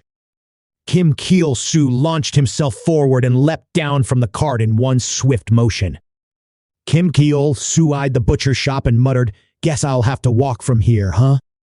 An NPC standing nearby spoke up, "You can keep going, but you're just being lazy." With that, he turned and bolted, disappearing into the distance. The goblin dangling in his grasp shrieked in panic, "So you're really gonna let me go?" It stammered when Kim Cheol Soo didn't answer, desperation spilling out in a rush. Die. If you want to kill someone, kill me. But what did the other goblins do to deserve death? I was the one who attacked you first. I was wrong. I admit it. It met his cold, unblinking gaze, and its voice trembled even harder. But if it were you, if your own kind were in danger, wouldn't you try to save them? Kim Cheol Soo yanked it up, pulling it right in front of him. His demonic expression twisted into a smirk, his gaze heavy with menace. No, he sneered. I'm not saving anyone. The monster saw Kim Cheol Soo and let out a heartbreaking scream. We don't hate humans. We're a peaceful species. What are you doing in my village? Looking for trouble, huh? See? It's humans who have been bullying us all along. Kim Cheol Soo rubbed his chin thoughtfully, considering what had been said. That's true. I only killed them because of the mission. It's not like I had a personal grudge. Actually, I never really saw them do anything wrong. It's just that goblins are evil creatures, so I guess it's fine if I killed them. Yeah, whatever. No one's going to mourn the goblins anyway. Suddenly, from inside the cave, a female goblin stepped out, holding a goblin child by the hand. Her voice was choked with emotion. My love. He stared at the scene before him, as if 1,000 years had passed, unable to speak, lost in disbelief. Finally, he trembled and whispered, my love. Did she just call me my love? The berserk goblin roared in frantic rage. Protect my family. Tina, Marson, forget about me. Just run. Kim Cheol Soo immediately pointed ahead, shouting, shut up! Goblin, throw rocks at them. Goblin received the order from him, gripping the stone in his hand, ready to carry it out. He tightened his hold on the stone, his gaze focused, prepared to execute the task. The goblin gathered all his strength, clenched his fist tightly, and hurled it straight at the goblin mother and child standing in front of him. They didn't have time to brace themselves, their eyes wide open, mouths agape in terror. Kim Cheol Soo immediately let go, releasing the goblin. The berserk goblin gritted its teeth, its eyes blazing with madness. Even with his hands tightly bound, he still pushed himself to run for his life. The gob charged out like a hero, shielding his wife and child from the stone. With a loud thud, the stone slammed into the wall behind, but the goblin's body crumpled to the ground, pretending to be dead. Kim Cheol Soo sighed, hands on his hips, clearly exhausted. I'm done. Just forget it. I'm not killing any of you. Kim Cheol Soo hissed. There are even people who would torment their own daughter just to save their own skin. He stared at his opponent, his voice growing colder. You're goblins, yet you dare risk your lives to protect your wives and children and still call yourselves monsters? I can't bring myself to hate you. The goblin family reunited, tears streaming down their faces. My love. Kim Cheol Soo stood there, his gaze distant, his mind racing. Is the goblin leader mocking me? He called me a living goblin. But looking at them now, they're living better than I ever did. The berserk goblin led the way, growling, welcome, welcome to the goblin village. The people around him shot him angry glares, their eyes burning with hatred. Kim Cheol Soo growled in frustration. Damn it, they're starting to get wary as soon as they see anyone. Kim Cheol Soo helplessly shouted, It can't be. No way. The group crowded around him, yelling, Where the hell did this goblin come from? It looks awful. Smash it. Kim Cheol Soo gritted his teeth in anger. I'm not a goblin. The smug berserk goblin grinned wickedly. Don't worry, buddy. When I first got on the vehicle, I was rolling around a few times myself. With a face like that, who'd believe you're human? The words triggered Kim Cheol Soo's fury, and he growled, Just kill the whole damn lot of them. Kim Cheol Soo, still fuming, nervously asked, Hey, can't I just go? I'm really worried here. The berserk goblin chuckled, a mocking edge in his voice. Oh my God, I told you not to worry. Kim Cheol Soo shot back. No, I'm just afraid I might end up killing all of you. He stood with his legs apart, arms wide, laughing loudly. Honestly, I've said it 100 times already, you're not going anywhere. I injured an adventurer. If I don't treat you to a meal to make up for it, I'll be ashamed. The sky had darkened, and the lights blazed on, shining brightly. The goblin proudly presented a steaming bowl. This is poisoned goblin soup. The name alone tells you how deadly it is. The female goblin cooked while scolding her children like a real wife. Hey, stop running around. We have guests. Kim Cheol Soo skeptically scooped up a spoonful, staring at it. A deep sigh escaped him as he thought, good thing this is just a game. I don't know what I'd do with these monsters if it were real. Kim Cheol Soo was about to lift the spoon to his mouth for a taste when a goblin suddenly charged at him, knocking his hand aside. The soup splashed all over his face. Enraged, he snarled, "Kill that damn thing, goddammit!"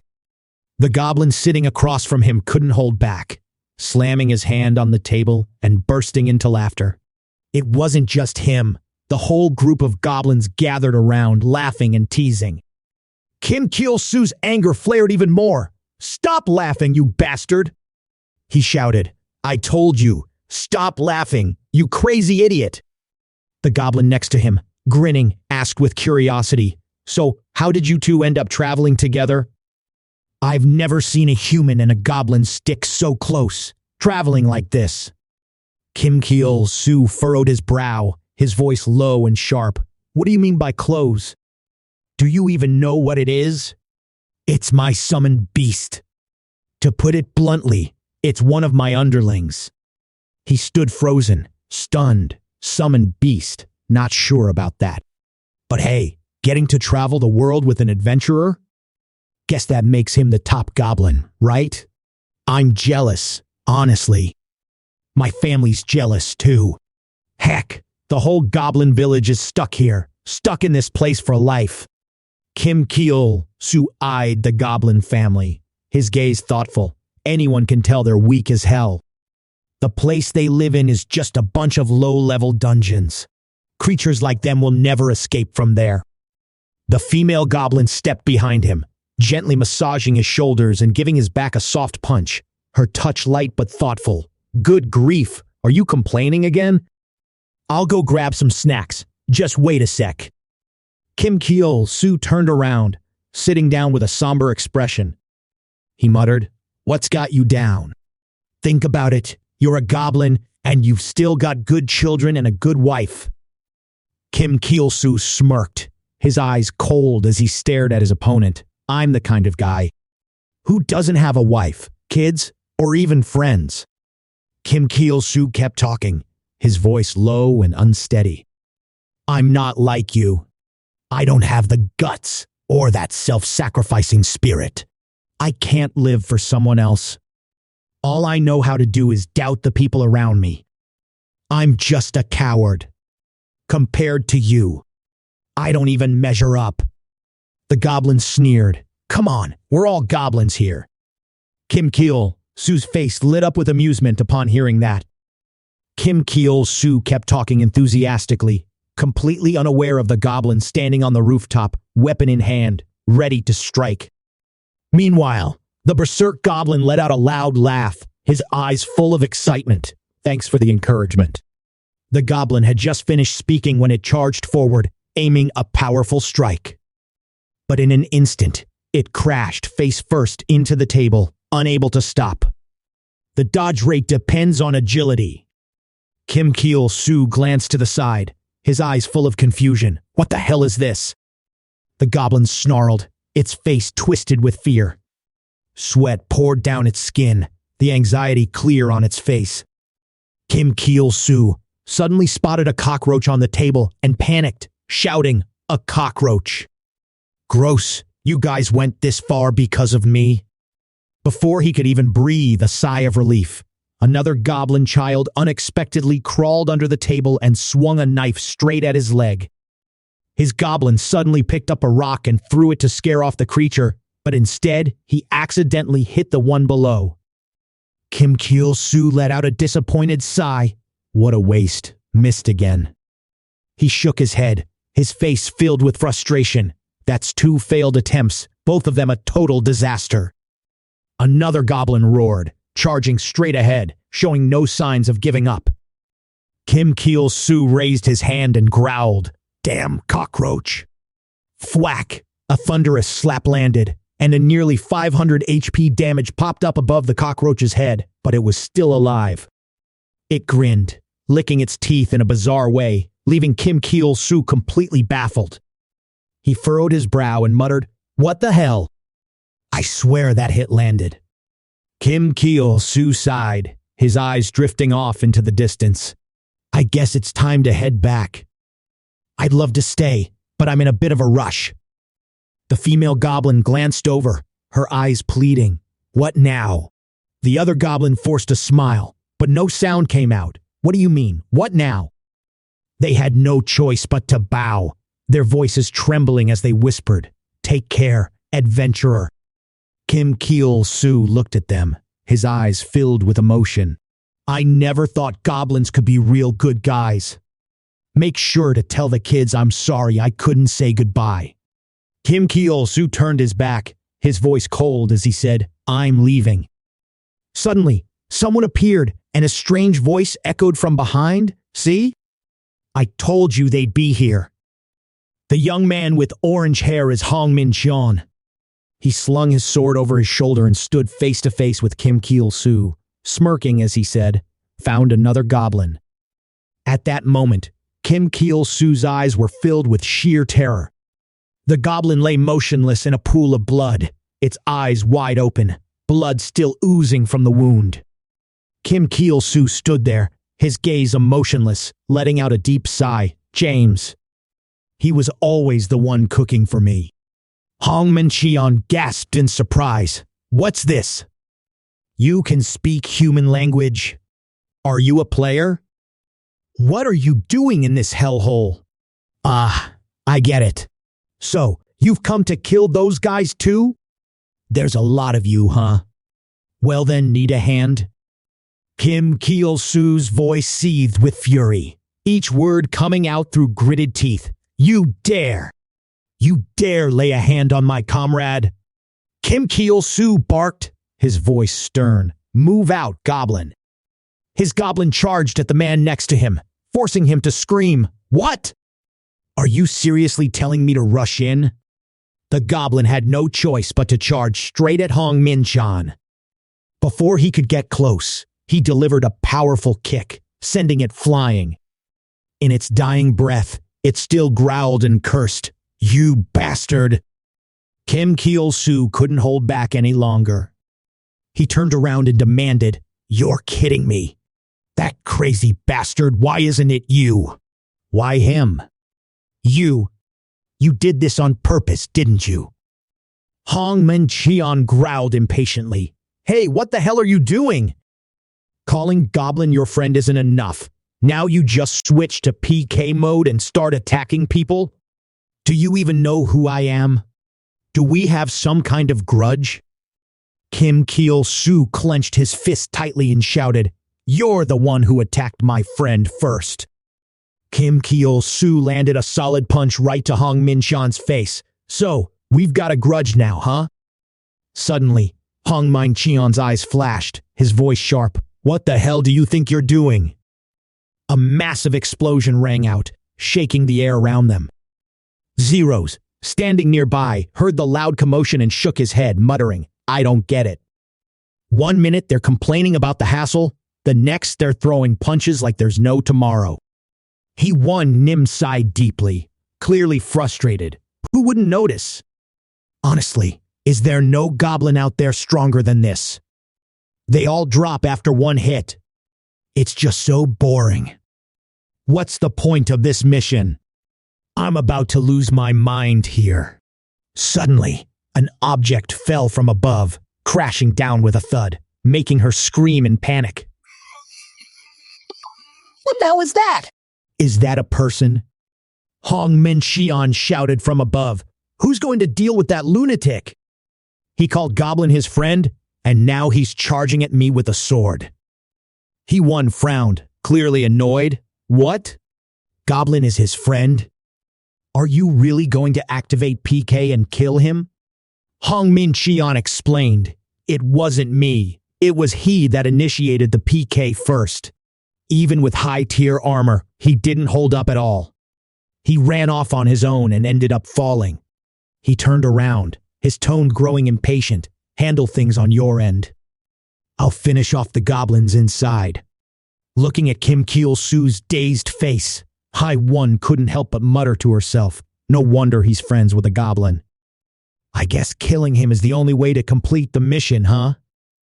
Zeros furrowed his brow, his voice cold as he ordered, take care of it before it becomes more of a hassle. And clean up the rest of those goblins.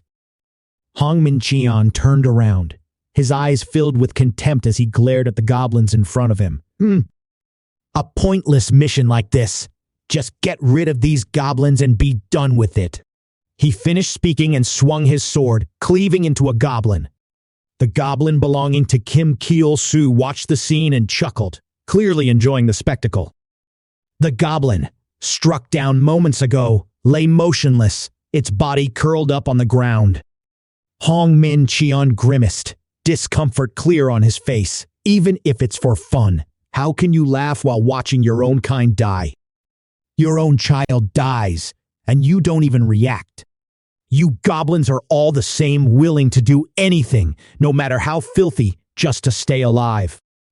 Hong Min-cheon smirked and stepped toward Kim Chulsoo's goblin. You know, he sneered, that's exactly why there are quests to hunt goblins and beat the crap out of you. Isn't that what you're good for? Now, time to die. The goblin's face suddenly twisted into something grotesque as it crouched low. A massive explosion rang out, shaking the very air around them. Hai-1 stared, her eyes filled with confusion. What now? Zero shouted, his voice seething with anger. Hong Min-cheon, take it easy! At that moment, Kim Chulsoo let out a loud laugh. You guys said hunting goblins was boring, right? If it's so boring, go out there and give it a try with that goblin over there. Kim Chulsoo gripped Hong Min-cheon by the neck, his voice cold and threatening. He's the strongest goblin boss in this entire village. Hai-1 Nim didn't believe it. Fury twisted her face as she roared, die. In the same heartbeat, she lunged forward, driving a devastating kick straight at his opponent. The goblin suddenly bit down on her leg, desperately trying to hold her in place. Zeros didn't hesitate. He gripped his weapon and charged, surging forward with lethal intent. The system's voice rang out in his mind, Warrior Storm Smash. She landed on the ground, unable to believe her eyes, screaming, No way! See that? This goblin. It caught my kick with its mouth. Zeros chuckled mockingly. You were just complaining that there aren't any strong goblins. Now you're too scared to move, huh? One Nim frowned, her voice rising in anger. Who? Who said I was scared? I was just surprised by how strong it is, that's all. It's going to lose for sure. There's nothing to be scared of. The goblin stood there, grinning with twisted delight as it watched the two of them. Kim Chulsoo listened to the two of them and chuckled. Ass, I never expected this. Kim Chulsoo wrapped his arms around Hong Min-cheon's unconscious neck, sneering. Tough guy, huh? Wake up and say something, buddy. You passed out from how badly you lost. When you get back, they'll never let you live this down, losing to a goblin. Hai-1 turned around in anger and snapped, Does the goblin have to lose? Shut up with that twisted way of thinking. Kim Chulsoo scoffed. You lot, all you do is betray each other. Goblins, on the other hand, don't do that. So, the reason you're out here killing goblins is just to vent your frustration, right? And then you'll hang their heads up on the wall for display, won't you? Hai-1 Nim snarled. I've never displayed any of that garbage. Zero said sternly. Don't waste your energy on pointless things. We need to deal with this goblin first. Kim Cheol Soo sneered to himself. Idiots. This goblin no longer listens to me. If it weren't for you lot provoking it, it wouldn't have gone crazy like this. Kim Cheol Soo shouted, "Take them out fast, goblin." The goblin growled, tightening its body, swiftly lowering its center of gravity and revealing its stance, ready to counterattack. The goblin heard his command, but it did the exact opposite. It laid down, provoking Kim Cheol Soo to the brink of madness. Kim Cheol Soo suddenly stopped in his tracks, a thought flashing through his mind. Wait, it's not following orders? What if I beg instead? Kim Cheol Soo paused for a moment, then suddenly charged forward. Quick as a flash, Kim Cheol Soo dropped to his knees, trembling as he begged, "Please, spare my life." He shouted at the goblin with desperation, "If you don't act now, I'm as good as dead." The goblin chuckled darkly, its eyes gleaming with malicious amusement as it stared at Kim Cheol Soo.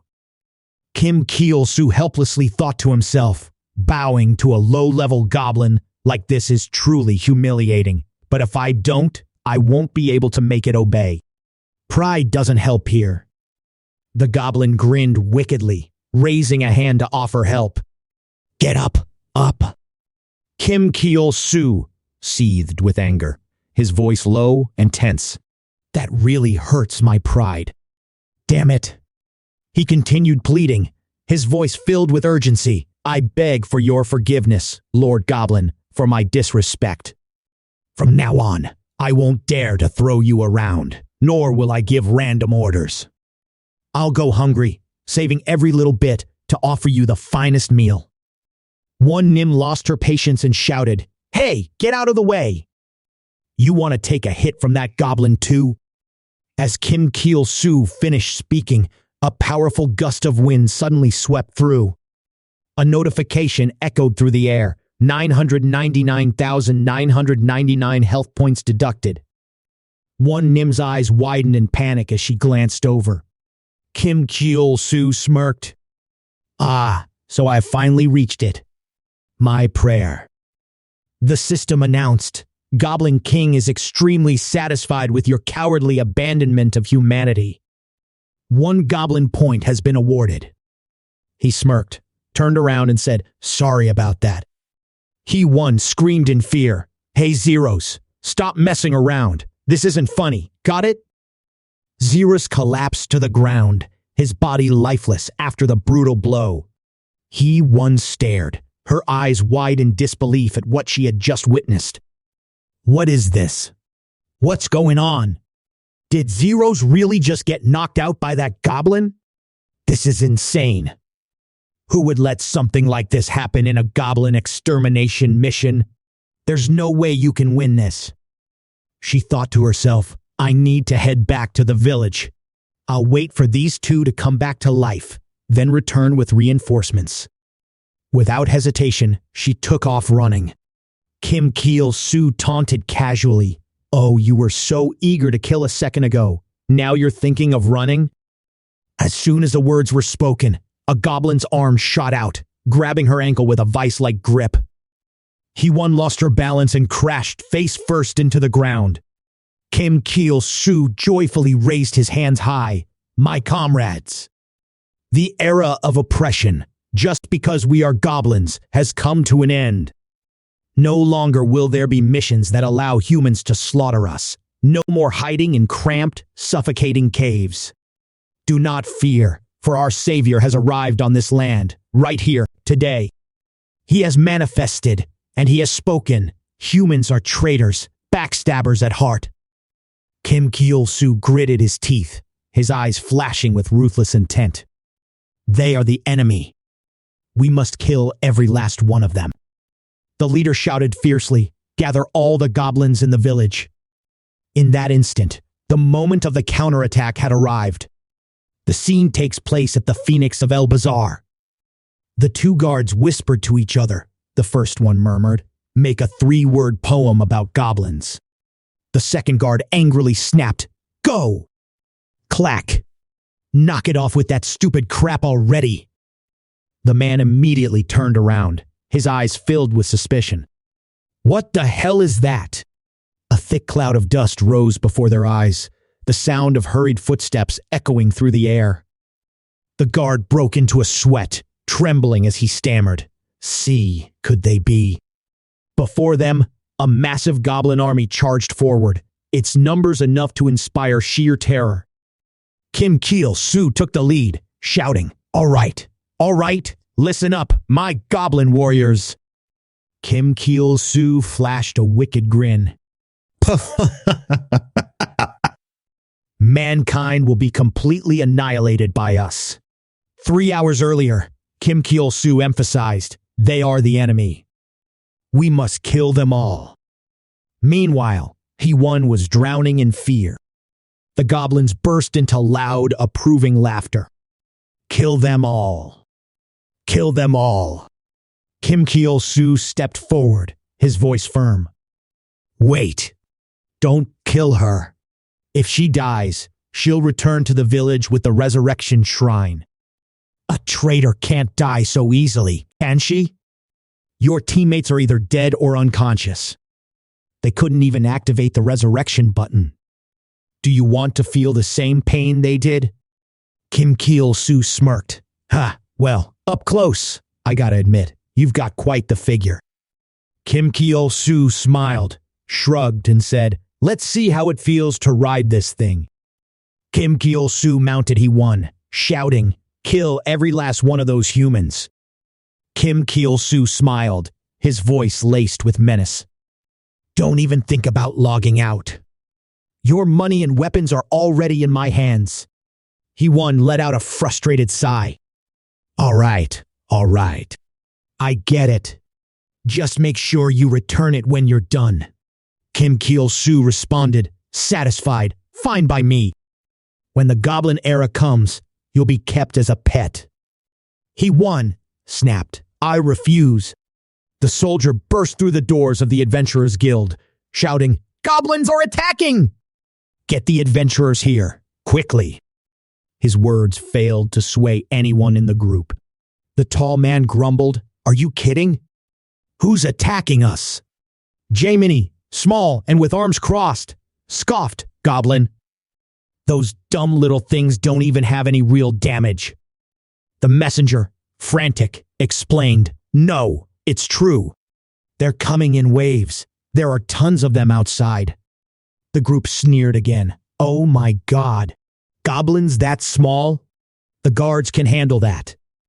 Irene hesitated slightly. Goblin army? Horace Philliver shrugged. An event in the game? Sounds interesting, doesn't it? Charlotte, cautious, warned him. Don't even think about getting involved. If you get sucked into it, you'll end up ditching the dungeon run next. That's a headache you don't want. Horace Philliver shot a cold glare. That's pretty harsh. At least let me defend myself. Charlotte furrowed her brow, confused. What do you mean? Just then, a shadow suddenly appeared outside the door. The dark shadow lunged forward, slamming into the window with a force that shattered it into pieces. The goblin didn't have time to react before a gun was aimed directly at its head. Horace Philliver scoffed. What's this? A real goblin? Charlotte watched his swift movements, whispering in awe. He even has eyes on his back? The bastard grinned wickedly and drew his sword. Damn, I thought this was some prank. Suddenly, a swarm of goblins burst through the door. The remaining people looked at each other in panic, and one of them shouted, are they really attacking for real? The man conjured flames, swinging his arm with power as he effortlessly annihilated the goblins. He chuckled to himself. Pathetic. I thought this raid would be something serious, but these trash mobs, even 100 of them would be boring as hell. He was as fast as a flame knight at level 58 and the leader of the Hellfire Guild. Jaimini stood frozen, his eyes filled with worry, his body tense. He whispered, it doesn't seem like it's just 100 of them, does it? He activated the skill True of Vision, his gaze piercing through the fabric of space, revealing the scene beyond. His eyes widened in terror as he exclaimed, "It's tens of thousands. Maybe even more than that." The group of adventurers didn't have time to react before they were suddenly overwhelmed by a sea of goblins. What the hell? Why are there so many? Horace Philliver stepped forward, a faint smile on his lips as he spoke. "This city seems to be in danger." "Don't tell me you're planning to just stand by and watch, Vice Captain." Charlotte calmly pushed her glasses up and said softly, "Just keep staring." Horace Philliver taunted, "No, I don't like it." With that, he burst into loud, carefree laughter. Charlotte could only sigh, feeling helpless. Irene stood up, grumbling, "These ones are nothing like the goblins we faced before. They're ugly and not cute at all." She whispered into her ear, "Let's go, Michelle." Immediately, Michelle appeared, her massive figure looming. Kim Cheol Soo saw the scene but didn't flinch. He shouted, "Let them taste hell." The goblins charged forward, swinging their weapons, attacking everyone around them. The girl panicked, shouting frantically as she waved her hands, "Stay away." She accidentally swung her hand and struck a goblin, sending it crashing to the ground, knocked out cold in an instant. A voice echoed, "You are Jizuvli, a level 34 sorceress. This goblin is only level 8. Jisuvli furrowed her brow, giving a dismissive smile. "Huh, these guys are pathetic. Just a bunch of them, huh?" The man beside her shot a glare, his voice low and threatening. "Exactly. Goblins are nothing but trash." Around them, the goblins began to grow wary, their eyes filled with anxiety. A voice shouted angrily, "You damn goblins! What do you think this place is?" The three of them hurled fireballs in unison. The flames surged forward like a raging wave, incinerating countless goblins in the blink of an eye. A bald man smirked. "You're all just trash, barely level 20. Wipe them all out." Kim Chulsoo glanced at the scene before him, curling his lip in disdain. "Oh, for God's sake, what a joke. These humans actually think they can counterattack?" He hesitated for a moment, then rushed forward, kneeling beneath the Goblin King's throne.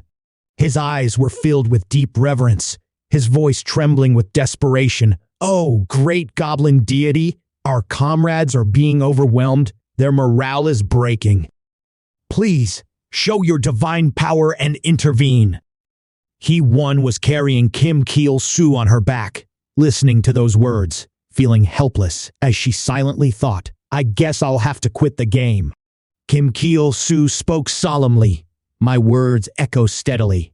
I ask that you grant me mercy and listen to the depths of my heart." The goblin, hearing those flattering words, beamed with delight, a smug grin spreading across its face. He reached for the weapon. The three people on this side were laughing and chatting excitedly. "This stress relief feels amazing, huh? Fighting these goblins is actually so much fun."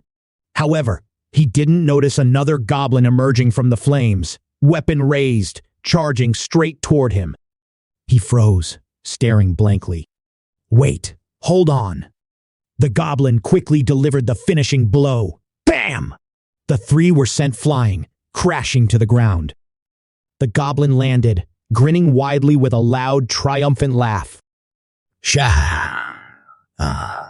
The three people in front of it lay motionless, their bodies drenched in pools of blood. Kim Cheol Soo let out a satisfied grin, shouting, "Those damned humans! This is what happens when you disrespect a goblin." One Nim's eyes widened in disbelief as she stared, stunned. "Is that really a goblin?" she asked. Seeing the first victory, the other goblins eagerly launched their counterattack. The goblins swarmed around the man lying unconscious on the ground. Then, a series of non-stop punches and kicks from them poured onto the opponent. Kim Cheol Soo hesitated, quickly stopping them. Hey, that's enough. They're all dead. Let's just deal with the rest now." The goblins kept charging, frantically attacking. Kim Chulsoo's voice grew quieter. That's enough. Stop! On the other side, a group of goblins dragged Jisulevi by her hair into a dark alley. Kim Chulsoo called out repeatedly, "Wait, where the hell are you taking her?" Kim Chulsoo instantly leapt onto one Nim, charging toward the goblin with a roar. "Hey, you crazy bastard! Get your hands off her!" The goblin snarled immediately, spinning around to sink its teeth deep into his arm. Kim Chulsoo trembled, quickly pulling his hand back as he muttered, "Damn bastards!" Kim Chulsoo sighed, his eyes filled with disappointment. This is absolutely insane. Before anyone could react, like a gust of wind, EPC God swung his sword, tearing through the air as he charged forward. With a single, razor-sharp strike, the heads of the goblins were severed, blood spraying out in torrents. Kim Chulsoo stammered, You are. The NPC God asked, confused. That's strange. Why would the goblins come all the way here? However, Kim Chulsoo didn't even bat an eye. He stayed silent, his gaze fixed ahead. The NPC God furrowed his brow. Do you have any idea what the hell is going on? Kim Chulsoo's face went blank. No, I have no idea either. The god raised his sword horizontally, muttering, "This is such a hassle." The adventurers continued to struggle, one of them panting heavily, saying, "But there are just too many goblins. Even if their damage is low, we can't keep holding out against this many." The NPC god coldly watched the fight, then calmly said, "If this drags on, it will only work against us. We have to end it with a single strike." Kim Chulsoo immediately understood the god's intention. He quickly placed a hand on the god's shoulder and spoke up. "Hold on. Isn't it true that the goblins can't just sit there and take the hits forever? They'll eventually fight back, right?" Kim Chulsoo recalled his first tasks in the game. Most of them were just about killing goblins that sat idle in one spot. He thought back to what the god had said, that the next mission would be to purge the entire goblin village. Just because they're described as evil monsters, everyone believes it without question. Isn't that frustrating? Kim Chulsoo shook his head, feeling discontent. Kim Chulsoo sighed. Does it sound stupid to say goblins are evil and need to be killed? Damn it, you guys have just never tried talking to them. Still, he knew that changing someone's mindset was no easy task. The god didn't listen to a word Kim Chulsoo said. He remained firm, cold as ever, and responded, "Talking to goblins is just a waste of time. All that's in their heads is greed." Kim Chulsoo shouted in anger, "Stop with the nonsense! What the hell do you know? Goblins have homes. They have families. They raise children living just like we do." The cold god searched for an appropriate reason. It's just pretending to be alive. Goblins are monsters, born from the depths of the abyss. They have no families, no offspring. Everything they say and do is just a trick to deceive adventurers. But I don't want to wipe out their entire species. They have the right to exist. However, if their numbers grow too much, they'll threaten the peace of the world. We need to cull them little by little to maintain the balance.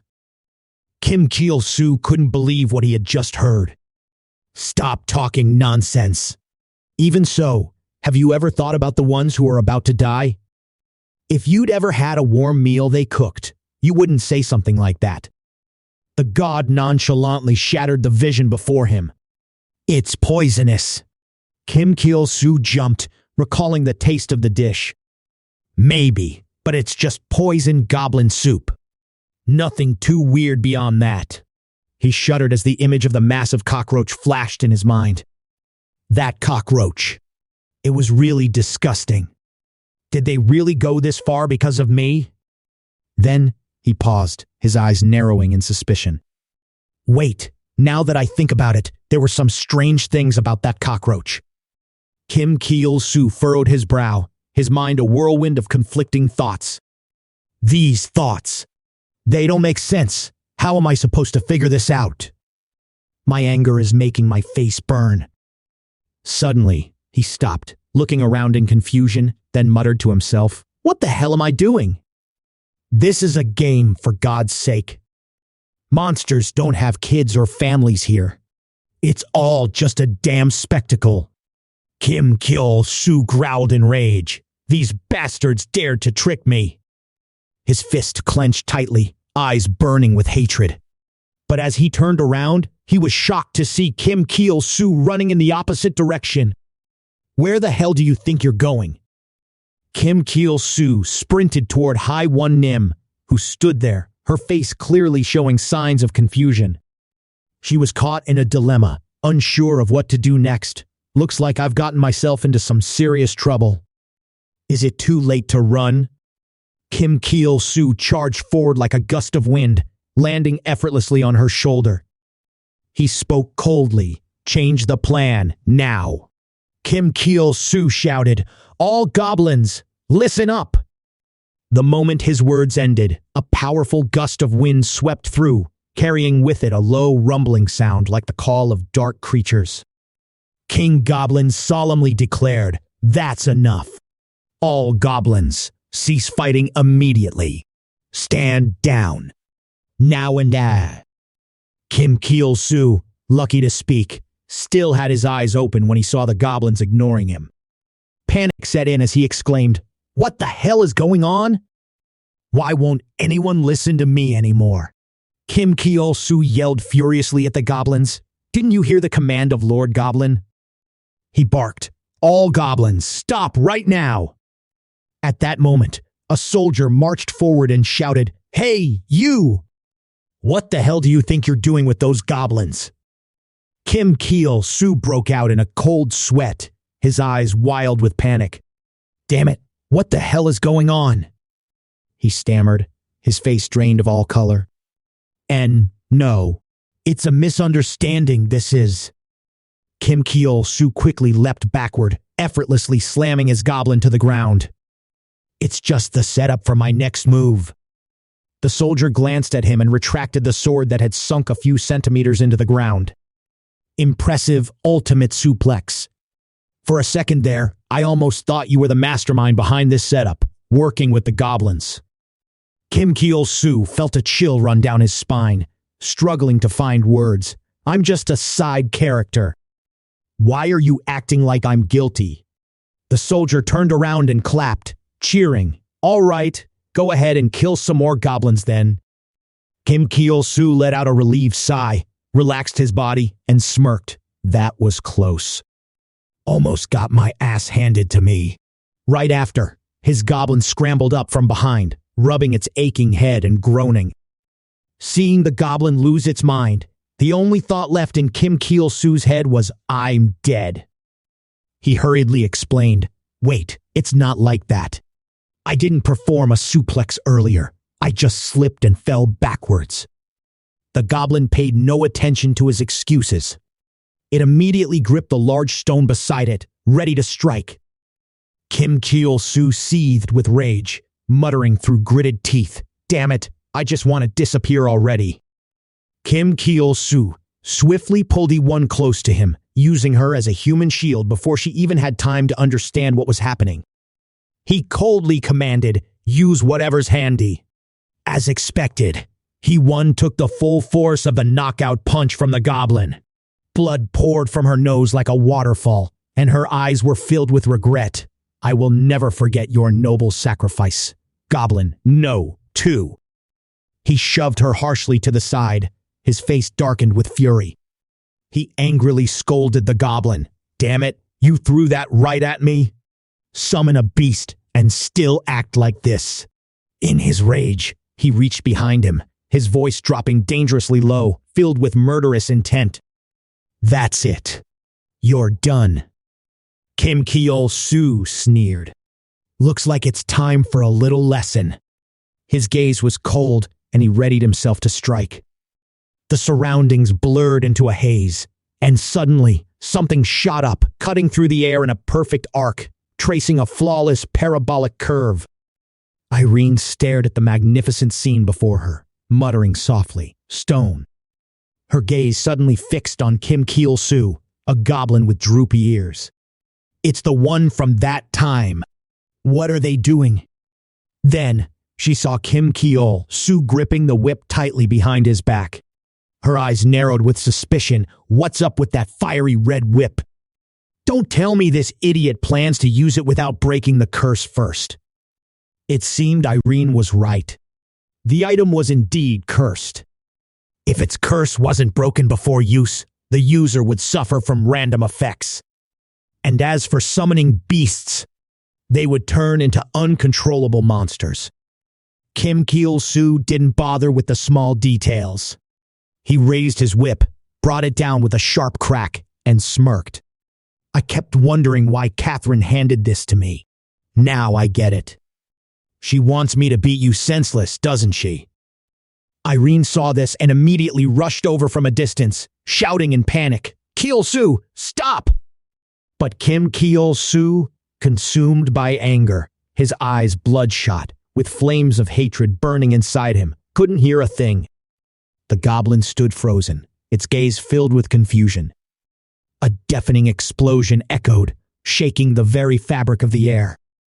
A thick cloud of dust and debris billowed up, obscuring everything in sight.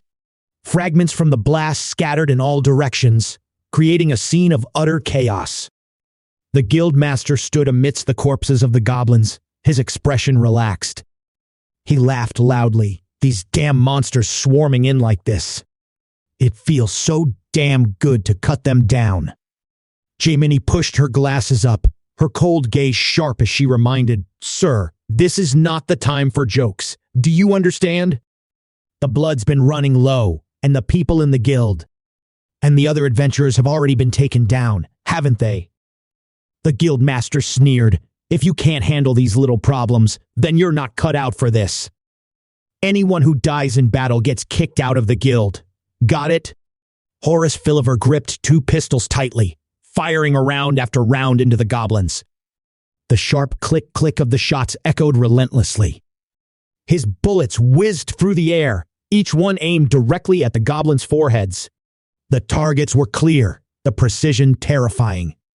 He covered his face with his hand, exhaling heavily, then coldly said, "The 101 took a bullet to the brain." Charlotte stood next to him and suddenly spoke up, "Don't get too cocky. You shot 100 rounds, but only hit 99 of them. Don't think I'll just count them as goblins." Horace Philliver smirked with confidence. "It's not about doubting the vice captain's strength.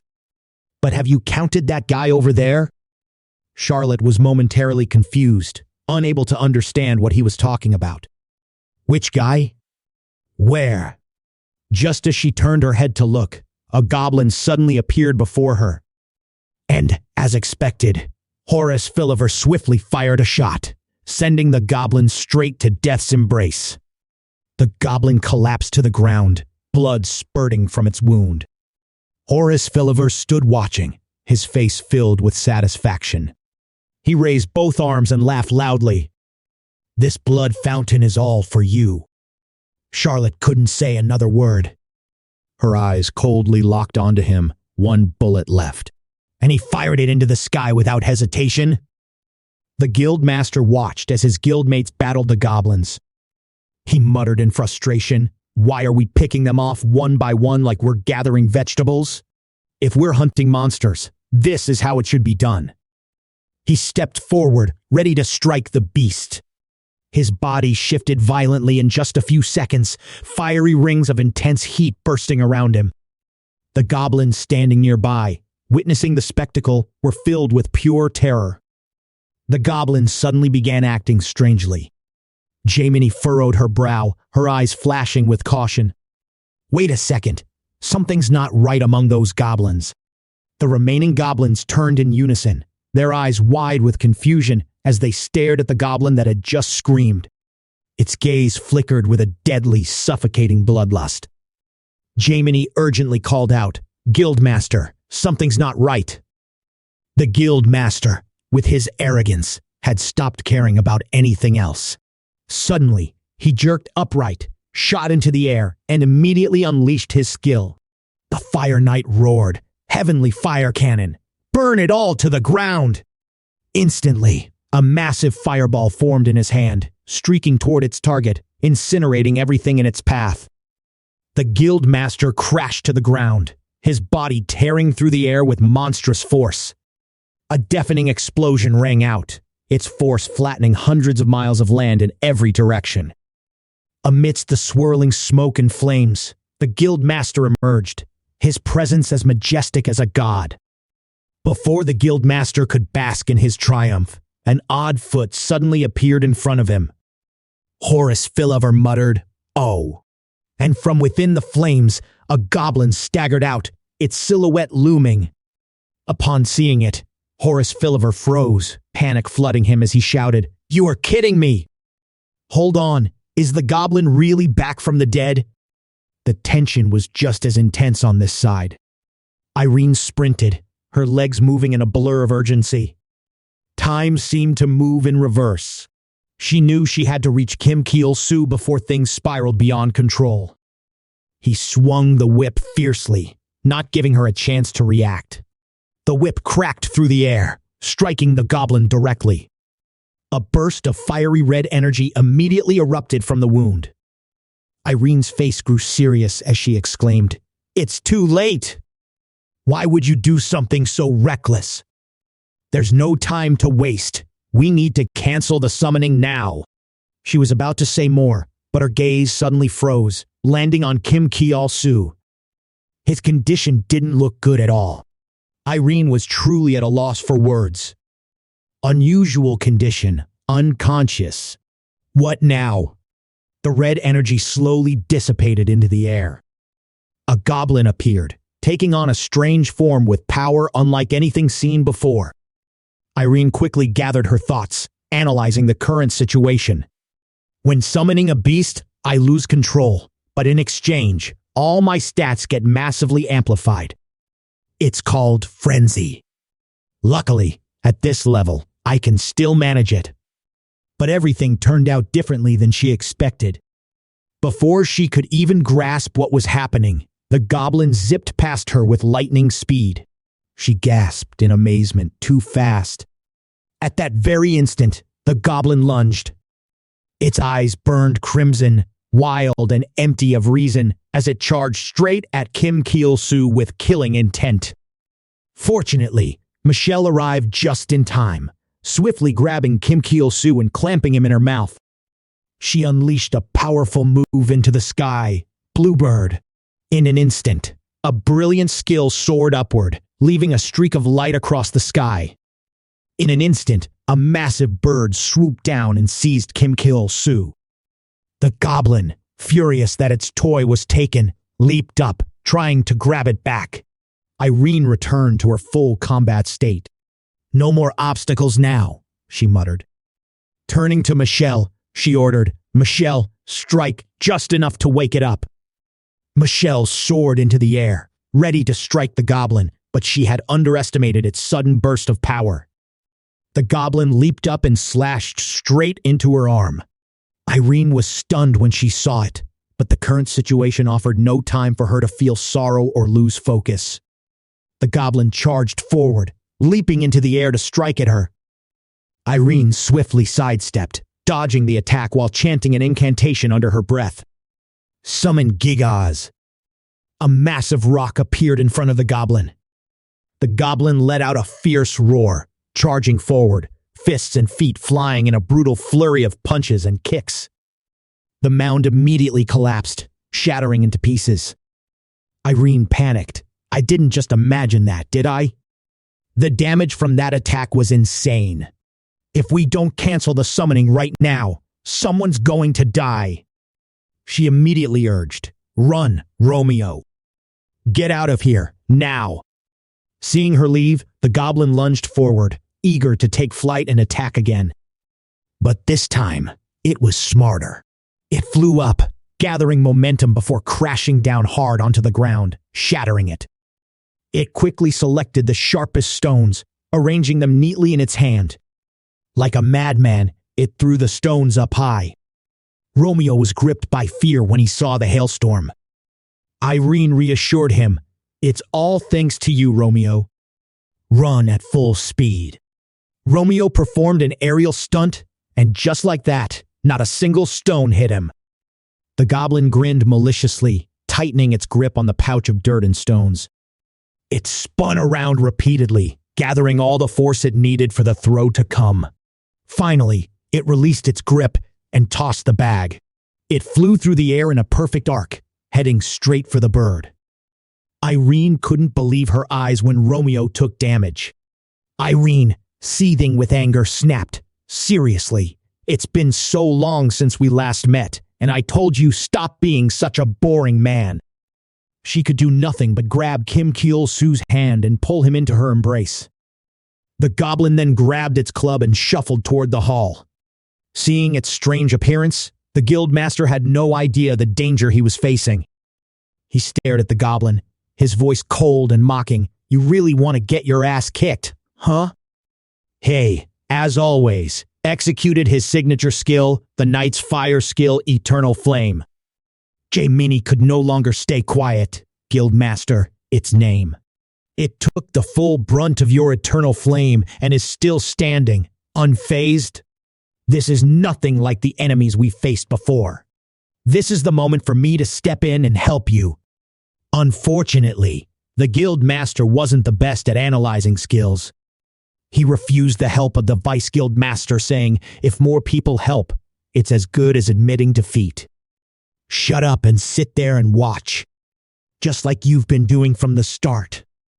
Jaimini fell silent, his eyes turning cold and sharp. He whispered, "Just like I've been doing this whole time, being a genius with an IQ of 160, sitting here, observing. All of this, because that guy won't let me do anything." When the guild master's eternal flame collided with the goblin, a thunderous explosion ripped through the air, shaking earth and sky alike. Every member of the group froze, their faces blank.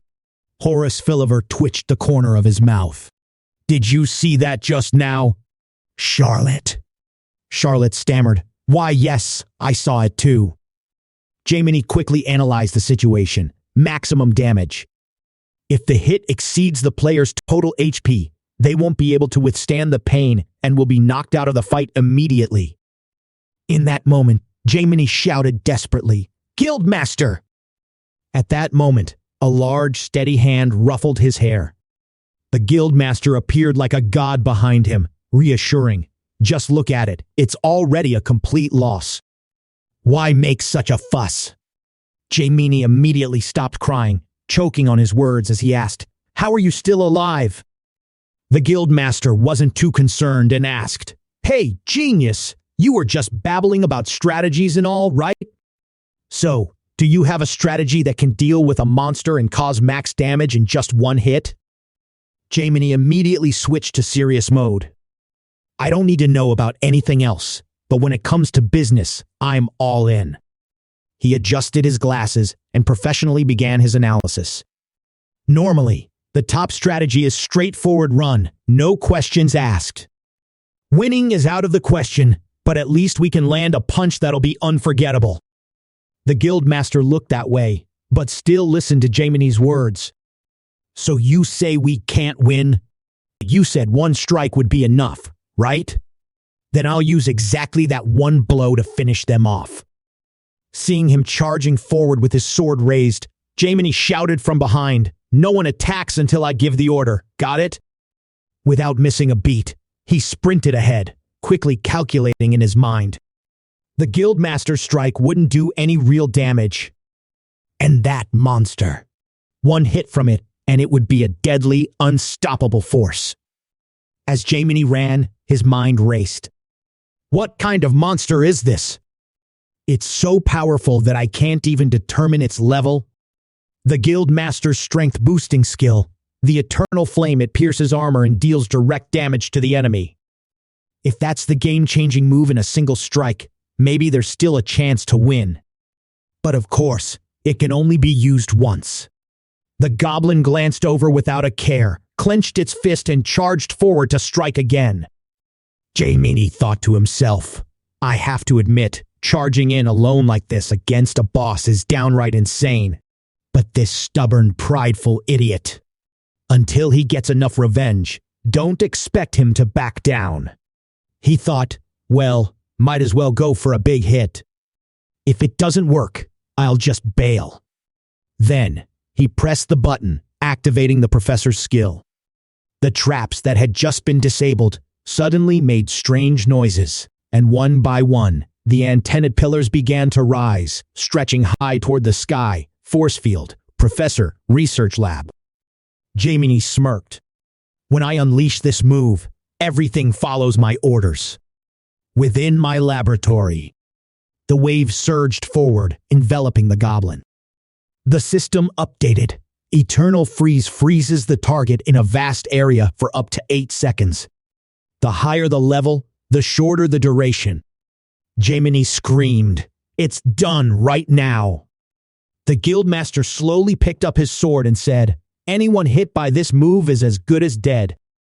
I thought this was the end for me, honestly. It's ridiculously powerful, but I'm way stronger.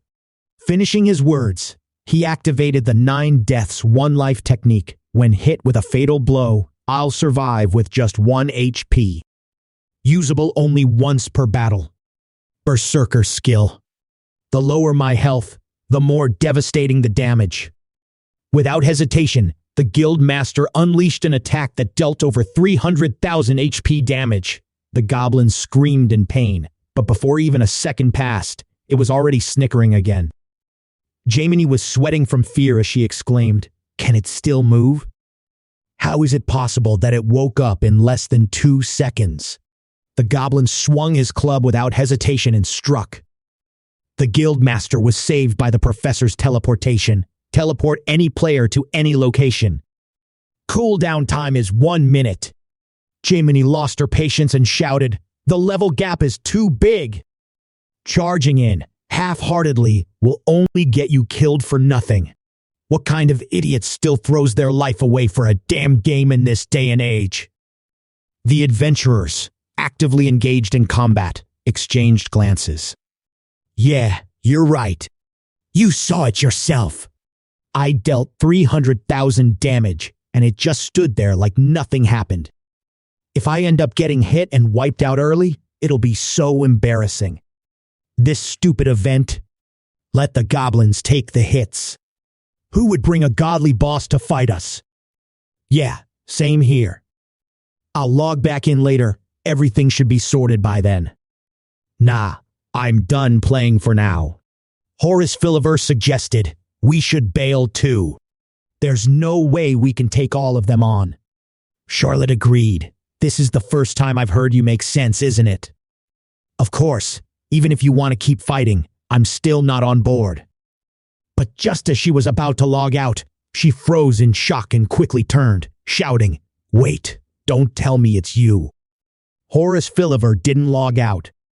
Instead, he waved his hand and grinned, "I was just messing with you." The system announces, due to too many players, a 10-minute login lock has been activated after logout. Charlotte screamed in frustration, "Wait 10 minutes? Before she could finish, she was forcefully made to vanish. On the other side, the guildmaster grinned, showing his teeth. "What kind of rain is this, huh? That guy, you saw the damage we did, right? His health is probably down to half now. If we stop now, it'd be a damn waste." Jaimini couldn't take it anymore and shouted, "Still not giving up, huh? You're stubborn as hell. Freezing motion can only be used once. If I reposition, I have to wait a full minute for the skill to recharge, and we haven't even fully analyzed its attack pattern yet." He was still shouting when he suddenly fell silent, his words stumbling out, They clenched the stones in their fists, and without a second of hesitation, hurled them straight at his face. Horace Philliver charged forward, raising his gun and firing back. The explosion swept past with a deafening roar, the immense pressure crashing down, leaving the guild master frozen, his body rigid in an instant. Too fast. I couldn't even react. Horace Philliver kept walking happily, laughing as he spoke. What a stroke of luck. I just shot randomly because it looked like trouble. Who would have thought it actually hit? The guild master cut in. If I accidentally ruined someone's solo sunbox just now. He was still speaking when the guild master cut him off. From the moment my guildmate jumped in, this match was no longer a solo honor fight, right? The guild master smirked and assured, just don't get in my way. Horace Philliver smiled coldly. Don't worry, I won't get in the way. Then, I'll take my leave to play. The moment the words left his mouth, he charged forward, pushing past the guildmaster to strike. As he was about to approach the goblins, Horace Philliver leaped into the air. He unleashed a barrage of bullets with his sharpshooting skills, but it was like scratching an itch for it. This made him unable to hold back a whistle. This is a bit much, isn't it? It really didn't take any damage. The goblin spotted its target and immediately turned around. Just as it turned around, the guild master appeared behind it with the flaming sword, delivering a sudden strike from behind that took another 400,000 HP. Jaimini, bewildered, muttered to himself, looking at that explosion from a distance. What the hell is going on over there?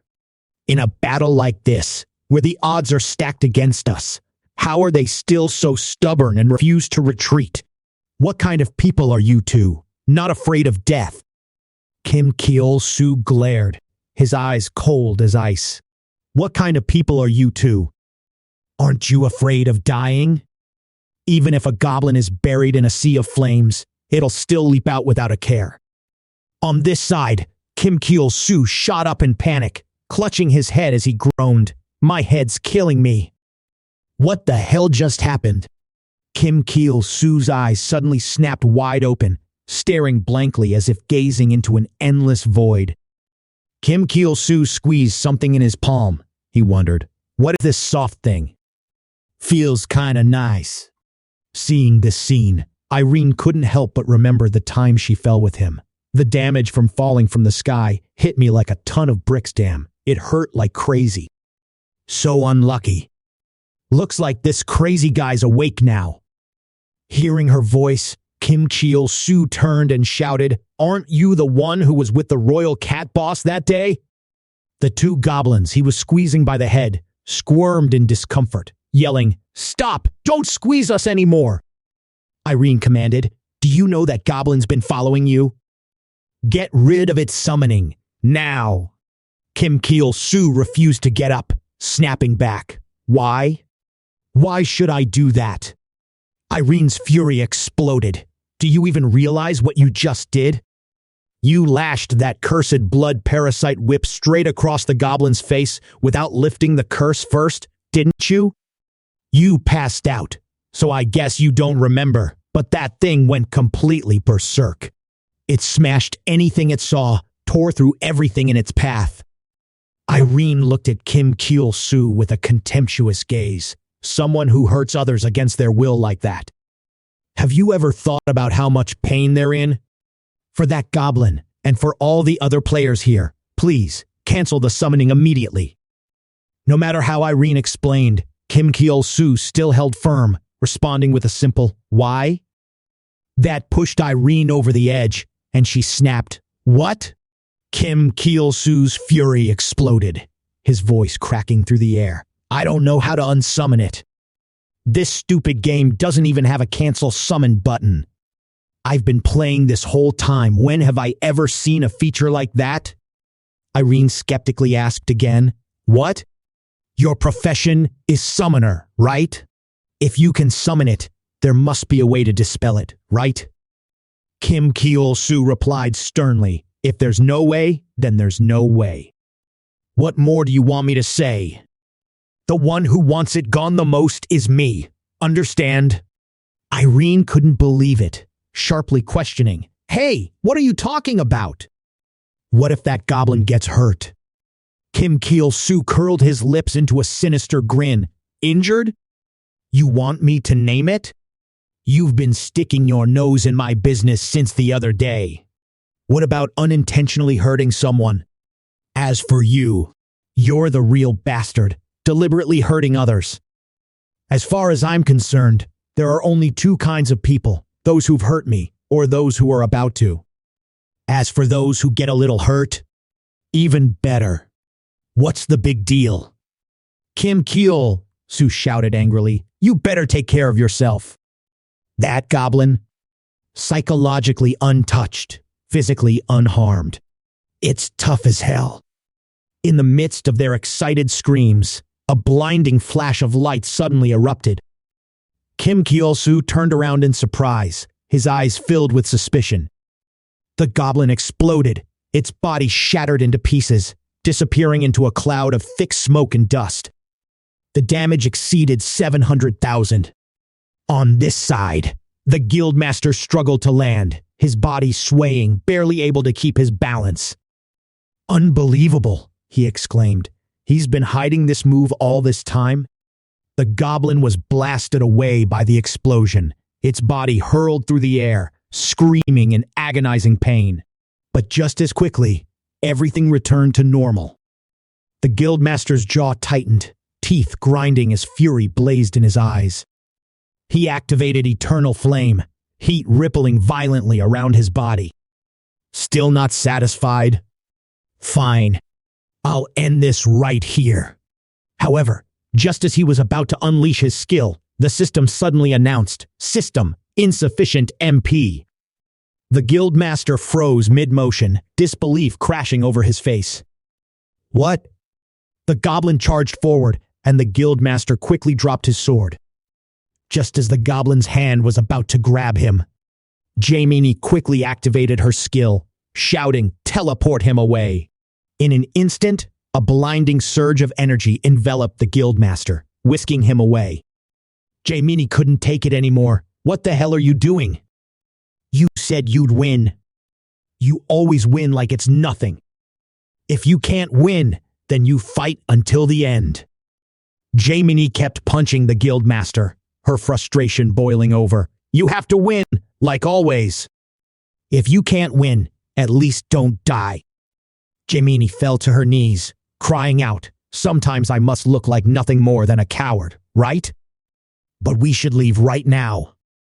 Who would actually risk their life in a game? The guildmaster was momentarily stunned by those words. Then the guildmaster's hand grabbed Jaimini's head and he shouted, Shut up, you idiot! I told you, yelling like that only exposes your own failure. He turned to Horace Philiver and said, We're pulling out. You can stay if you want. But if you die, don't blame me. Horace Philiver curled his lips into a cold smile. No, it's time I put an end to this. These fools are more trouble than they're worth. The guildmaster blinked, confused. What the hell are they trying to do? Before he could finish, he spotted someone running toward him from a distance. Behind him, a horde of goblins charged forward. Kim Chulsoo's mouth hung open, his eyes wide as he watched the goblin get sent flying. The goblin's been injured. And it took over 700,000 damage. Damn it, this is bad. If it dies, my life is gonna hit rock bottom again. Kim Chulsoo stood frozen, deep in thought. First, I have to call it back. I've got no choice. I'll have to use the recall command. Irene was stunned. Summon it. Don't call it back. It'll risk attacking you again. You need to calm its rage first. There's no need to complete the summoning. Kim Chulsoo looked equally shocked. Is there another option? Irene explained. The explosion just now, only the Black Fire Guild's leader could have caused that. When the subordinates are hurt enough to bleed, they automatically cancel the summoning. Any status effects like frenzy disappear too. Kim Chulsoo turned around in disbelief. Are you telling me to just let the black flames kill it? What if it's afraid of dying? Irene stated, My subordinates cannot die. They simply sleep and then wake up. They have no concept of life and death. That's usually how it works. But you mentioned that your goblin can't be summoned. I fear the usual rules might not apply here. Kim Chulsoo shouted, You expect me to put my life on the line for your words? Irene was stunned. What? My words? Kim Cheol Soo clenched his fists in desperation, screaming, "The goblin is my life!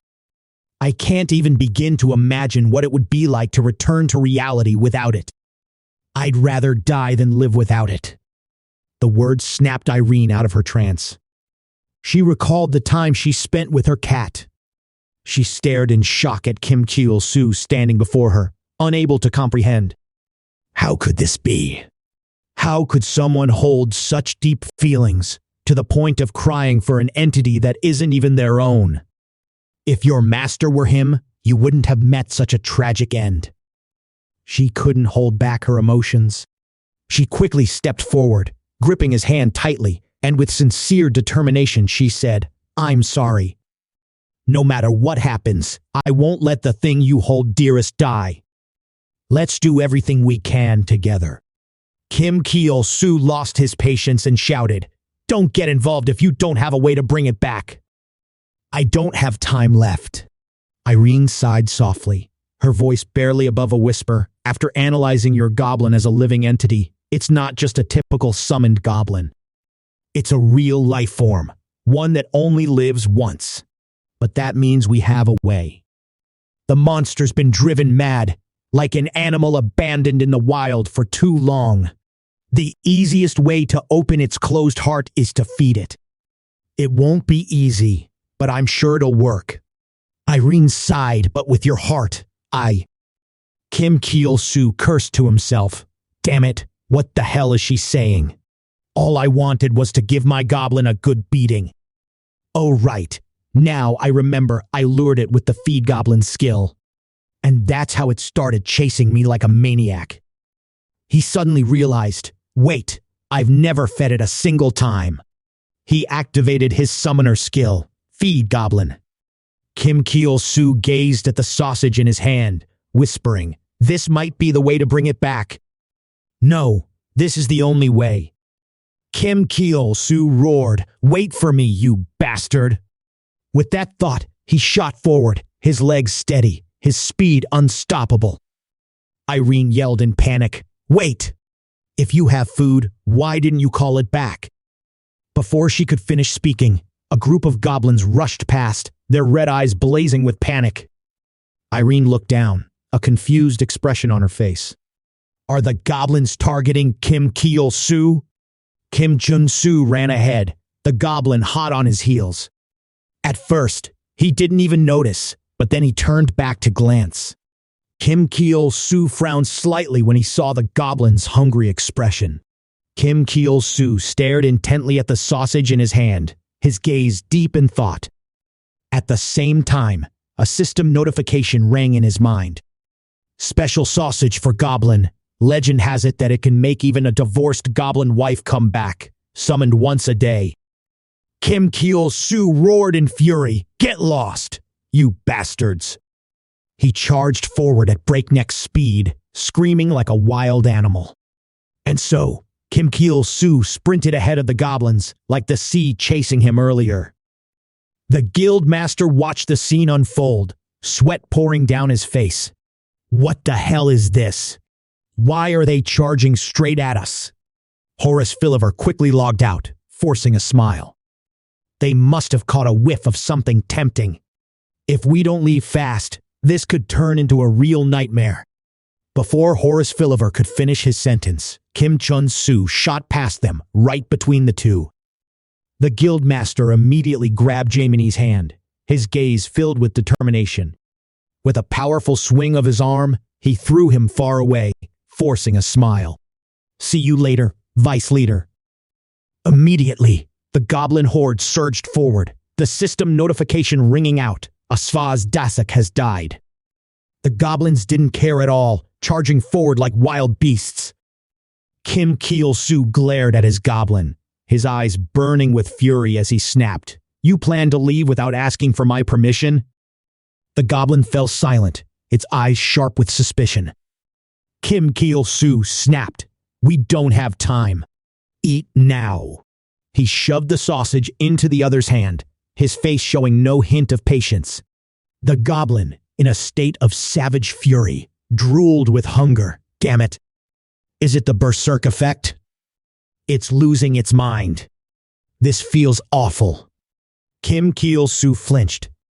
He kept reaching out his hand, shouting, "That's right. You're awful. No, wait. Good boy." That's it.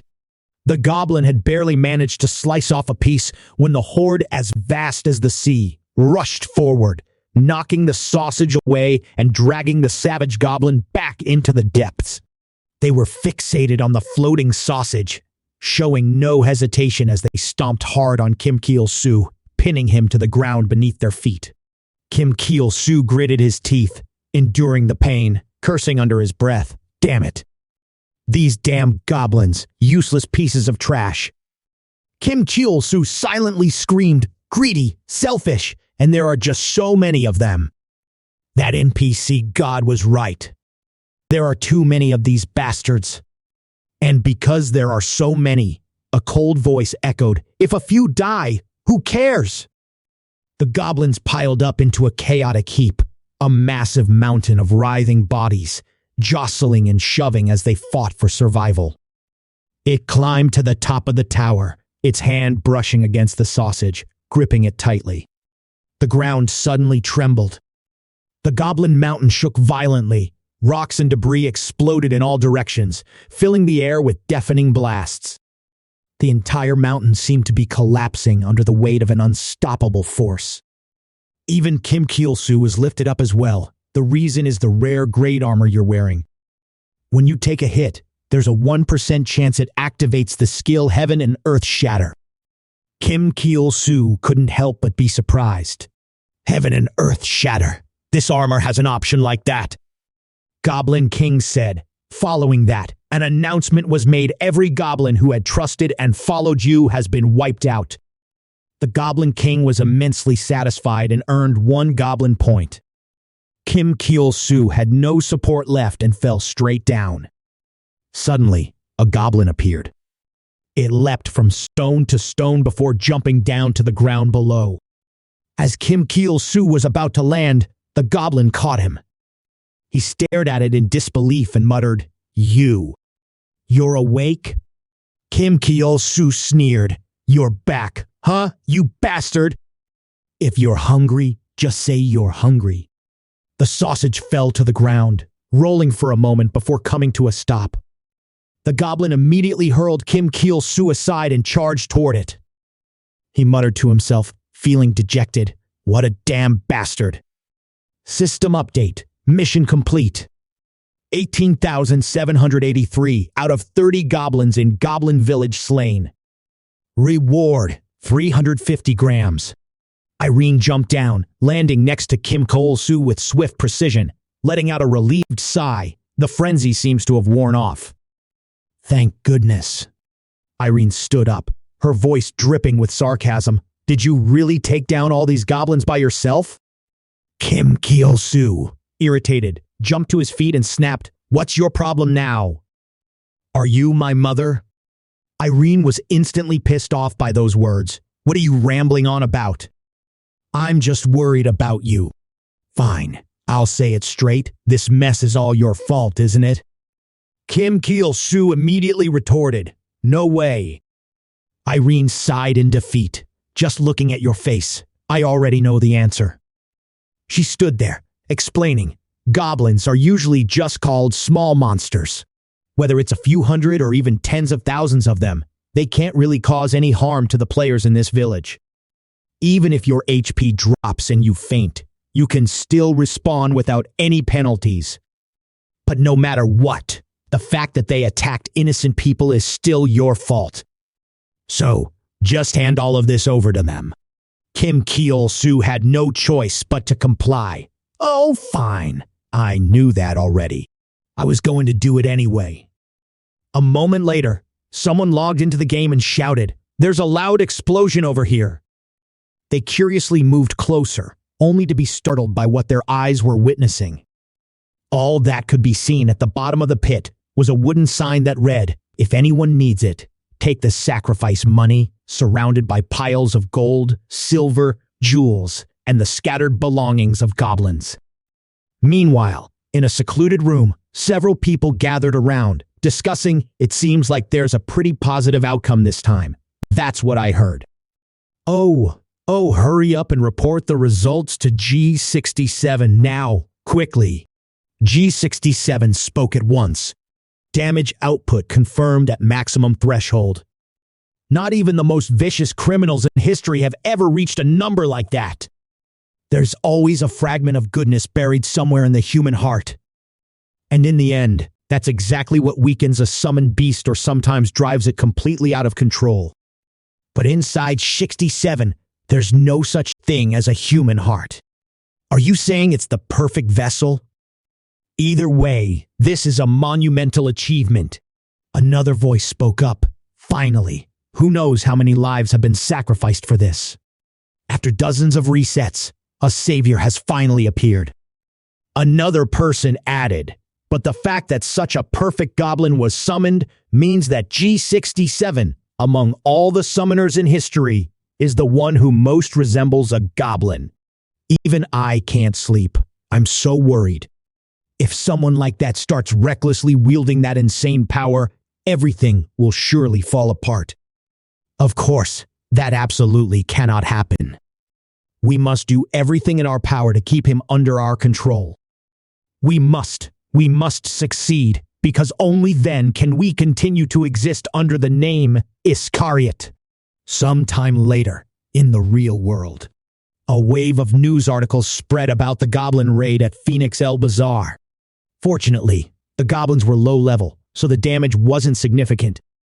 Kim Chulsoo read the reports, silently praying, "May the gods watch over and let this incident pass without major issues."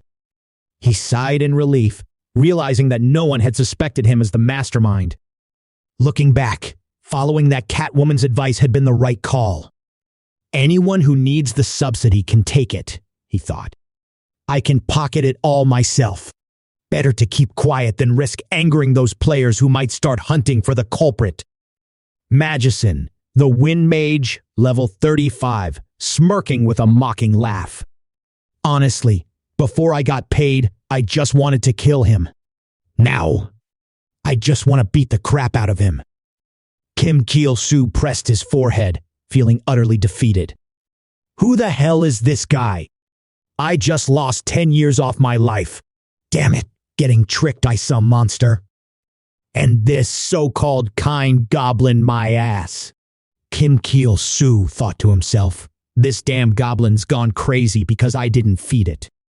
Guess I really am its master now. Back when I first started at the beast market, I didn't know anything about this job, never even had to take care of an animal before. Next time I see that cat's owner, I'm definitely asking her about it. She's high level, and she can even summon something called a sparrow. She's definitely got the vibe of a pro. He furrowed his brow, deep in thought. Wait a minute, why would such a dangerous woman help me? Something's been off from the start. Kim Chulsoo remembered what she had said before leaving. You're so cute. A question stirred in his mind. Why did she call me cute so quickly? Irene then asked, can you tell me your name? Kim Chulsoo raised his guard once more, and now she's demanding my name. He thought it over for a moment and decided she's so beautiful. Maybe I should give it a shot. Suddenly, Seung Leun's face appeared out of nowhere. Kim Chulsoo didn't need to think twice before snapping, "Get lost, you bastard." He muttered under his breath, "It's Seung Leun." Still unhappy, he scoffed. "I know, you idiot." "Who the hell are you anyway? What are you doing here? Are you stalking me?" Seung Leun sat down with a stern expression and said, "You've had that worried look on your face this whole time." Kim Chulsoo, undeterred, shouted, "Answer me! Have you been following me?" But all he got in response was a vague, almost dismissive reply. It seems coming here was the right decision after all. Kim Chulsoo started to feel irritated with him. "You really want a beating, huh? What do you know about me, acting like you understand me?" Seung Leun replied mysteriously, "It's probably because of the goblin. Kim Chulsoo furrowed his brow, beads of sweat forming on his forehead as he stammered, Yeah, that's true, but how did you know? He looked up and explained, Of course I know.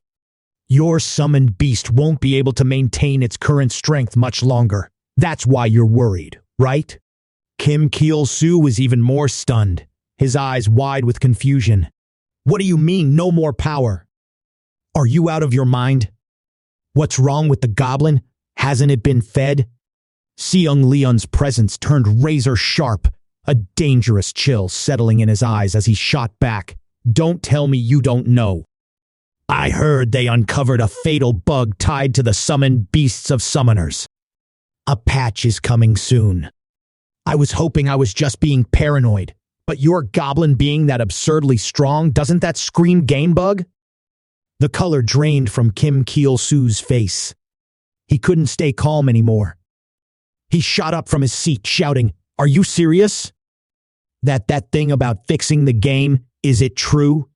Where did you get that information from? Without waiting for him to reply, a few players sitting nearby began chatting among themselves. There's a new announcement from Heaven Door. Any updates? Nah, nothing major. I think there's just a patch coming next week to fix some bugs. Kim Chulsoo logged into the game.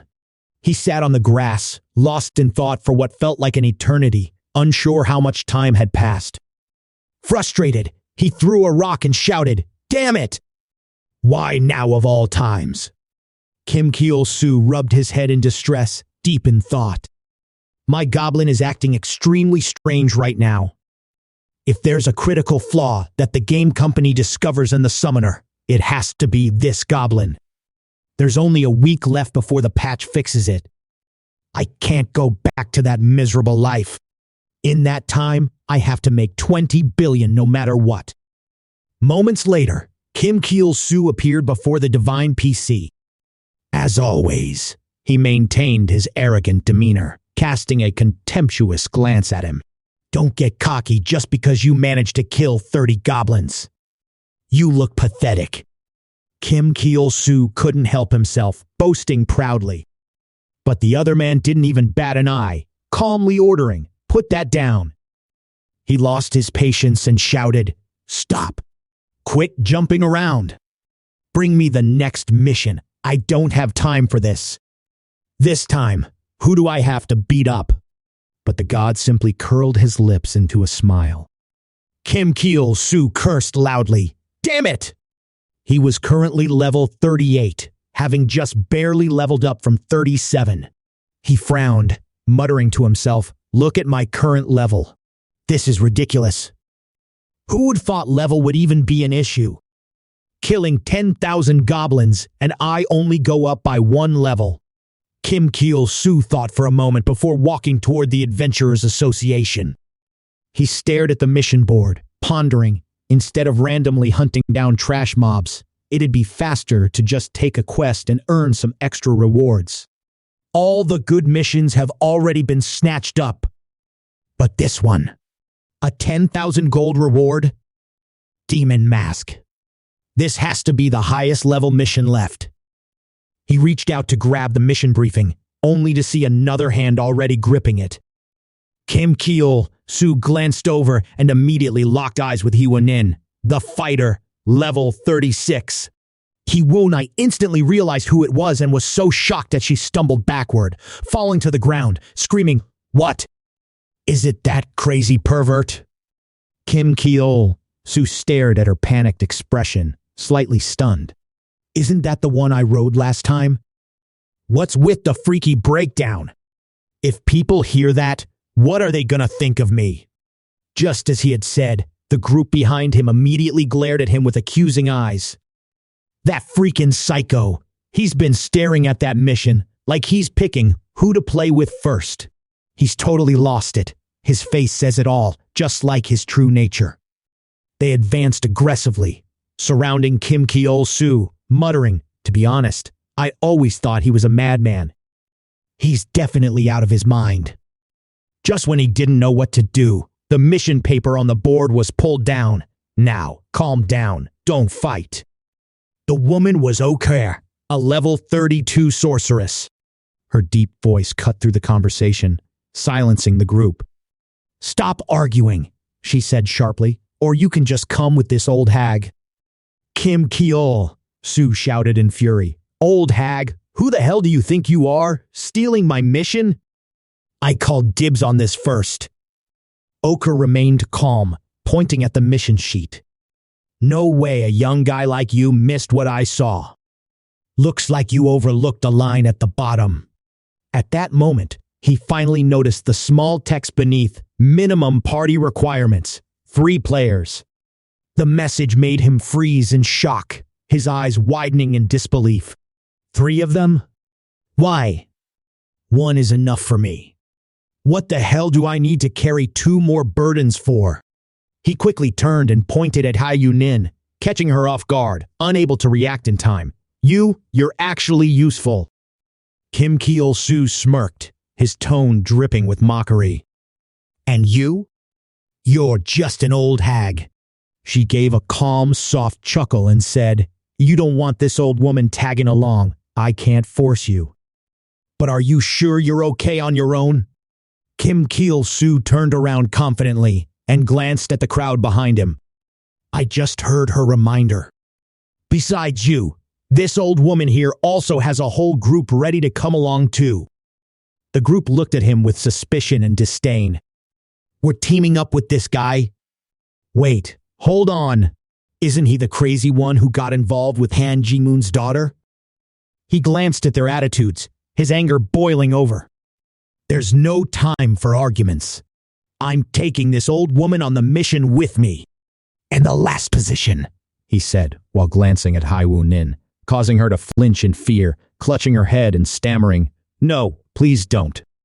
But she didn't have a chance to respond as the mission was quickly assigned. He won Nim, Warrior, level 36. Kim Cheol Soo, Goblin Summoner, level 38. Okay, Mage, level 32. As soon as she stepped in, the first challenge waiting for A1 was a massive, ferocious bear. She panicked, throwing a punch at it before running off quickly. Why the hell am I doing this? He stood beside, unable to contain his frustration, shouting, Sticking to this damn player again? At this rate, how long is this mission gonna take? We'll be lucky if we finish it by next year. Hai Yunin ran, tears streaming down her face, choking on her words as she yelled, I can't run any faster. If you have eyes, just look at their levels. Do you really think I can take them all out with a single move? Kim Cheol Soo scoffed at the hulking beast in front of him, a faint smirk playing on his lips. Come on, these are just some garbage monsters. Whatever, I don't care anymore. Even if they report me for a summoning error, so be it. At that moment, a goblin charged from behind, letting out a loud scream. He couldn't help but mutter in doubt, A goblin? The goblin charged quickly toward the group of shaggy bears, its eyes filled with determination. Before it could even strike, it was caught off guard by Ochre's flames. The old woman spoke in a low, ominous voice. Leave these monsters to me, old skills. The fireball mage, seeing her blocking his path with her skill, shouted, Old hag, stop getting in my way. The shaggy bear growled, Grr. But before it could make a move, it took a punch from the goblin. A powerful fist came down, slamming into it with such force that it collapsed to the ground in pain. He stared in horror at the scene before her, her voice trembling as she screamed, It's the goblin from before. Why is that goblin here? Seeing her trembling, he calmly responded, Because it's my summoned beast. Understand? She looked at him in surprise and asked, Summon a monster? He casually said, I'm the summoner of this supreme beast. 1 strike, and it can swallow everything. So don't get in the way, just stand aside and watch. With that, Kim Cheol Soo took the lead, heading forward. He and Ochre walked behind, chatting. Hey, Grandma, how did you end up playing Heaven's Door? The old woman looked surprised. What? That personal computer game?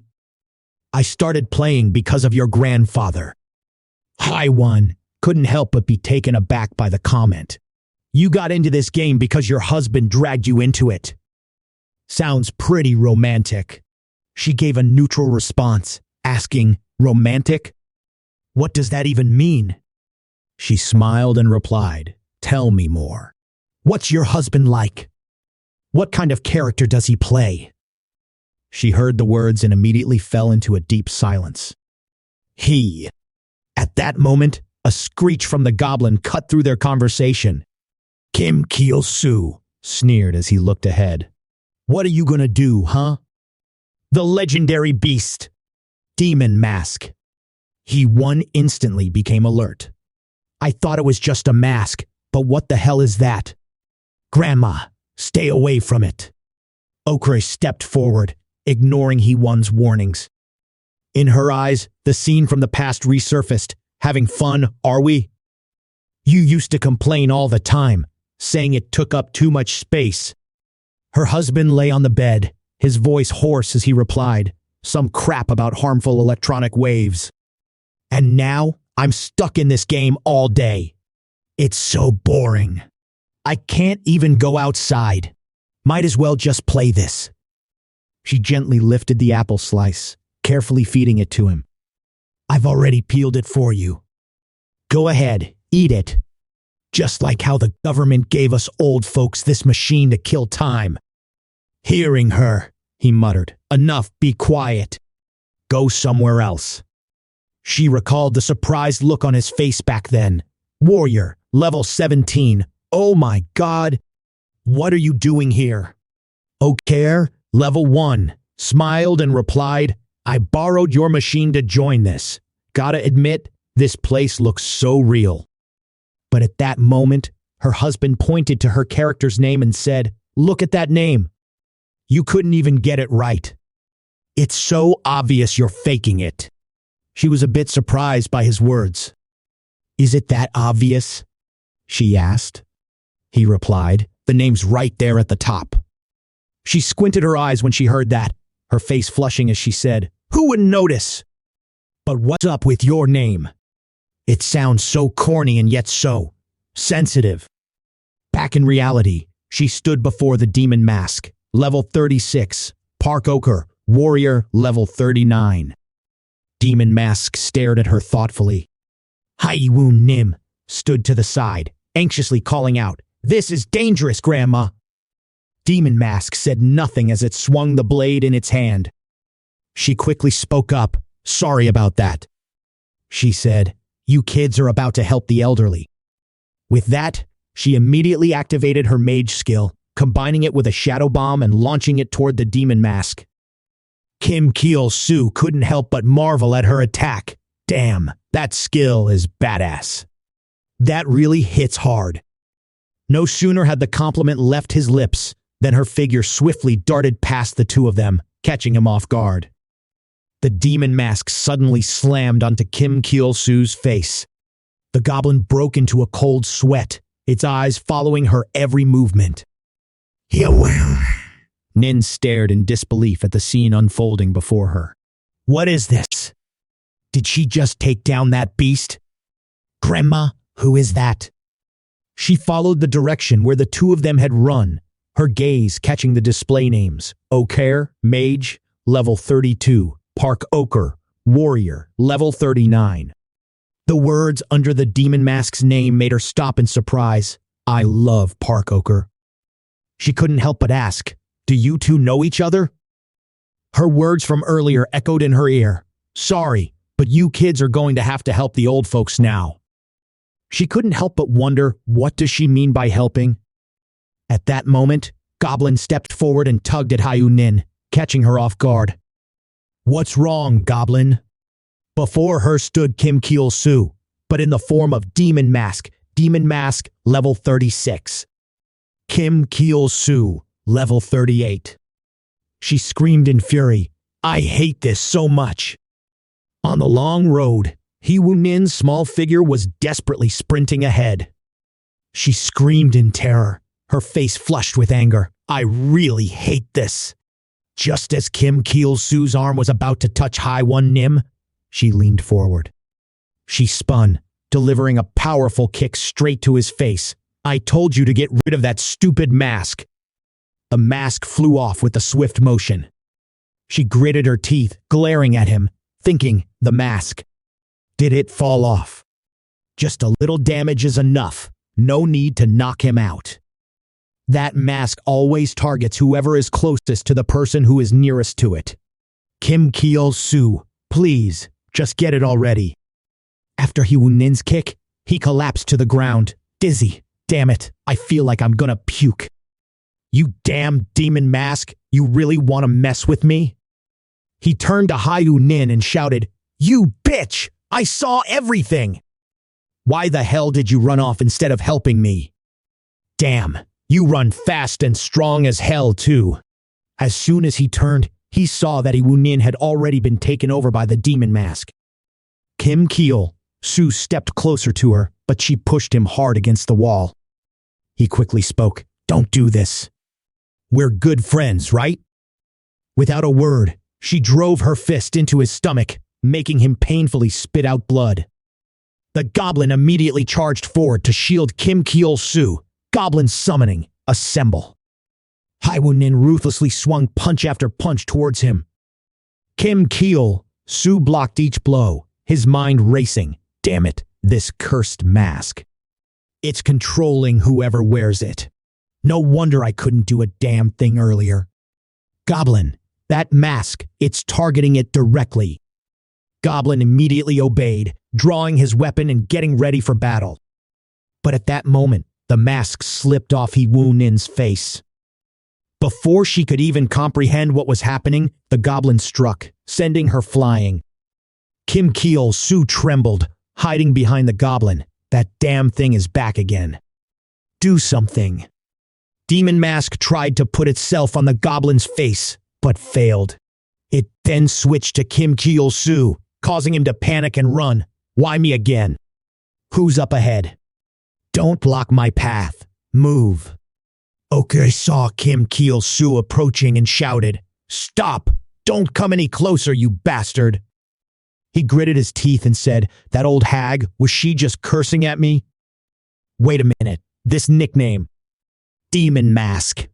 That's the same name. The one that guy was wearing earlier.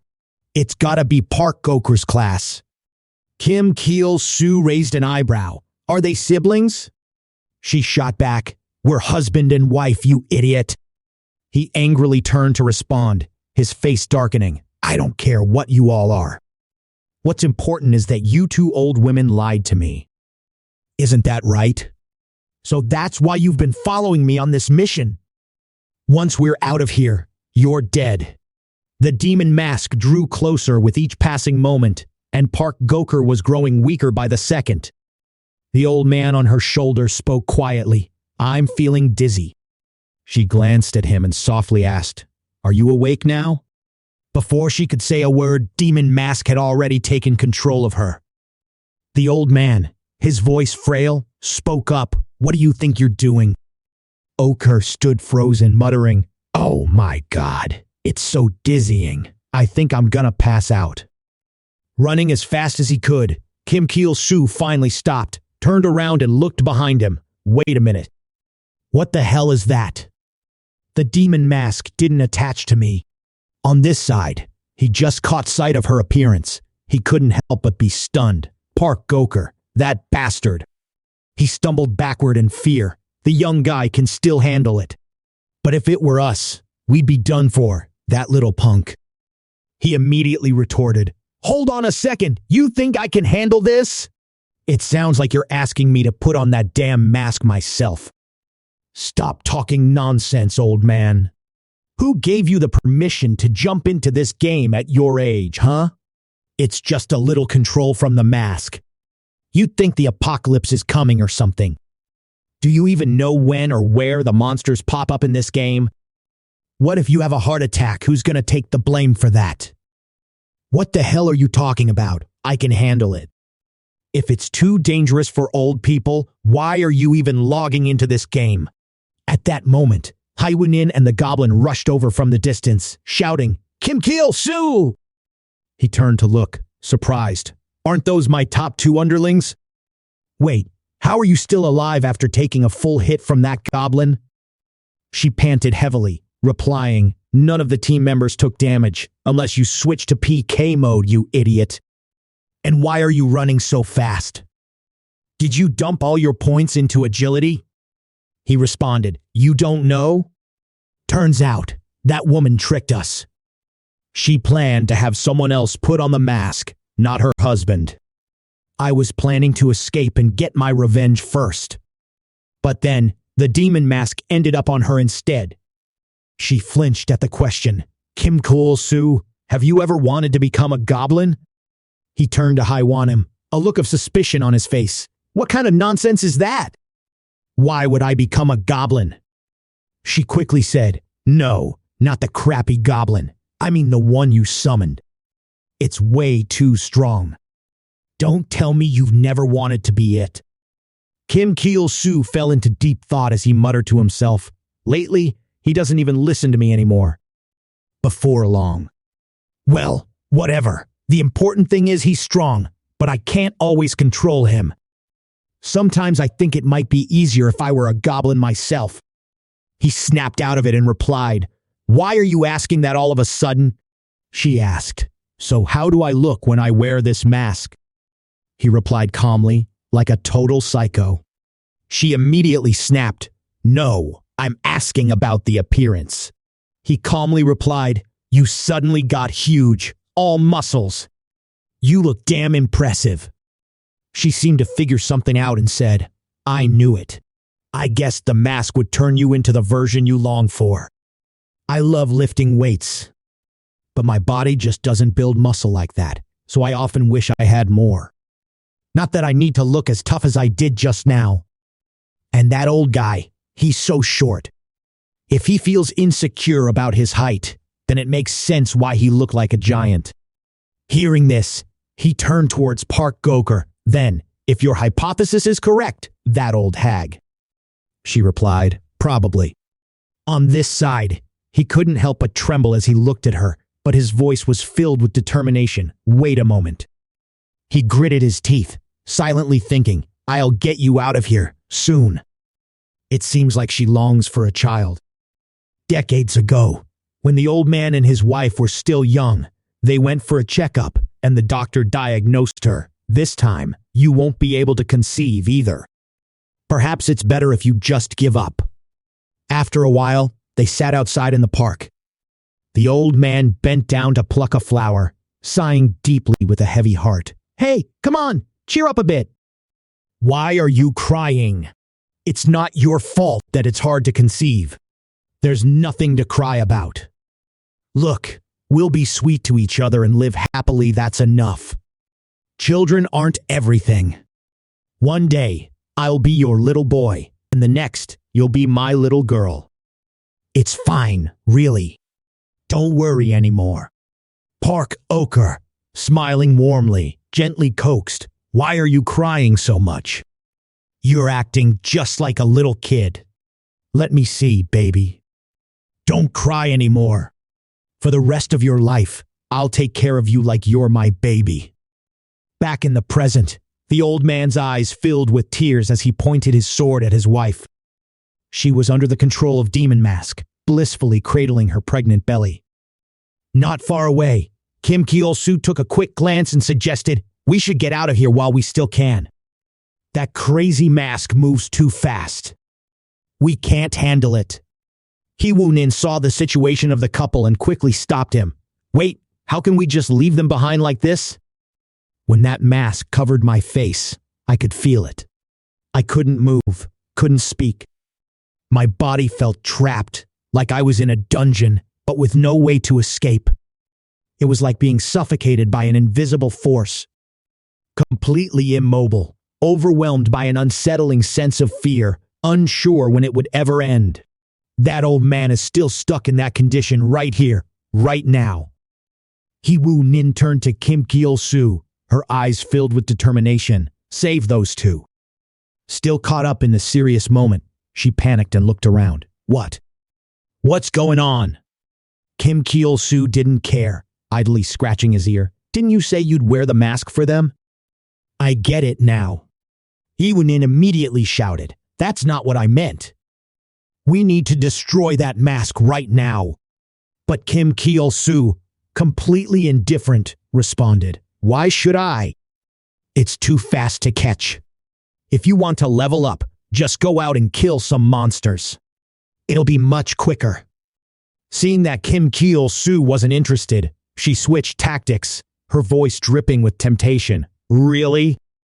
Is that so? Fine then. Go ahead. I'll enjoy all the rewards by myself. The reward from the unique monster. Kim Chulsoo immediately froze. The reward from a unique monster? Yaw. Nin smirked, pointing behind him as he spoke. That monster isn't hard to kill for no reason. Take a good look. Have you ever seen a monster with that color before? It's definitely tough as hell, so the drops in experience must be on a whole different level. Kim Chulsoo couldn't control the explosion, so he turned around and muttered, a different level. Huh? Hidden rewards? Without a second thought, Kim Chulsoo immediately commanded, Goblin. The chain whip, which had caused so much trouble before, was pulled out once again. Kim Chulsoo gave the goblin a sinister grin and said, How about we use it one more time? Hewo Nin asked with a hint of suspicion, Hey, Kim Chulsoo, what's that whip? The goblin looks like it's terrified. But Kim Chulsoo couldn't care less as he yelled. Kim Chulsoo said, Sit still and watch.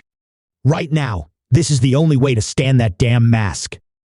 Kim Chulsoo muttered to himself, Remember the info on the whip berserk is the skill that massively boosts a summoned creature. Even if it goes crazy, just feed it sausage and it'll calm down. The real worry is the random status effects, though. But it's truly random, right? As long as I don't get hit with something like last time, it'll be fine. I'm Kim Chulsoo. Once I get serious, I always win. With that thought, he cracked his whip down on the goblin. In an instant, a red light flashed. Wonin's face twisted in fear as she recognized that familiar expression. Kim Chulsoo immediately found himself under a strange effect. Receive additional damage for a limited time. Damage taken increases significantly. A smug grin spread across his face. Let's make this a big explosion, shall we? The goblin said, See that old hag's mask she's wearing? Kill her for me, and you'll get a sausage. Hurry up and do it, you. But the first person the goblin attacked was him. Kim Chulsoo froze, his mind racing with confusion. What the hell is wrong with this guy? He struggled to pull it off, guiding it. Over there, on the other side. With no other choice, Kim Chulsoo activated his summoner skill, hurling the goblin toward the elderly couple and commanding, Over there, you idiot! The goblin flew over there, leaving Kim Chulsoo alone. As soon as the goblin stumbled into the couple, it immediately kicked the old woman, sending her flying through the air. The old man panicked and shouted, Okay. The old woman stumbled and fell, rolling over several times. Oh my God, I'm gonna faint. I'm gonna die. A system message appeared. Team members cannot deal damage to each other. The instant the mask was torn from her face, she screamed, It's all right, don't worry. But if you get any closer, that monster will come back. Before he could finish speaking, Demon Mask flew toward the old man, startling him into a sharp yell. Damn it! Yiwu Nin immediately charged forward, pushing the old man aside. Hurry, get her out of here. We'll handle things on our own. As soon as the words left her mouth, a blinding flash of light erupted. The old man immediately rushed over to the old woman, struggling to help her to her feet. Wake up, we need to get out of here. Kim Chulsoo was over here, shouting like a madman, his voice wild and frantic. Still squirming, huh, Demon Mask? As expected, you're a unique monster, but this time I won't let you escape. On the other side, The frenzied goblin locked its target onto Haiwu Nin. Once it locked onto its target, it snapped its jaws and lunged to attack.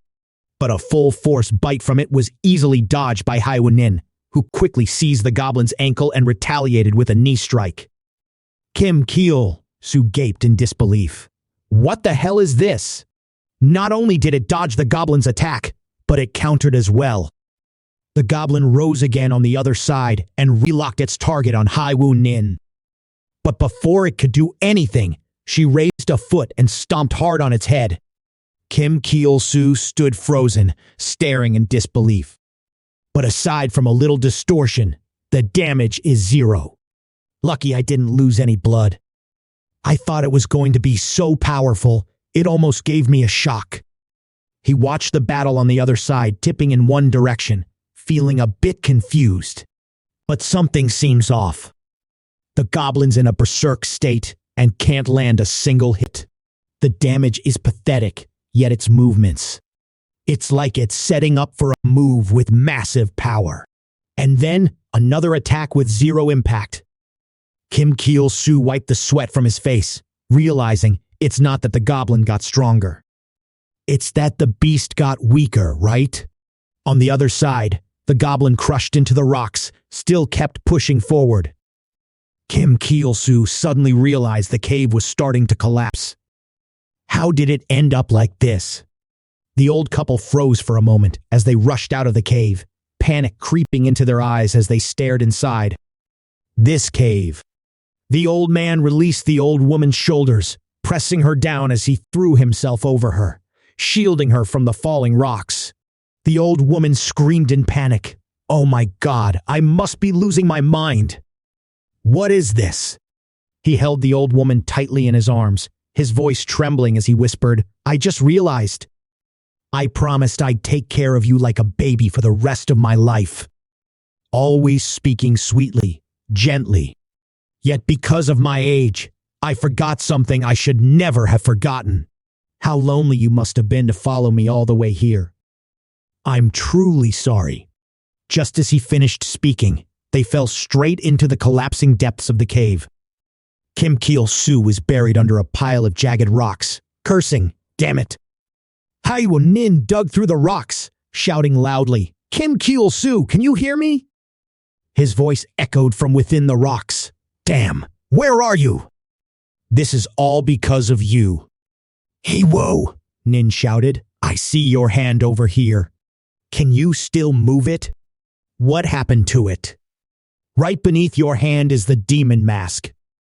I'm completely stuck, can't move an inch. Try dealing some damage. Kim Chulsoo couldn't help but joke, Oh, ho, so it's not just me you're stuck here too? Demon Mask looked at Kim Chulsoo's clenched fist, sweat dripping down its face. We're done for. Seriously, 100%. He slammed down a punch and yelled, Take this face-crushing punch, you bastard! Immediately, the demon mask cracked open, shattering into pieces. Haiwu! Nin leveled up from level 36 to 39. She exclaimed in joy. That was it. I died just like that. Turns out it was just a beast, like some kind of chase game. Kim Chulsoo sighed. A little touch, and it's over. Jumped from level 38 to 41. He shouted out, struggling, It's dead, right? It's definitely dead, isn't it? The huge reward. Where is it? Damn it! Beneath his hand, an item appeared, a unique one, the demon mask. A summoning item, non-tradable. Kim Chulsoo grimaced, muttering to himself, Damn it! I need to grab it before that crazy girl or anyone else snatches it. The pile of rocks suddenly shifted. Kim Chulsoo froze in shock. Wait, what's that sound? It's getting closer. In the dim light, the face of the berserk goblin emerged. Kim Chulsoo muttered under his breath, Damn it, I forgot about this bastard. He's still in that berserk state. He immediately activated his summoner skill. I need to feed it the sausage quickly. Damn it, my hand, why isn't it attacking? Could it be that it can't see me in the dark? But when the goblin crawled in, its grotesque face left him momentarily stunned. Wait a minute. What's wrong with this guy's eyes? Could it be a side effect of the frenzy too? Lost in thought, his eyes were suddenly locked onto by the creature's, its gaze piercing straight into his. It felt just like the first time he encountered a hidden boss in the cave. Kim Chulsoo, gripped by sheer terror, screamed, "Mom, oh my God." But the goblin didn't stop it, kept crawling toward him. The scream made Haiwoo-nin worry as she asked, "Kim Chulsoo, what's wrong? Is something happening?" Before the words even left his mouth, Kim Chulsoo shot forward, unleashing the infinite damage column number 9. The entire cavern, already packed with rocks, was instantly cleared away by the force of the attack. He soared, crashing through the space until he finally came to a stop outside, leaving behind a gaping black pit where the destruction had been unleashed. The elderly couple stared in disbelief, then their faces lit up with joy. "We're alive, Park Goker. Perhaps heaven is on our side." When Haiwoo-nin was still dazed inside, she glanced around the room. She saw the goblin approaching from the demon mask. After a moment of hesitation, she decided to step outside first. "Outside," Kim Chulsoo spat out each word with a twisted sneer. "You mean you can't leave it behind, so you brought it with you? Damn it, you're asking me to believe that excuse? You're as good as dead. Get me out of here, now." Haiwoo-nin fumbled with her hands, panicking. "How am I supposed to get you out of here?" Haiwoo-nin trembled in fear. "I didn't know. I had no idea the item was undroppable. I really just wanted to bring it out and return it to you. If I hadn't, someone else would have taken it." Kim Chulsoo was furious, cursing under his breath. "You actually said that? You're as good as dead. As soon as Goblin calms down, I'll summon it and let you meet your maker." Haiwoo-nin turned to the old man. "Old man." The old man brought over a money bag and said, "This is all the wealth my wife and I have here." Kim Chulsoo was taken aback. "What?" The old man embraced the old woman and sincerely said, "I'm sorry and thank you for helping us. You should apologize too." The old woman trembled, her voice barely a whisper. "Sorry." "Kim Chulsoo shouted angrily, "Are you saying you want to buy your way out of this by paying us off? Fine, but we'll have to see how much you're offering first before we decide if you get to walk away or not." Haiwoo-nin couldn't hold back, shouting, "Hey, Kim Chulsoo, do you really want to take all this money? This is their entire fortune." But the old man gently stopped him. "It's all right. We've decided to quit this game. Just like you said, it's too dangerous. Who knows when we might die in it? It's better to just quit while we can. I'll sell the computer and spend more time with my wife, just the two of us. So that money, we don't need it anymore." Kim Chulsoo immediately retorted, "I heard it, all right? This is the price for the lives I saved. Besides, they said they'd quit this game. If it can't be converted to cash, then it's useless anyway." The old man, a hint of regret in his voice, asked softly, "Wait, so the stuff in this game can be exchanged for real money?" Haiwoo-nin whispered back, "Of course, just take it to the bank and they'll convert it all for you." The old man clicked his tongue. "That's a shame." Haiwoo-nin patted the old man on the shoulder, urging, "Come on, just quit the game already." The old man hesitated, "But if we do that..." She cut him off immediately. "You've both apologized already, right? Hurry up, while that guy's still stuck." "Kim Chulsoo shouted, his voice booming. "What are you still standing there for?" The three of them exchanged sly grins before one of them sneered. "What are we doing?" "Escaping, obviously. Oh, and by the way, your goblin's been calm for a while now." The moment the words left their mouths, they smoothly logged out, leaving Kim Chulsoo about to lose his mind behind. A moment later, at the NPC shrine, He spoke with a smug tone. So, you've hit level 40?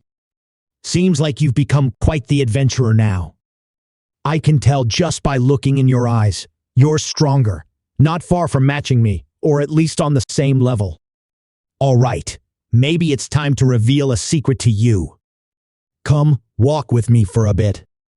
Without finishing his sentence, he stormed off, leaving Kim Chulsoo fuming with rage as he cursed. What the hell? That bastard.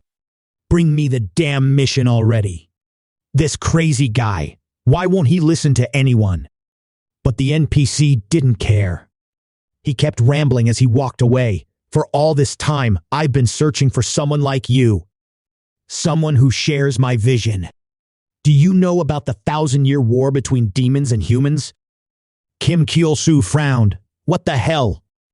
The NPC continued its speech without missing a beat. As you know, the Great War ended with humanity's victory. The magic beasts were defeated and driven into the dungeons. From that moment, the world entered a long period of peace. But peace, as it always does, was short-lived. With no common enemy left, humanity turned on itself. With that, he led him into a dark, shadowy cellar. Kim Chulsoo followed behind, a bit puzzled. Sounds pretty intense. But how the hell does this relate to the mission? The godlike NPC lit a torch, speaking calmly. That's why what humans need is a target to direct their hatred towards. As a result, the existence of magic beasts has become indispensable. Kim Chulsoo stared at the massive magic beast in front of him, sweat trickling down his face, his heart racing in panic. There's a monster like this in the village? If it gets loose, we're screwed for sure. The NPC continued. Throughout human history, mankind could only unite when there was a common enemy, the magic beast. Therefore, to maintain peace for humanity, the magic beast can never be allowed to disappear.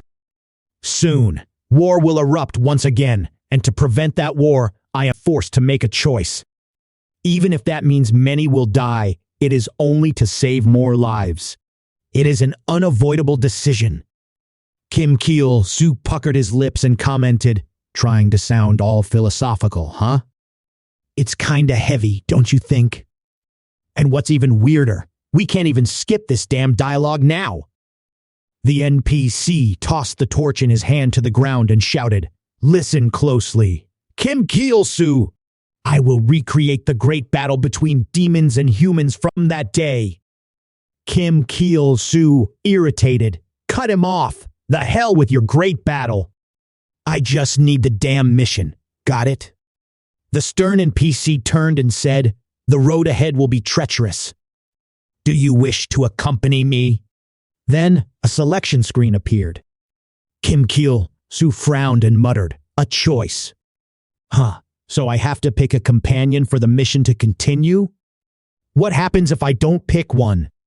Let's see what happens if I refuse. Without hesitation, he clicked on the reject option. The NPC god reached out, saying, Think carefully again. I need you. The system panel appeared once more. Kim Chulsoo, still playing hard to get, refused again. The NPC god repeated, Think carefully again. I need you. Kim Chulsoo finally caught on.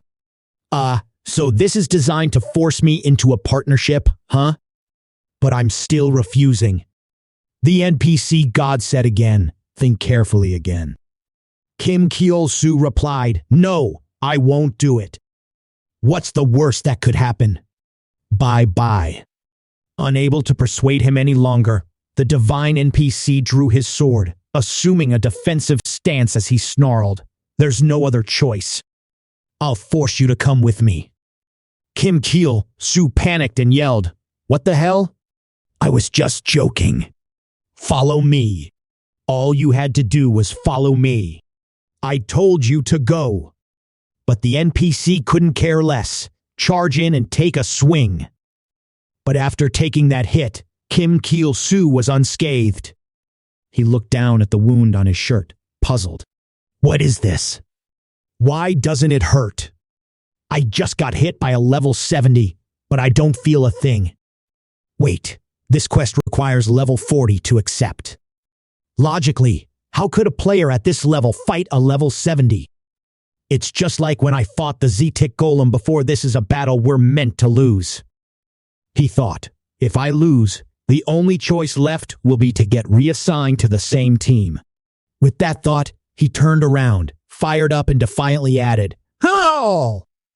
I'm still as strong as a bull." He quickly tried to stop it. "Hey, hold on, don't kill it. We're just pretending to fight." But the goblin didn't listen. It immediately unleashed its skill, using Stone Throw. A column of damage level 9 appeared. Kim Chulsoo screamed in desperation, "I told you not to kill him, you bastard." He nervously stepped forward and called out, "God, are you all right?" The enraged NPC could hardly believe his eyes. "You're truly strong now. That was a perfect strike." With those words, he dissolved into light and vanished. Kim Chulsoo scratched his head, dumbfounded. "Great. Now what do I have to do to get the next mission?" A moment later, outside the monster hunting area, Kim Chulsoo raised his hand and commanded, "Goblin, give it everything you've got." The goblin received the order and charged forward. Before it could do anything, the creature was knocked out. One mage, visibly upset, muttered, "This spot is mine." Kim Chulsoo stared blankly ahead, sighing. Monsters are everywhere near the desert near the ruins. Lightning scorpions. They're just a bunch of weak creatures, but the competition is fierce. I haven't even managed to kill one yet. Give up the spot. Yeah, right. It's an instant zone, but out in the open, there's no such thing as territory. My quest's ruined, and the game patch is about to drop. The time to enjoy the goblin's power is almost over. The mage next to him was about to strike, but his eyes went wide in disbelief as the beast he was aiming at was taken down by a column of damage, rated 9. He was furious, shouting, "Who the hell dares? This place is mine." Kim Chulsoo didn't care anymore. He immediately switched to PK mode and targeted the guy. The mage, trembling, quickly corrected himself. I was there first. After some time, Kim Chulsoo leveled up from 41 to 44. He looked at the pitiful amount of money in his bag and couldn't help but mutter, "What the hell? I've been grinding this area for days, and I can't even make 1,000,001. Damn it, this is nothing. Killing these random monsters only brings in pocket change. What I really need is a jackpot, something like when I killed that Geiger. That's why I risked my life diving into a high-level dungeon. With a goblin in my hand, my life should have turned around by now. But here I am, stuck in the same damn place. Even with a summoned beast that can one-shot everything, I'm still stuck in this crappy zone, wasting my time. And just when things were going well, they announced the patch. Now, before I could even make any progress, I've lost everything. This is straight up unfair. It's like the whole world is conspiring to drag me down." Kim Chulsoo stood there, cursing. "I swear, someone must have made a damn ritual to ruin me. Otherwise, how else could I be this unlucky? Damn it! Damn it!" As he was ranting, someone approached from behind.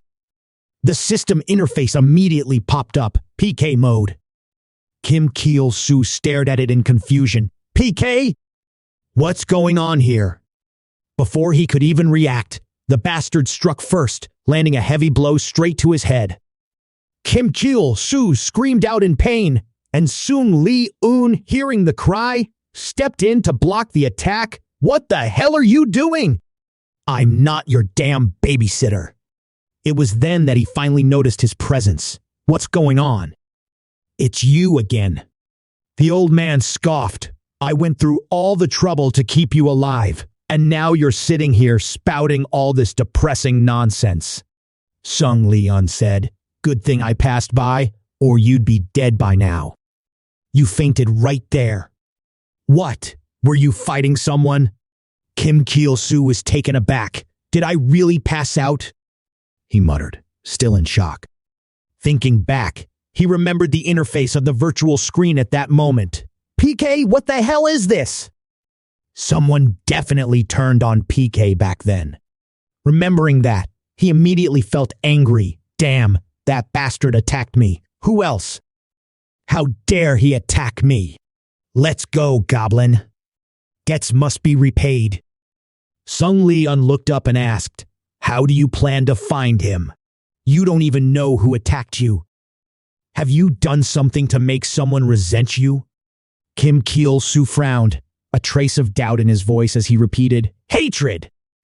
Sung Leon's voice was soft but steady as he explained, without a reason, who would ambush you like that? In this game, it's not easy to steal money or items from someone. What would they even gain from doing that?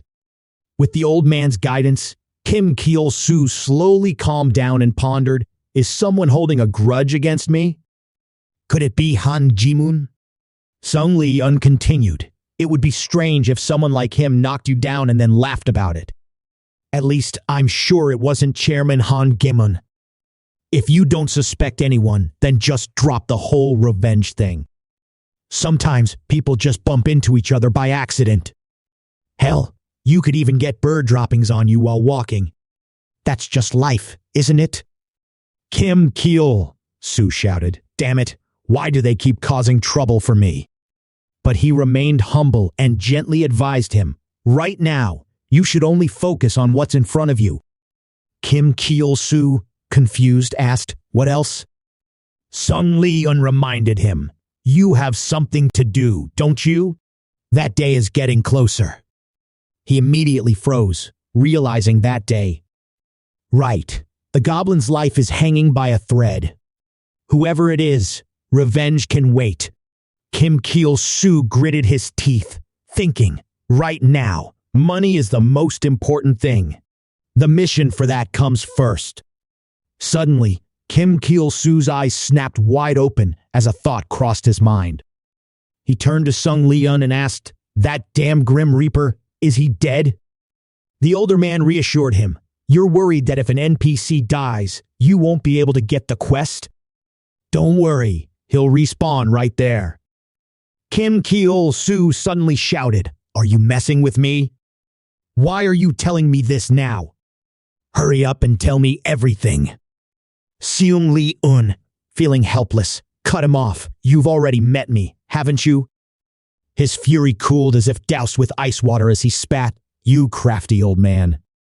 I am Seung Lee-un. I need 2 billion won right now. Is it possible to grind out the task and make enough money before the patch? He assessed. I'm sure your summoning power is impressive, worthy of being called the strongest.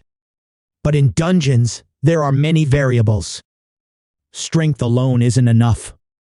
You need to clear the dungeon in a day, but even with that kind of determination, it could take 2 days, 3, or even a whole week to finish.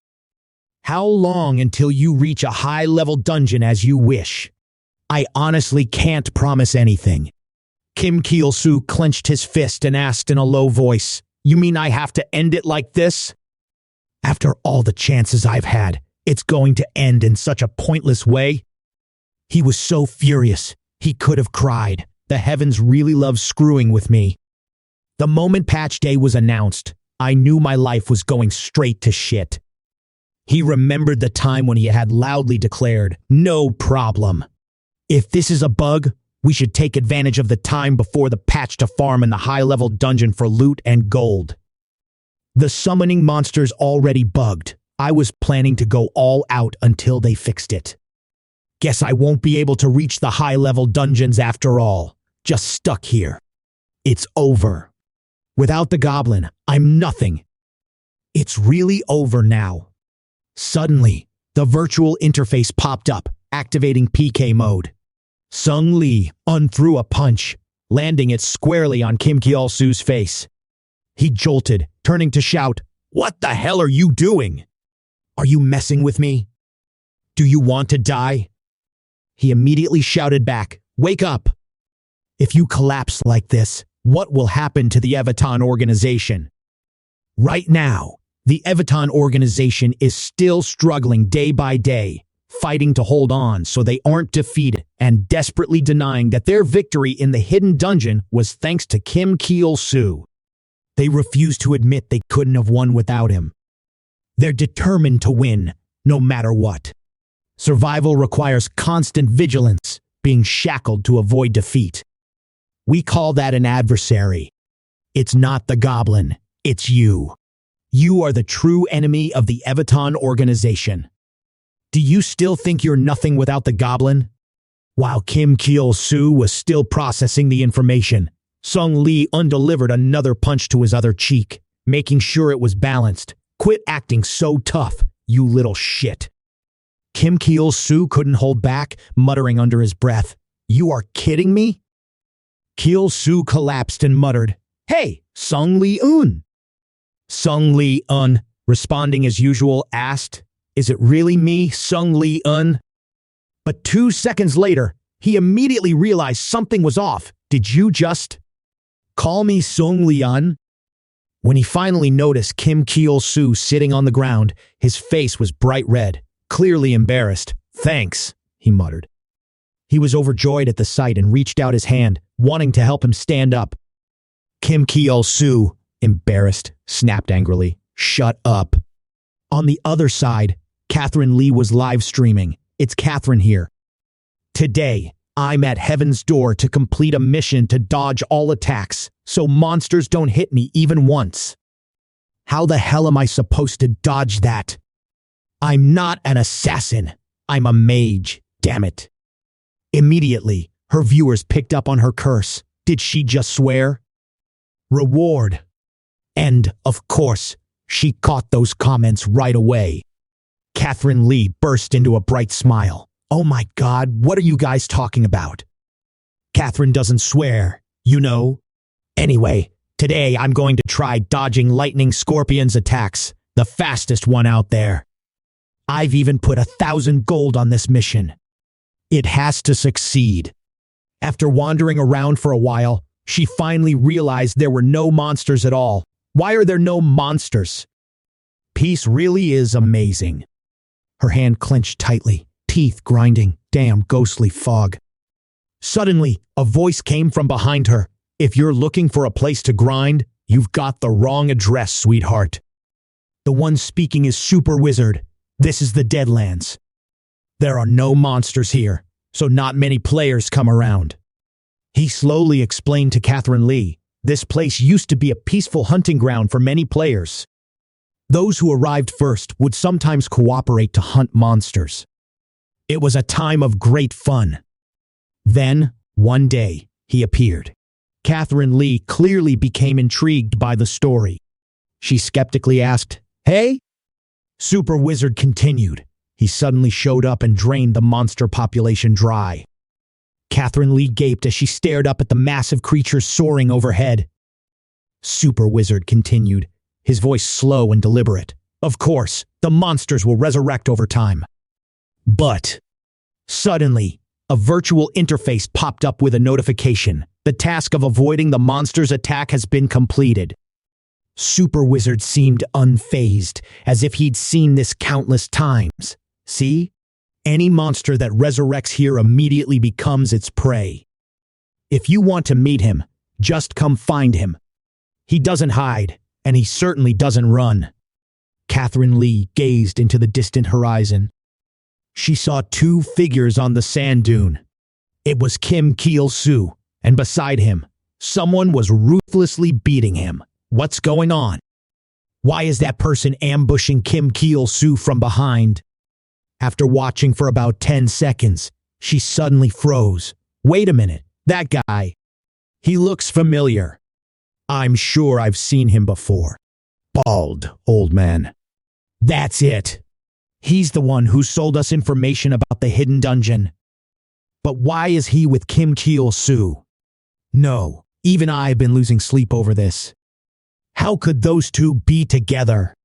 She saw Kim Cheol Soo being carried off by Sung Lee Un. Catherine Lee immediately screamed, "Kim Chulsoo!" It's no use calling him. He's too far away. At that moment, Catherine's butler called, "Miss, what's going on?" The broadcast was suddenly cut off. "First, you need to call the police and the special forces." Catherine Lee sighed, feeling a bit helpless with his over-the-top concern. "Hey, you're overreacting and losing all your manners. Luckily, I do need a favor. Can you find someone who can keep an eye on me?" The butler paused, taken aback.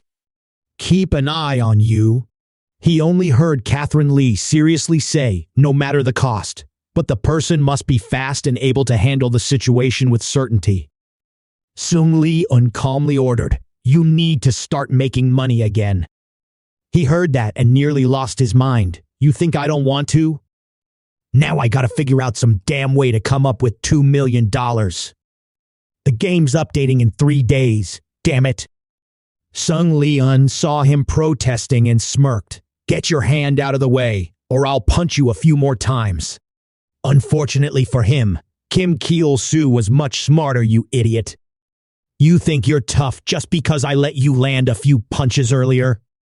Sung Leon lifted his bruised face and scolded, "Let me finish my sentence." Hearing this, he replied with a tone that left no room for argument. "You were about to slap me, weren't you?" Then, the man dropped a bombshell that made everyone want to choke on their own blood. In such a short time, making $2 million is obviously impossible. The best you could manage is probably 2,000. Kim Chulsoo's fury erupted. "You kidding me?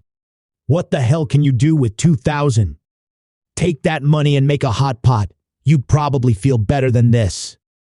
Sung Leon gritted his teeth, struggling to push himself up with his old knees. "That little amount of money was for you to prepare, wasn't it? If you want to win the lottery, you've got to buy a ticket, right? You're short on time, and you're short on cash. So, now's not the time to be betting on luck. And so, we have a signboard. Save time, clear dungeon for 1,000 gold. Speedy players ready." In the heart of Phoenix El Bazaar, all eyes were on Kim Chulsoo as he stood tall in the middle of the street, holding up a signboard. "Who's this crazy guy?" It says instant players available on it. A person with purple hair stepped forward, eagerly asking, "Who's the speedster?" "Let me meet them." "Kim Chulsoo," replied seriously, "It's me." Upon hearing this, the guy cut him off. "Don't talk nonsense with me." Kim Chulsoo switched to his mocking tone. "What's wrong? Is your whole life just one big lie? If you don't believe me, come down to the dungeon with me. If we don't clear it, I'll pay you back." The bastard was taken aback by his confidence. "Pretty cocky, huh? So, did you clear the Count's Grand Library?" He was none other than Booty Priest. With him were Sidungulve and a player whose name was a jumble of random characters. Kim Chulsoo just scoffed, his smirk dripping with disdain. "The Count? What's that? I don't even know what it is. But I can promise you one thing, I'm gonna win." His domineering declaration hit like a thunderclap, leaving the three men frozen in stunned silence. They laughed, snorting loudly. "You're gonna win? Look at this guy. You just finished watching Jujutsu Kaisen, right?" Booty Priest explained. "Grandpa, do you even know what the Count's Grand Library is? Someone like you, at level 44, hasn't even stepped foot inside yet. You trying to be a joke? Get lost."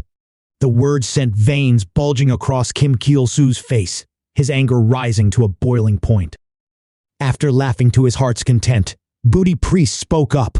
"All right, I've got a dungeon I want to clear. I'll pay you to grind through it for me. If you can't clear it, you return all the gold. Got it?" Kim Chulsoo didn't like their attitude, but he wasn't one to turn down gold offered so easily. Fine, let's go." "Hurry up, I don't have all day." The system window popped up with a notification. "Transaction successful." Booty Priest gently reminded, This dungeon is recommended for players level 46. It's beyond my strength, but since I want to level up fast. But deep down, he had been wanting to laugh out loud for a long time now, trying to solo a level 44 in a level 46 dungeon. He's done for. I'll just sit here, watch him grind for some easy XP and enjoy the show. Then when he fails to clear it, he'll ask for a refund like we agreed. This is the way I get stronger without breaking a sweat, and I've been doing it like this forever. Suddenly, he realized Kim Cheol Soo had vanished without a trace. Where the hell did that bastard go? All that could be seen was Kim Cheol Soo, grinning with pure satisfaction. Those idiots, handing over money to someone they've never even met just because they cleared a dungeon for them. Level 31 and clearing a high-level dungeon king? If I could have done that, I would have done it ages ago, you short-brained fools. Who would have thought that guy would come up with such a clever trick? Sung Lee really is a sly one. It turns out Seung Lee had told him this. Go clear dungeons for others and get paid. They call that power leveling. Kim Cheol Soo stared at the number, a grin spreading across his face. I'm about to make $4,000 in 2 days. There's no way it's only 2,000 like he said. What an idiot. Just then, as the illusion appeared, the Goblin Lord was visibly excited by your trickery. You have earned 1 goblin point. Kim Cheol Soo flinched slightly. I completely forgot about this thing, Goblin Lord, huh? This bastard is, he messing with me? Goblins are about to be useless. What can I even do with just 1 point? He said, just get lost. No one cares. So, he swiped his hand, making the interface disappear. But just a moment later, a goblin appeared right in front of him. Frustrated, he kicked it, muttering, "Get lost, you idiot." As night fell, the guard grumbled, "Damn it. Today's just been one disaster after another." Kim Cheol Soo strolled over from the distance, casually bumping into him. He angrily called out, "Hey, you! You should apologize if you bump into someone." But Kim Cheol Soo didn't react at all. The soldier stared, confused, and muttered, "What the hell's wrong with him? Is he really crazy? Did he lose his mind over gambling?" At that moment, Kim Cheol Soo walked into a gacha shop and said, "Sell it all to me." At Beniro's gacha shop, Beniro eyed the pile of gold before turning to the unfamiliar face of the customer. "I've never seen you before," he said. "Beniro's gacha costs 100 gold per spin. Now, let me show you what we have today. First prize is this legendary item, once a dangerous enemy in the great war between humans and monsters. It was revered for its courage and extraordinary strength, like a true beast. The legendary Lion King's Gauntlets, Vega's Lion King Gauntlets. Second prize is the legendary Meteor Boots, which allow for instant short-range teleportation. I mean, it's named after a shooting star for a reason. And third place, the legendary Guardian Ring. Put it on, and you'll be as tough as steel. This is the Guardian's protective ring." Hearing this, Kim Cheol Soo completely lost his composure, desperation clouding his mind as he snapped, "Hurry up and turn around. I've got plenty of money to spare. I'll throw down all 34,000 gold. Not a single coin left behind." Wait, is he really going to bet all his money? The people in the shop were also intrigued, staring at Kim Cheol Soo. "What? How much? Looks like there's some fun to be had." The experienced players turned to him, shouting loudly, "You idiot! Are you planning to burn through all your money right now? 34,000 gold. Seriously? You're all in, aren't you?" Kim Cheol Soo blinked in confusion. Why the sudden 180-degree shift? Another person shot back, "Are you serious right now?" Beniro found it incredibly interesting. He's starting his performance. 1,000 gold? Fine, let's see what he's got. Kim Cheol Soo's eyes snapped open as he surveyed the scene. What is this? All that appeared on the screen was Benero's 10x spin combo. Kim Chulsoo couldn't wait any longer. He silently muttered to himself, I am turning it now. Please, God, let these 10 cards be the real deal. Just then, the person beside him reached out and grabbed his hand. Hold on. Kim Chulsoo immediately grew irritated. What? Don't stop me. This is my money, he snapped. The other person's voice remained cold as they reminded him, take it easy. A whole crowd is watching you. I'm cheering you on, you know? Windy. Idle. Don't ruin the vibe by flipping out now. Got it? Take a good look at Benero. That's Benero's signature pose, man. You probably don't know, but it's a way to hide his face. See? Every time you touch a card, he reacts. He's already seen all of them, so he knows exactly what you'll pull. The higher the quality, the more he trembles. This is the second time I've seen Benero shake like that. The card you're touching? It's lucky. Everyone here can feel it. It's definitely. At this moment, Kim Chulsoo was on edge, the roar of the crowd echoing around him. Kim Chulsoo finally flipped the card over, and what you got is a wooden stick. Kim Chulsoo froze, his eyes widening as he turned to look at the guy who had pointed him out earlier. This is the guy you were talking about, the one who kept twitching? The other guy, suddenly uneasy, shifted his gaze and whistled nonchalantly. I only did it for fun, man. The others also started to encourage him. Come on, that was just the warm-up. You've only spent 1,000 gold out of 34,000.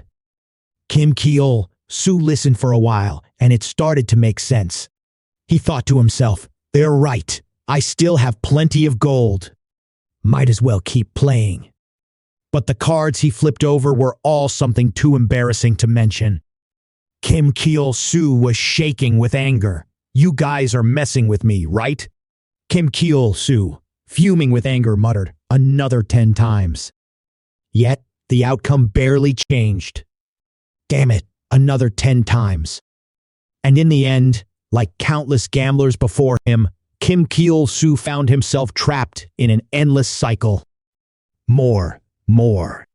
Just as he was about to charge straight to the counter and beat the hell out of the pink-haired guy, everyone had to stop him. That bastard's playing dirty. We only have 10,000 gold left. Is this game even winnable? Or are these guys scamming us? Just when he was beginning to doubt, the guy who had cost him his first 10,000 gold spoke up again. Remember what I told you earlier? Superstitions can sometimes be worth a shot. If it's bad luck, just get someone else to do it. But he didn't like that one bit. Get lost. But that sentence made Kim Chulsoo pause and rethink. Well, maybe he's right. What if my hand really does turn black? I need to break this bad luck. And so, the extremely awkward scene unfolded in a gacha shop as a player pulled out a goblin to play with. What's this? Is this some trash from the gacha? There's no way they're using a goblin as a prize. Kim Chulsoo ignored the comments and asked, so, which one do you think is good? Want to give it a try? All they saw was the goblin causing a mess, scattering the papers everywhere, and dropping something. Brain-dead idiot. Seeing that, Kim Chulsoo couldn't help but curse. Damn, I should have just left you asleep. Suddenly, the air in the shop grew still. Wait a minute, that card. What the hell could it be to make Benero show that kind of expression? Kim Chulsoo also noticed this and began to think of something. Could it be? Kim Chulsoo couldn't help but hope for one thing. Could it be that he's gotten his hands on the good stuff? Benrio kept pretending to be calm, even whistling under his breath. But sweat streamed down his face in heavy rivulets, and anyone who looked at him could tell something was very, very wrong. The man sitting next to Kim Chulsoo encouraged him. Looks like the heavens are on your side. Kim Chulsoo snarled. Shut the hell up, you bastard.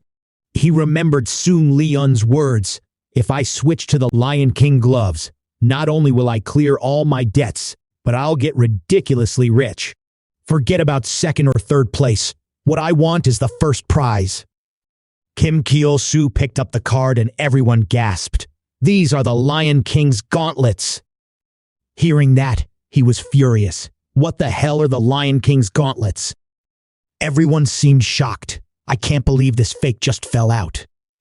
I think it's even rarer than the grand prize, isn't it? Honestly, this is the first time I've ever seen it in my life. Kim Cheol Soo's frustration grew with every word he heard. Damn it, what the hell? Why the hell are you muttering like you're bragging about some achievement? Are you messing with me? This is just useless junk, nothing more. One of them stepped forward to explain. The decorative item you're calling useless? You clearly don't know the full picture. There are games where just having a tiny little pouch, no stats or bonuses, can be sold for billions of won. Why? Because it's cute. Kim Cheol Soo's mouth fell open in disbelief. Billions of won? No effects, no buffs.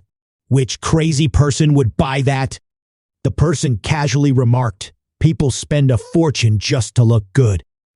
Cosmetic surgery costs a lot, but it's become so common now. Enhancing yourself is just part of human nature. For the sake of looking cool, people will gladly burn through 1 billion without batting an eye. But what Kim Cheol Soo noticed was the posture of the guy speaking. What's it got to do with you? Why are you standing there striking a pose? He suddenly glanced at the card in his hand. Wait a second. So this thing is the jackpot, right? You're saying this decoration is worth a crazy amount? Come on, say something, Ben Rio. Beniro scratched his head, a reluctant expression on his face as he answered him. I admit I didn't think you'd end up going for the special offer with the same odds as the first prize. Hearing this, Kim Cheol Soo trembled and whispered, so. But Benrio crushed all of his hopes immediately, saying, that's an item that can't be traded. It's an ultra-rare type, you couldn't buy it even with a mountain of gold. There's a guy who burned through 100,000 gold and still didn't get it. So yeah, it's understandable you'd be proud. But that was far from what Kim Cheol Soo wanted. Damn, you crazy bastard. I'll shove the last 9,000 gold down your throat. The anger seemed to have eaten away at him completely. What the hell is this? This can't be happening. How the hell is my luck this bad? Not even a single win? At least I should have gotten third place. I can't believe I wasted this much money. 4 million won. If I used that to buy fried chicken, how many pieces could I get? Hell, I even hesitated to spend a few thousand extra to get boneless chicken, and now look at me, what am I even doing with my life right now? No. 34,000 gold is just for the gods. Think logically, man. I've spun the wheel 340 times and got nothing, so now I'm definitely getting 1,000 gold. I'm this close. 1,000 gold is all I need. Thinking of that, he shuddered and quickly clicked on his equipment tab to grab his armor. This left everyone in the shop stunned. Hey, you hit the jackpot. No need to kill yourself anymore. Kim Cheol Soo couldn't make sense of it. Selling rare blue steel light armor, urgent sale. Everyone exchanged strange glances. Isn't this a rare item? Must be worth a lot. No idea how much though. If they're selling it quickly, it's probably cheap. You should ask. It looks pretty good too. Did that guy really sell it so fast? Hesitantly, they asked, hey, how much are you selling that for? He clearly didn't understand the market price. You set the price. Those guys looked like they were about to lose it. Damn, it's his stuff, and he wants me to set the price? At that moment, a deep voice echoed from outside the door. 1 million gold. Everyone froze in place. 1 million. Seriously? Who the hell is that? Even Kim Cheol Soo didn't expect it to be worth this much. 1 million? In gold? This armor's really worth that much.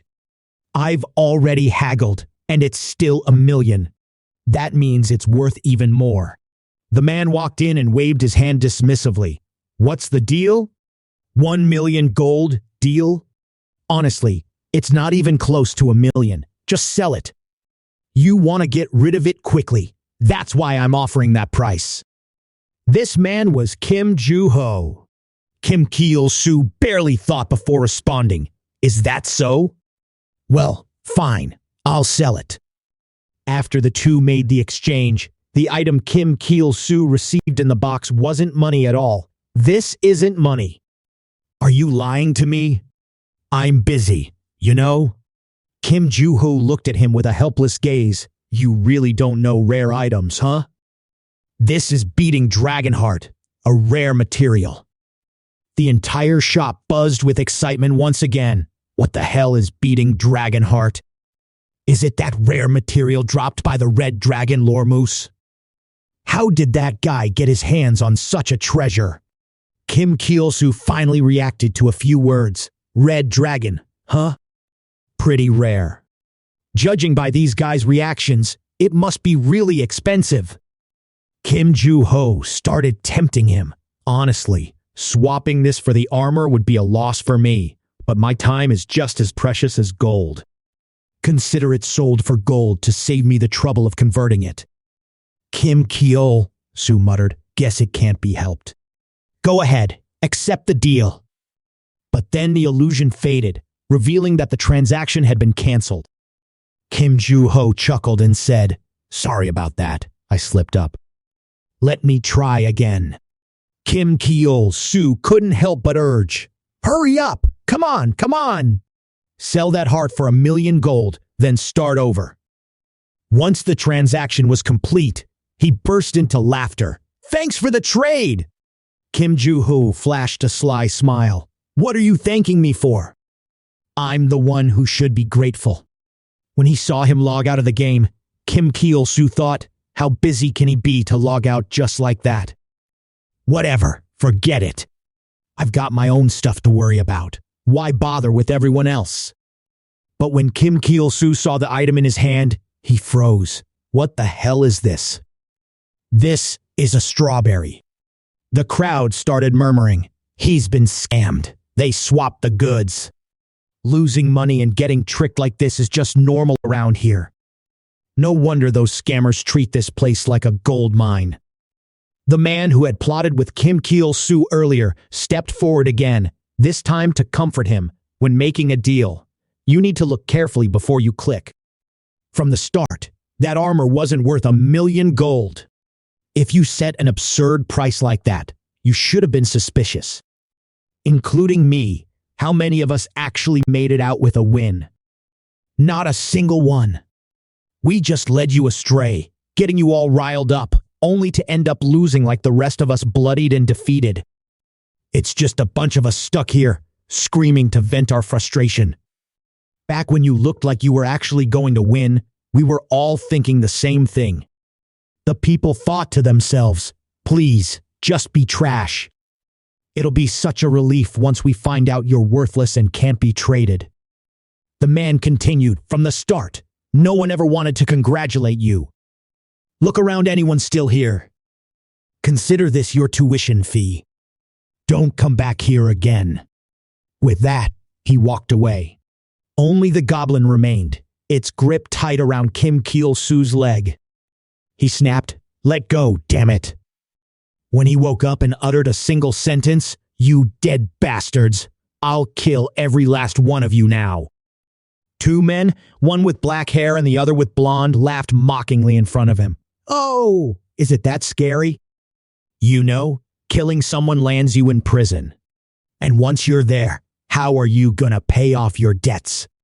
Kim Cheol Soo's face immediately twisted with fear as he saw the two men. Wait. No, I've already paid. But they didn't even listen. What the hell are you talking about, you bastard? Pay back the 2 billion from before, and you think you're off the hook for the rest? You looking to die? Amidst the astonished gazes of everyone in the room, Kim Cheol Soo desperately pleaded, No, I swear I'll pay. I really will. Just go outside. Can we talk outside? They dragged him into a narrow alley and started beating him. You bastard, you want to die that badly? Kim Cheol Soo tried to speak up. Wait, stop. I'll pay, I swear. I'll pay. But the blonde guy was getting really pissed off. This is ridiculous. Paying back what you owe is just the basics. What's with saying I should just call? Why the hell would I come all the way here? You didn't pay up, so you're asking for a beating. You get that? Don't tell me to stop. How the hell do you expect me to stop? Don't move anymore. Your bones are about to break. Just as he was about to strike another blow, he suddenly groaned and cursed. Oh my God, I'm gonna die. It turned out that someone had blocked his kick, sir.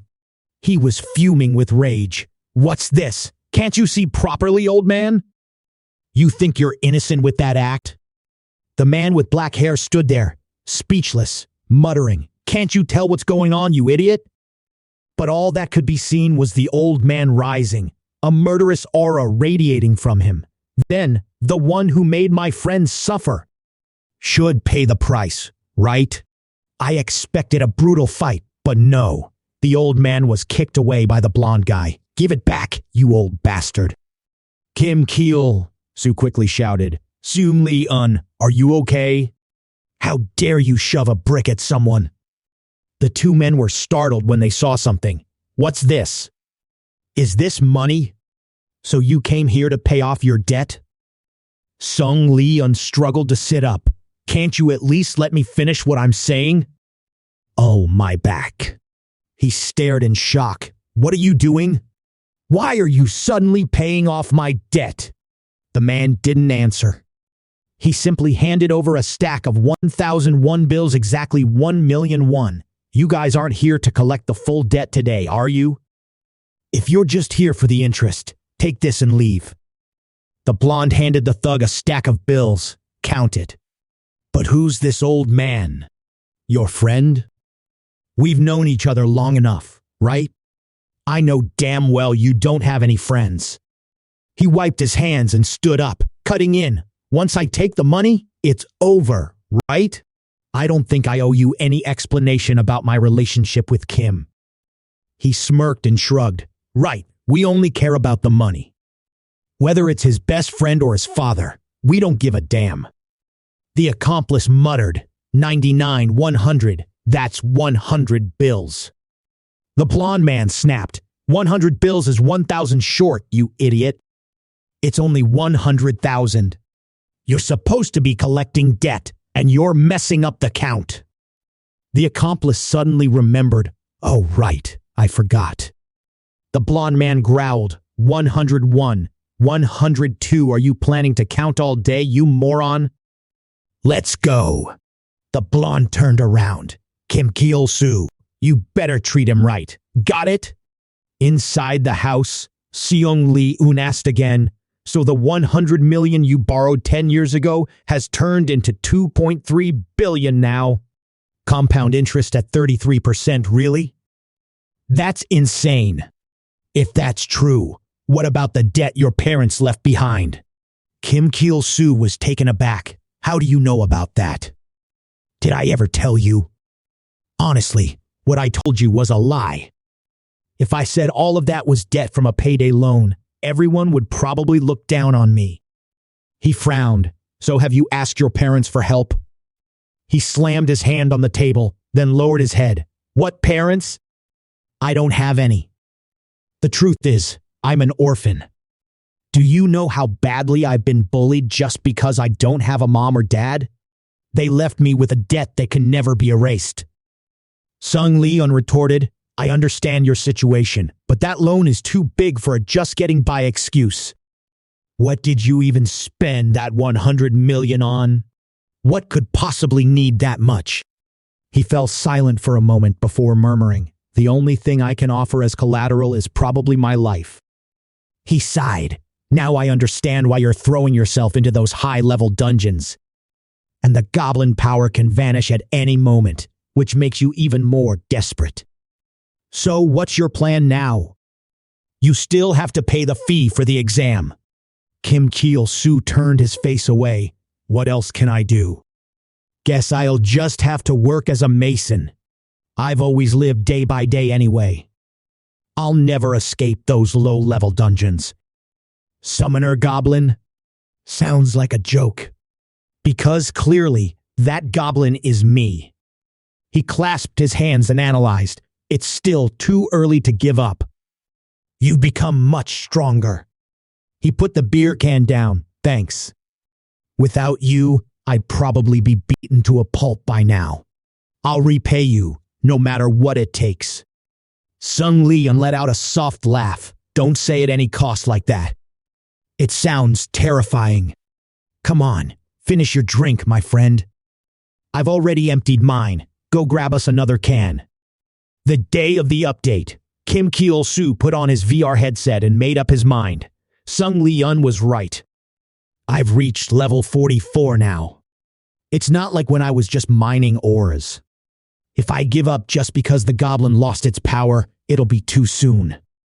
I'm strong enough now.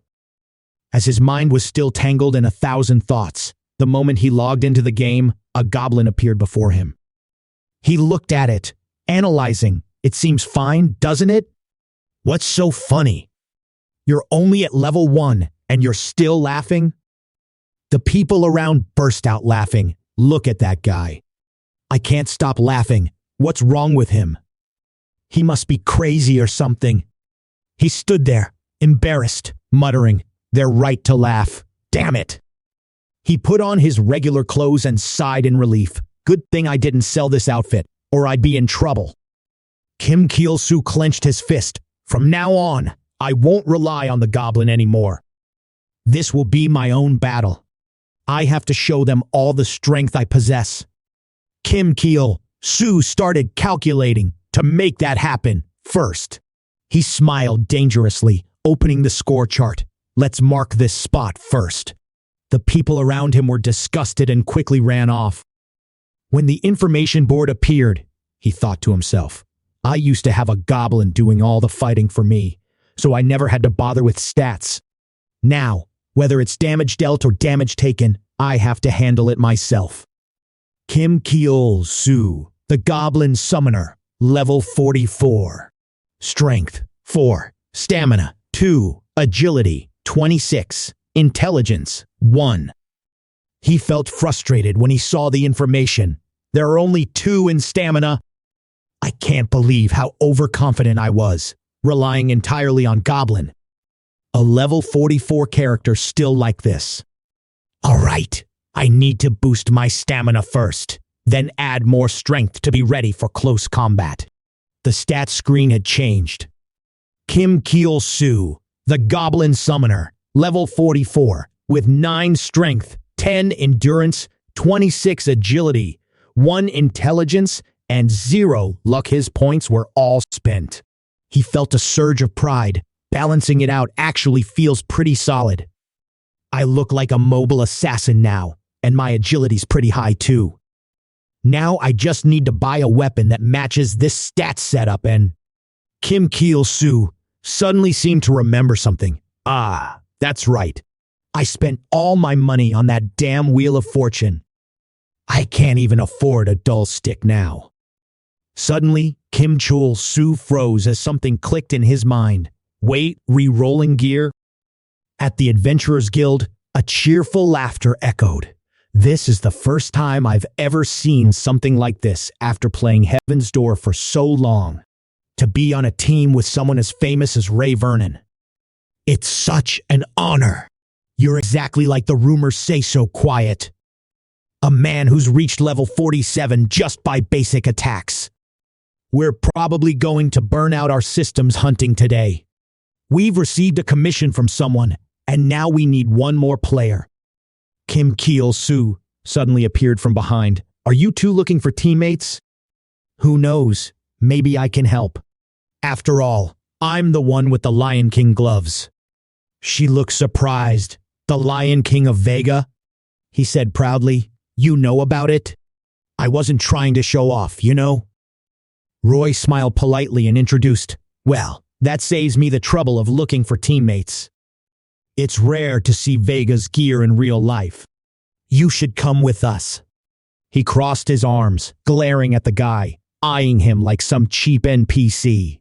Roy then flashed a professional smile. This is our team leader, Revenant.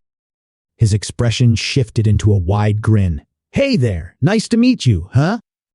Roy reassured Kim Cheol Soo, who looked anxious. Don't worry, everything will be fine. No need to be on high alert. The monsters around here are way out of our league, so unless we provoke them, they won't come after us. He trembled, lowering his head to look at the gear in his hands. Do I look like someone you can trust? The legendary Lion King gloves. A non-tradable decorative item. Useless, really. It's just for show, no stats at all. I'm only pretending to flaunt it so I can get invited into a party. This is the first time I've entered a dungeon without a goblin by my side. And the armor's only level 3, so it's only right to be extra cautious. She suddenly inquired, now that I think about it, Kim Cheol Soo hasn't been promoted yet, has he? Kim Cheol Soo said, pointing to his head in confusion, why haven't I been promoted yet? Don't you see the text above my head? Kim Cheol Soo, level 44. Roy smiled and replied, no, all I see is your level. He snapped awake. So, it turns out the hidden class is just like a 2N class transfer in the eyes of others. It's literally the meaning of hidden. But what did she mean by saying I haven't transferred yet? Kim Cheol Soo scratched his head. Actually, it's not that I didn't get promoted. Suddenly, a spear shot from behind and embedded itself right in front of him, freezing him in place. What the hell is this? She said the beast wouldn't attack first. Over there, the goblin was fighting, making him furious as he shouted, what the hell are you doing over there, you idiot? The summoned beast would attack if it detected any monsters, unless told to wait.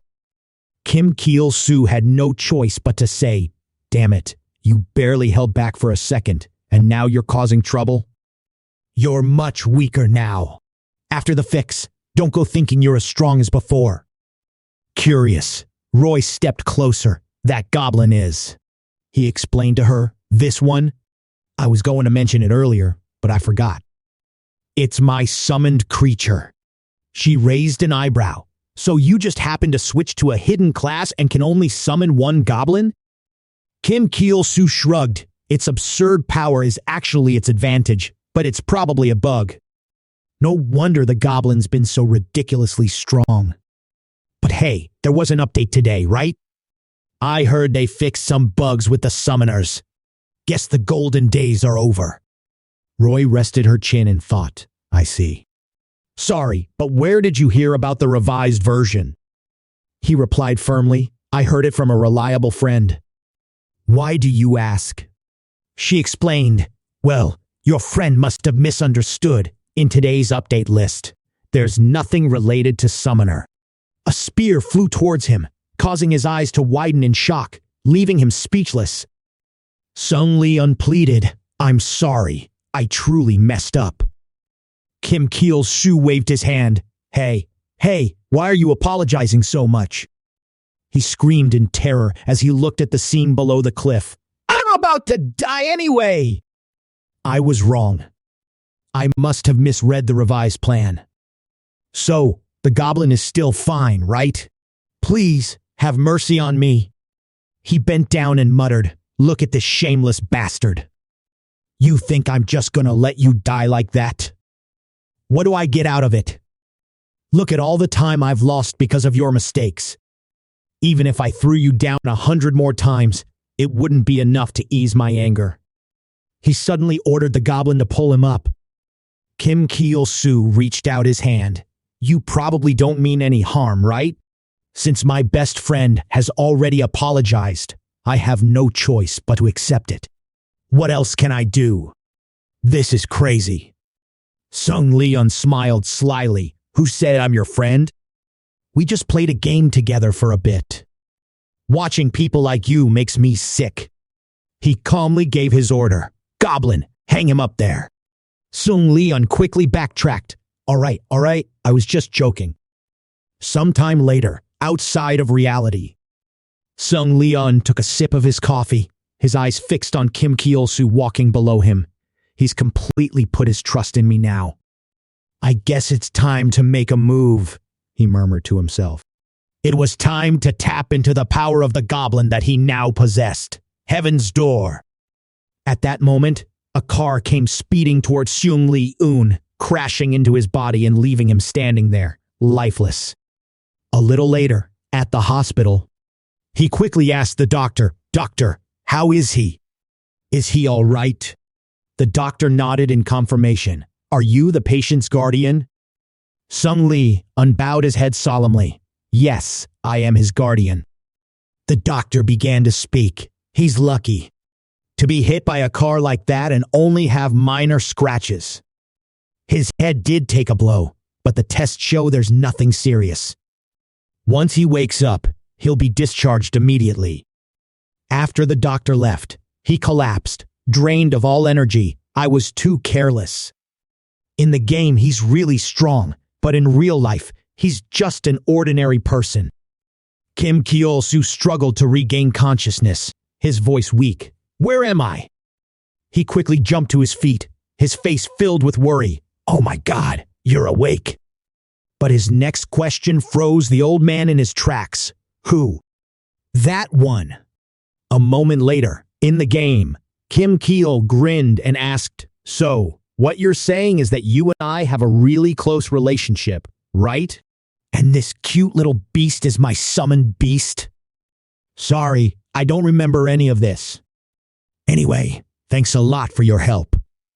Sung Lee-hun's face remained expressionless as he heard those words. This is trouble. Losing his memory. Fine, I can't do much about that. But what I never expected was how his personality has completely changed. Just look at the way that Goblin reacts with such disdain. Not only has his personality shifted, but Kim Chulsoo is now. Another player bumped into him and arrogantly shouted, Damn it, where the hell are you looking? Kim Chulsoo gave an apologetic smile. I'm really sorry, man. You're not hurt anywhere, right? The other guy stammered. Well, next time, just be more careful. Sung Lee, completely defeated, muttered, You've totally turned into a good guy now. He led both of them in front of Lightning Wisp and said to him, Order the goblin to attack that monster. He staggered back, trembling. What? It has to face a beast that huge. He quickly patted his back, offering reassurance. Don't worry, it's just that you don't remember. Goblins have taken down plenty like this before. He wasn't convinced, but still stammered, giving the order. Really? Goblin, attack it. It sluggishly advanced, but its strike only dealt a small amount of damage. The sight brought him to his knees, unable to believe it. The strongest, most perfect summoner goblin, Kim Chulsoo, the one who will become our savior and help us realize his Karyot's great dream. As the lightning struck, he rushed forward, shielding Goblin with his body and spread his arms wide. Are you all right? My friend. It puked on the spot at the sight, while Kim Chulsoo, concerned, asked, Turns out you're hurt after all. Sorry for pushing you into this fight. Sung Lee stood up, gripping his staff, warrior skill. Kim Chulsoo was stunned. You took down that giant beast with just one strike? He started to explain. There's no need to panic. Lightning Wisp has high power and speed, but its defense is incredibly weak, making it an easy target for experienced players. This place is well known for being the perfect spot to level up for a reason. So many people come here. It's like fighting for space in every little corner.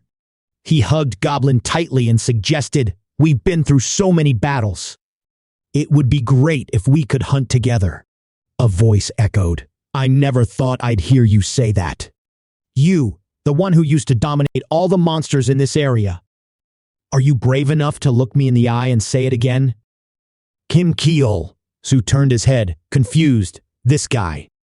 I feel like I've seen him somewhere before. Somewhere.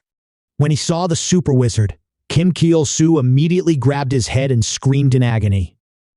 On this side, the super wizard kept rambling. Don't you remember? I'm a supreme wizard, the greatest dwarf wizard. Sung Lee-un stroked his beard, reminiscing. Wait a minute, if it's the ultimate dwarf, then he was definitely one of the idiots back then. He might have been a bit off, but he still remembers. Maybe he could recall things more easily if... Kim Cheol Soo suddenly remembered and pointed at him. That's right, it's the ultimate mage. It still hasn't changed. I remember it clearly. He began to scheme, plotting in silence, recreate the incident when Kim Cheol Soo was thrown into the hidden dungeon and nearly lost his life. Even if I don't want to remember, I have no choice. You absolutely can't forget. Don't blame me everything I've done for you. He coughed lightly. I have something urgent to take care of. Sung Lee-hun walked away. See you in the village tonight, he called over his shoulder. Then he turned back. Something urgent? Or wait, do you have something important to do? Sung Lee-hun nodded, then turned and walked off. Catch you later. Kim Cheol Soo ran over and grabbed his hand. Come, let me go with you. He was sweating profusely. What are you talking about? I told you I have urgent matters to attend to, and none of it concerns you. He smiled. It may not be my business, but your face doesn't look too good. Something's troubling you, isn't it? You saved my life, so now it's my turn to help you. He stammered, quickly pulling his hand away. You better stop joking around. What? What are you doing? Do you think you know what I was about to do? Let go. Let go of me. Why do you keep grabbing me like this? Kim Cheol Soo tightened his grip on his hand, his voice firm. I'm not letting go. I'm sure I did the same thing before I lost my memory. I know I did. He stubbornly struggled. I won't let you go. Don't leave like this. Please, let me come with you. Sung Lee-un thought furiously. Damn it. I still need to contact Iscariot for the hidden dungeon info. I have to do it if I'm going to restore his memories before it's too late. This guy has no clue what he's doing. Super Wizard hesitated. Hey, this person is a voice abruptly interrupted. All right, enough. Sung Lee-un stopped and turned to him. This voice. So it was Yoon Hai UK, level 56. Hey, why aren't you picking up? You want to die or something? He quickly shoved him aside. Yoon Hai UK. You came here on your own? That's strange. What have you been up to lately to level up so much? He crossed his arms. Is the situation so bad that you couldn't report or get in touch? Sung Lee-un smiled and replied, Did you forget? I rely more on my brain than my muscles. Has Night Hunter already completed the 2N class transfer? As expected, the experience in the hidden dungeon must have been tough, huh? Yoon Hai UK cut him off. Digging into someone else's wounds isn't a good look.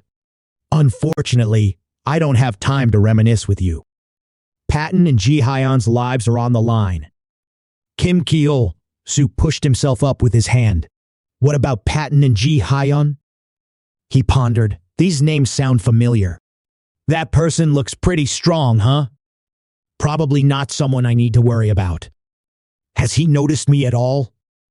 He became serious again. Patton and Ji Hyun, aren't they the strongest in your team? Yoon Hai UK shook his head and recounted if they hadn't risked their lives charging into the hidden dungeon, the danger to their lives would have been much lower. I don't know the full details, but they only mentioned 3 things before cutting off contact. First, we need to gather all the members of Everton, even the Guildmaster. Though, the Guildmaster might not make it, but the other guild members should be fine. And be careful when entering. There's a level 100 monster inside. He frowned in fear. What? Level 100? Sung Lee ungripped his head in pain, muttering, "These idiots. Why the hell would they step into a place like this?" He gritted his teeth and asked again, "What's the last thing? Could it be their will?" He pointed toward Kim Chulsoo and said, "Bring that idiot along. If possible, prioritize Ji Hyun's message above all else." "But what's the point of having that fool with us?" Sung Leon froze for a moment, but his mind quickly spun into action. No, she made the right call. Ji Hyun saw firsthand what kind of power he has. And even though Yoon Hyuk said that, there was no doubt a certain expectation placed on Kim Chulsoo. The reason they had to come all the way here is none other than Kim Chulsoo. But Kim Chulsoo is completely useless now. Somewhere in the distance, Patton, the Destroyer, Warrior level 49, and Ji Hyun Reaper, Archer level 51, are hiding, desperately trying to avoid the approach of the cursed living armor knight, level 100. She let out a relieved sigh. "He's gone." Patton gritted his teeth. "We've been trapped here for 2 days. You still think we can survive? Look at all those corpses. Do you still have hope? We shouldn't have sent that message against my advice. It was your fault, rushing to say there was a level 100 monster. Now, no one's coming to rescue us." Ji Hyun frowned. "What else could I do? If I don't say anything and they show up with no plan, we'll all be dead. You know Yoon Hyuk isn't the type of person to leave things to chance." He suddenly shouted, "That's not it." She quickly gestured for him to be quiet. "Shut up, or we'll get caught." Patton, desperate, clutched his head. "This time is different. I've never felt my life in danger like this. Not even Yoon Hyuk could save me now." Patton stood up immediately. "It's better to charge in once than sit here waiting to die. Let's give it a shot. Maybe one of us will escape. But one of us is definitely going to die. I won't accept the idea that one of us has to sacrifice ourselves." Ji Hyun remained lost in thought, her gaze distant yet unshaken. "Just wait, he'll come. And once he does, everything will be resolved." He turned back to Kim Chulsoo, surprised, and asked me. Yoon Hyuk's eyes widened. "Did that guy just use honorifics?" Sung Leon froze, cursing under his breath. "Damn it." He quickly bent down and whispered into his ear, "You're that guy's friend, aren't you?" Suddenly using honorifics like that, wouldn't it surprise him? He flinched, uncertain. "Friend? Me, with someone who looks as terrifying as him?" He continued to persuade, "It's been a while since we last met. Just walk over and greet me like we're old friends." Kim Chulsoo nodded seriously. "Old friends, huh?" He stepped forward, his voice cold. "It's been a while, huh?" "You've changed a lot." He nodded. "Now that's more like it." Sung Lee, exhausted and unable to believe it, muttered, "He's really accepted it, huh?" At that moment, Yoon Hyuk suddenly noticed the goblin next to Kim Chulsoo. A goblin? Sung Leon's mind raced. The goblin is still out there. This is bad. I can't let Yoon Hyuk find out about the connection between Kim Chulsoo and the goblin. He drew his dagger and said, "Sung Leon, this goblin. It's the one we saw the other day, right?" He stammered, trying to cover up. "What do you mean?" "Compared to the last one, this one's much weaker. Just look at its face. It looks like it's about to drop dead any second now. You're saying we lost to a weakling like this? Are you joking?" He squinted, wondering to himself, "Am I seeing things?" A moment later, Yoon Hyuk stood before the team. "Thank you all for gathering here," he said. Min Seong, level 83 assassin, folded his arms, puzzled. "The guild master isn't joining this time. In a crisis like this, they should be here." Yoon Hyuk explained, "I've already sent the message, but don't get your hopes up. This time, we'll have to handle it ourselves. Yuan Hyuk explained again. Ji Hyon, Reaper, and Patton, the Destroyer, while leaving the dungeon after hunting monsters, triggered a trap and fell to the lower level. It was probably Patton's carelessness. With their skills, they could have easily escaped that trap, but the area is guarded by a level 100 monster. A mission. This dangerous one of us could die. I appreciate you all still coming after hearing that. Let me say it again. This has always been a game, but this time, it's different. Anyone who wants to back out, now's your chance. Susie, the brutal assassin level 48, pulled off her hood and spoke up. Ji Hyon, Patton, those friends need our help. Chulsoo, assassin level 47, replied. I still owe Patton. Mindso, with red eyes, assassin level 47, chimed in eagerly. If you need something, just say it outright, Yuan Hyuk. You're a commander too, after all. Without us, you'd be nothing. Sung Lee nodded. That's right. No matter how strong you are, the opponent is still a level 100 monster. From the start, this isn't a fight. Our goal is rescue. The more of us there are to distract its attention, the better. He thought to himself. Luckily, if he's being chased by a level 100 monster, his memories should come back. Kim Chulsoo shouted, Why do I have to go? Sung Leun and Goblin were both taken aback. Why does he have to go? This guy's been quiet and obedient all this time. Why's he acting so stubborn now? Could it be that he's about to remember something? He continued, I don't know why I should risk my life for whatever's going on in your guild. Is there anyone in there waiting for me to help? If you think that's a good enough reason for me to jump into a death trap. He was tense, sweat pouring down his face. All right, he's almost back. The resurrection of Demon King Kim Chulsoo. Kim Chulsoo smiled confidently. That's exactly it. I'm ready. Let's go. Sung Leun and Goblin sighed in exhaustion upon hearing Kim Chulsoo's answer. Yuan Hyuk leaned on his arm, a smile curling on his lips. You fool. Thank you for not giving up and standing by us in the fight, he said. All right then. Everton team, let's move out together. Somewhere else, Catherine's butler answered the phone. Is it all true? I understand. Keep monitoring. Kim Chulsoo's acting strange. Isn't he still fine? Then, I guess there's no need to report this time. The young lady's overreacting a bit, don't you think?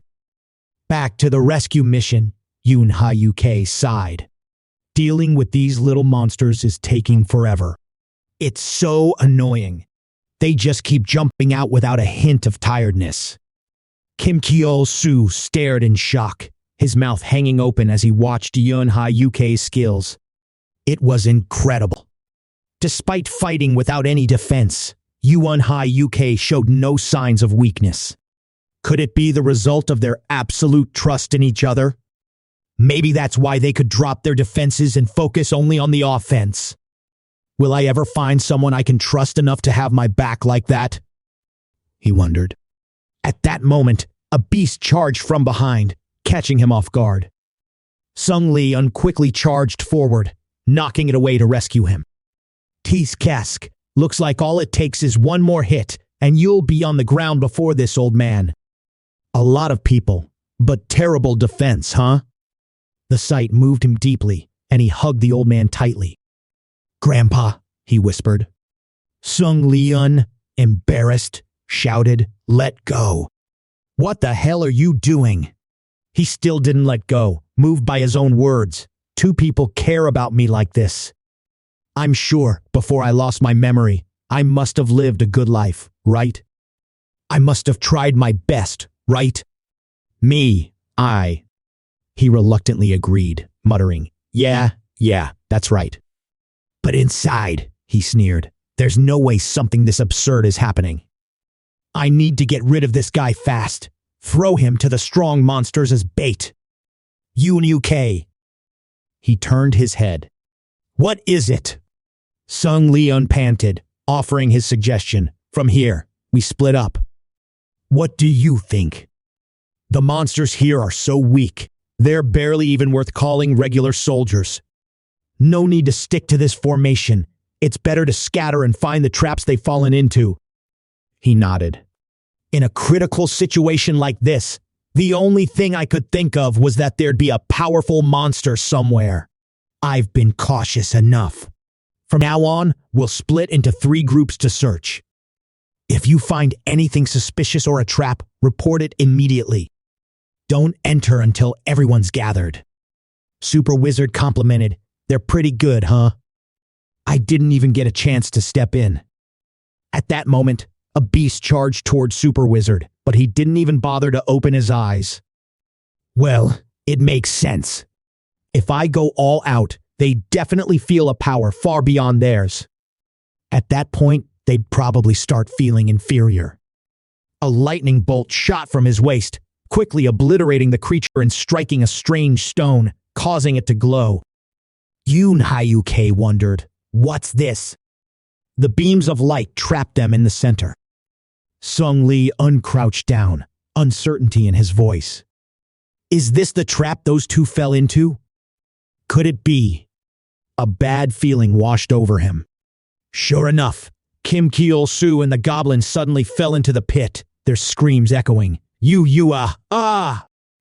Super Wizard stood trembling beside them. We're doomed. A sudden cry echoed, making him jump in alarm. Am I a bit late? Yoon Hyuk is really going to struggle here. No, wait, I heard there's a level 100 monster? Those creatures down there. What do we do now? She's Lamy, a level 83 hermit from Everton Guild Guildmaster. So, is everyone going to die? Hoo. Don't forget to like and subscribe to the channel so you don't miss the next amazing videos.